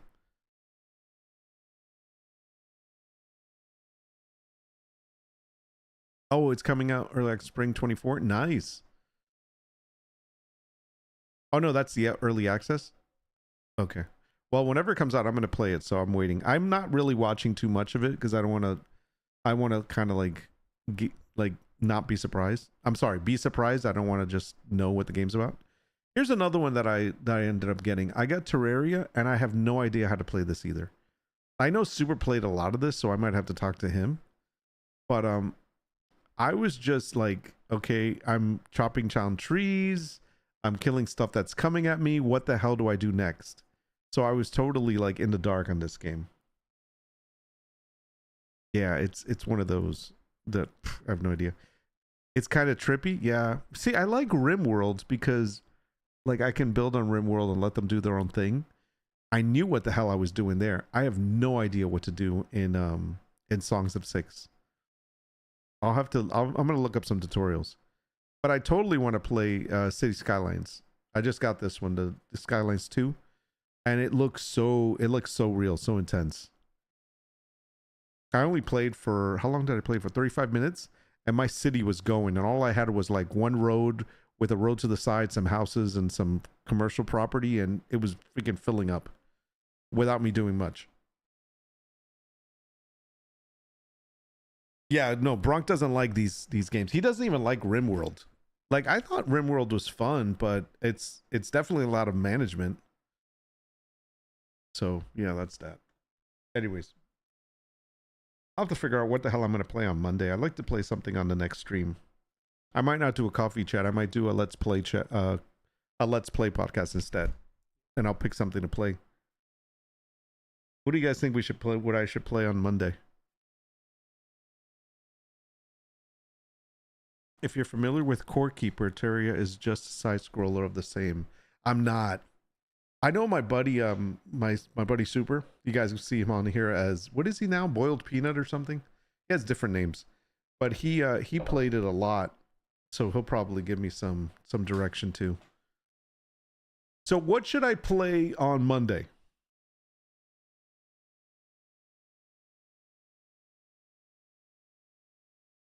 RimWorld I find hilarious with the random crap that happens. Yeah, I really do like that. I remember for a couple of streams we gave names to specific characters based on people in the stream, like our regular crew. And I remember some of them started having affairs, and I'm like, oh man, it's getting a little crazy in here. And I have the mods, so you can actually set them up to whatever you want. You know my answer, Star Citizen. Play Madden Brawl. I don't even own a sports game. Do they even have Madden in like the let's see, in Steam? Oh, they do. Holy crap, that game is $70? It's freaking $70 to play football? Come on. That's crazy. I wouldn't even know what the hell I'm doing in that game. It looks so real. Bro, I would fail at this game so badly. What is the point of playing? I don't understand playing a sports game. I don't know, man. I've never played a sports game. That's weird. Get an old version? I don't think they have the old version on Steam. Let me see. Shit, even the old version. Let me see. The 23 is $59. The 21 is $19, but that's not going to look as good. That's about it, I think. Mutant Football League. Look at that. That's what we got to play. All right, let's see. So your vote for Monday's game. EA Sports, give us your wallet. Nice. I pay in coach mode. That's probably what I have to play in. I wouldn't know shit, but I'd still try it. My vote is Song of Iron. I don't know if I know that. Let me see if I see that one.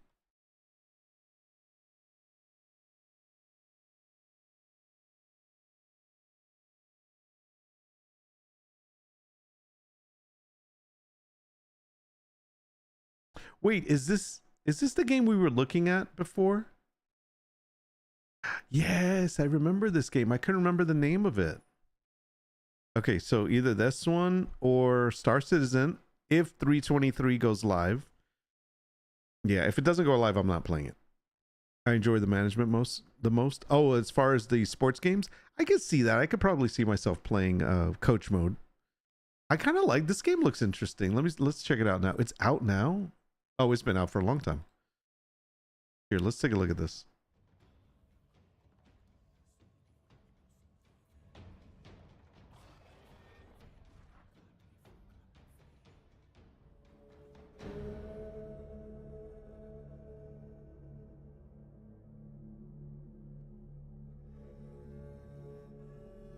Scum. If they come up with the update, yes. If they release their update to the fix or whatever it is that they said they were going to fix, I'll play Scum to try it out. Now, I'm not playing until they do that. This looks good. This is that game that we talked about before, right? We were looking at this as an example. Sorry, Hairball. Let's go.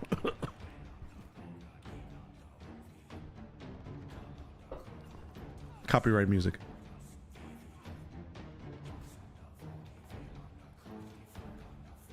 All right, I think we're playing this on Monday.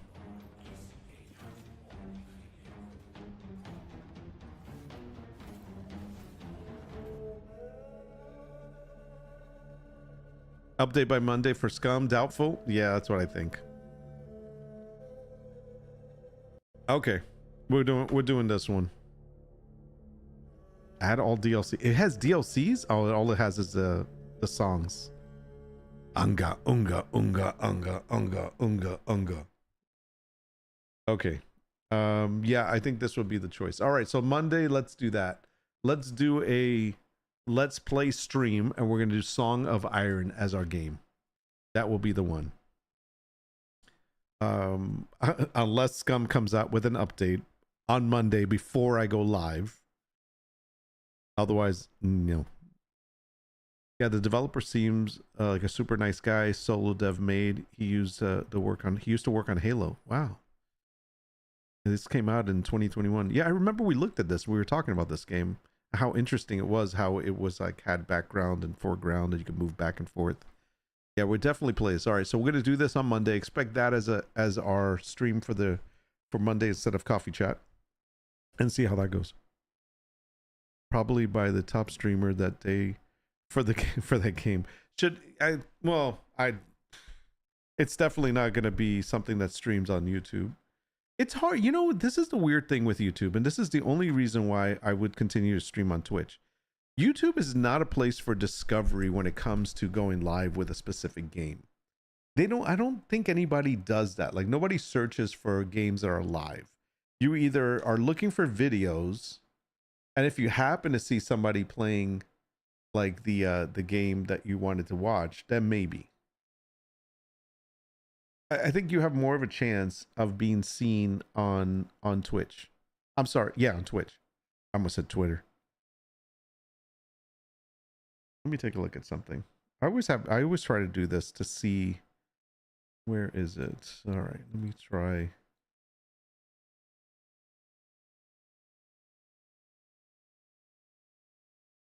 If we go to YouTube,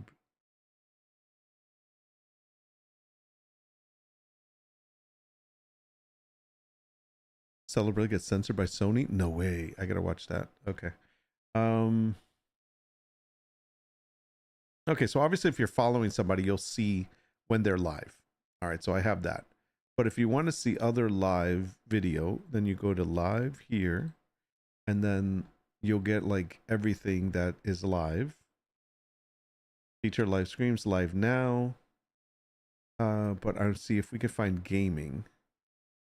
Live now gaming. All right, so we'll click on view all. and this is all you have. Now, this is what I've always complained about. I think that the search should be only in the category that you're in.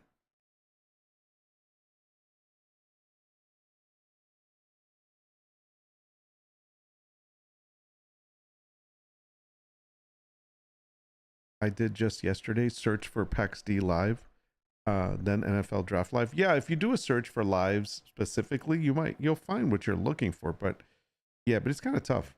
It's not literally as easy as Twitch. Correct. I've never been a Twitch viewer. Wasn't into live streams till like 3 years back. Now I'm subbed to like 60 streamers. Yeah, I'm the same way. I think I've subbed to so many different streamers, and I don't get to sit in any of them. Like I tend to follow their videos more than anything else, or the clips.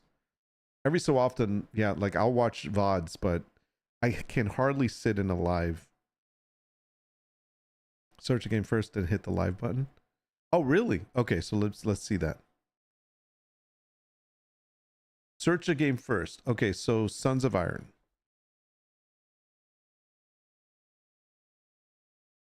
Why am I in caps? Okay, so Sons of Iron. And then what? Then hit live?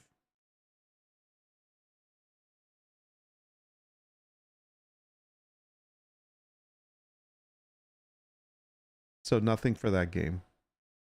It's not gaming related though. Let's try gaming. Let's see. So if I did, so let's see if I did Scum. Just curious. So I'll do Scum, and then I'll do live. And so it'll show me lives for Scum. Luthias, Milkman Story, Break It. Okay, let's see what else. What other game? Song of Iron. Sorry, thanks.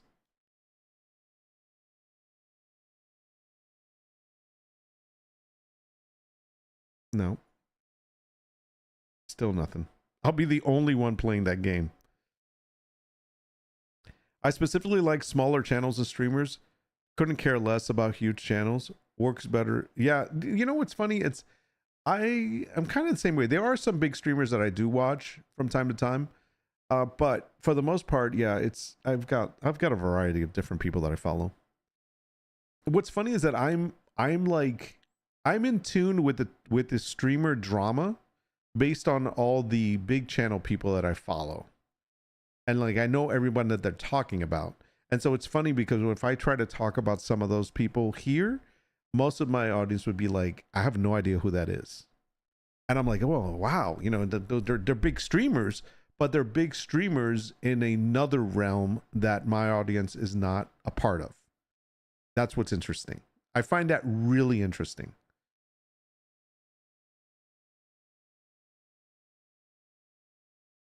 Works better if it's a game someone will actually be playing. I wrote Song, not Sons. All right, let me see. All right, another game right now. Let's see. What's a game that... Oh, I know. The Stellar... What is it called? Stellar Blade? Stiletto Blade? Let's see how many live people are playing that. Live. Oh, there's no... I gotta sneeze.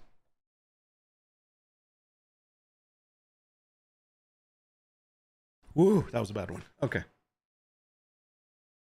Where's the lives? Live. Oh, there's people actually playing it. Okay. There's a live. Oh,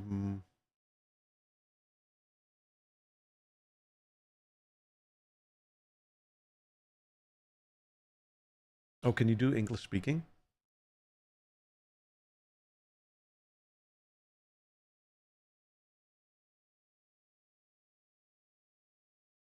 No, you can't do English speaking. That's crazy. So yeah, so I guess this is the way to do it. I've never done it this way. I don't like the popular crowd.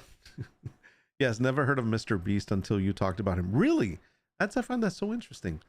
I had a story of Mr. Beast. He actually recently did a video on a game show for players age 1 through 100.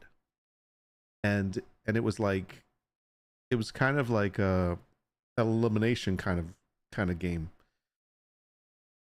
I didn't follow it. I haven't seen the whole thing, but that's what I've seen. But he gets somebody from every age, from 1 to 100.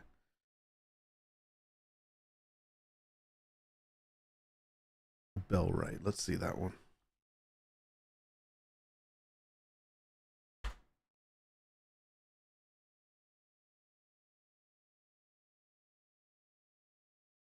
Bellwright seems pretty popular in the survival game community right now. It's just Medieval Dynasty. Is it? With Banner Lords combat? The thing with some of these survival games is the movement is really, like, it really is kind of like, it's making me dizzy. The way some of the movement is, like that Medieval Dynasty, the movement is really bad on that for some reason. I don't know why. I even tried slowing it down, but it still was affecting me. Let's take a look at this one. Let me find somebody that's not, let's see, 17 watching. Here, we'll do this. Stash map.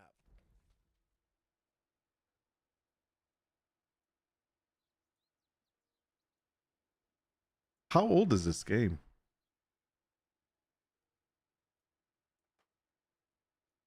That's a big map. Is that the map? Holy crap. There it is. Okay. I'm probably going to have to fight somebody.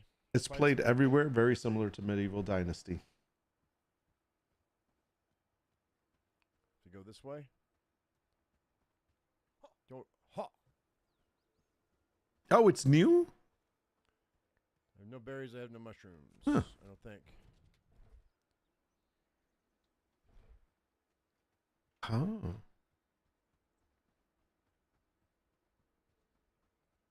Interesting. What's it, like $49.99, I bet? You want me to get all of them? I can.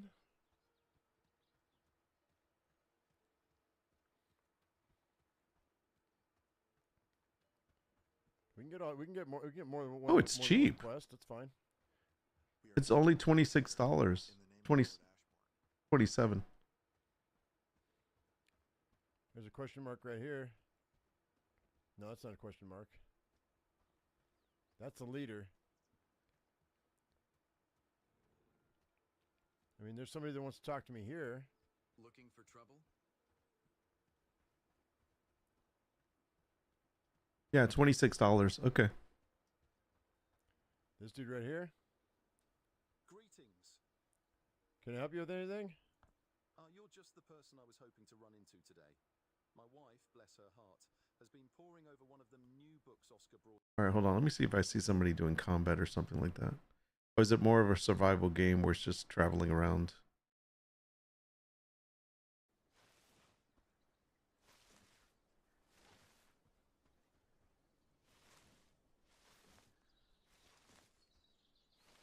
That's what I'd be doing, picking mushrooms.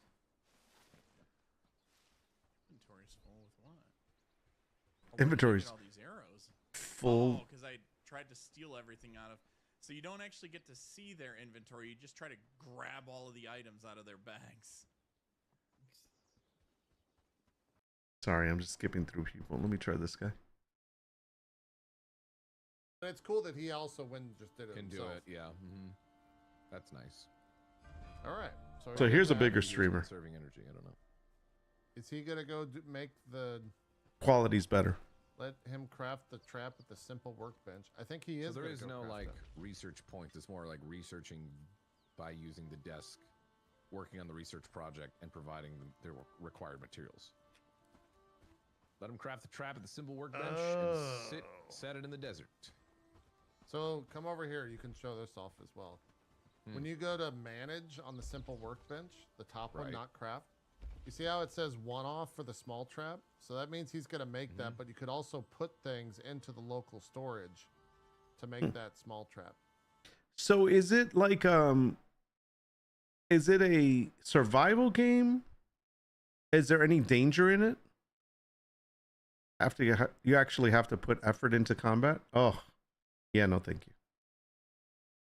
Is it it's kind of a survival game and you're surviving in the wilderness, and I'm guessing you're fighting off animals and other people?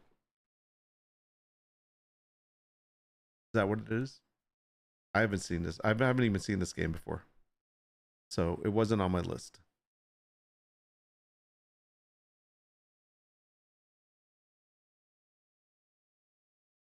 I wish they had a demo. If they had a demo, I could try it out. We were talking about demos earlier. I want a demo, damn it. Early access.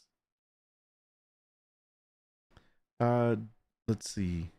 Danger, animals, bandits, but not food and water requirements. Okay, so it's not like you have to drink, you have to eat, otherwise you're gonna die. Survival game with quests and village building. Survival with combat, building villages and armies. Oh, but it's not like, oh my god, I haven't eaten anything, I need to eat or I'm gonna starve, or I need to drink, I'm gonna die of thirst. So it's not that type of survival. Okay, it's not Conan. Make sure you feed your, what is it, Takamochi. You recruit NPCs to work or fight for you, I think. You gain renown by completing quests. Then you can hire villagers as workers. Oh, so you kind of like you're building up a community. That's kind of cool. Food gives you buffs like Valheim. Okay. Your villagers might starve. Oh shit. Great. That's fun.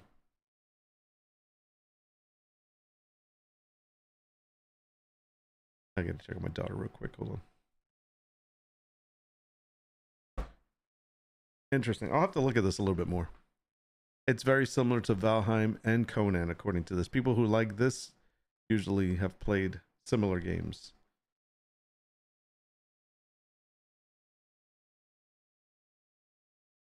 My daughter will be here any second. Okay, cool. Anyways, all right, guys. I think I'll look into this game a little bit more. I got to look at some gameplay and see if the movement is as janky as Medieval was. Medieval's just, the movement was really bad, and I couldn't turn the motion blur off. So I'll have to see that. If it's okay and the movement is smooth, then we can play it. I guess you can liberate whole villages too, or something like that.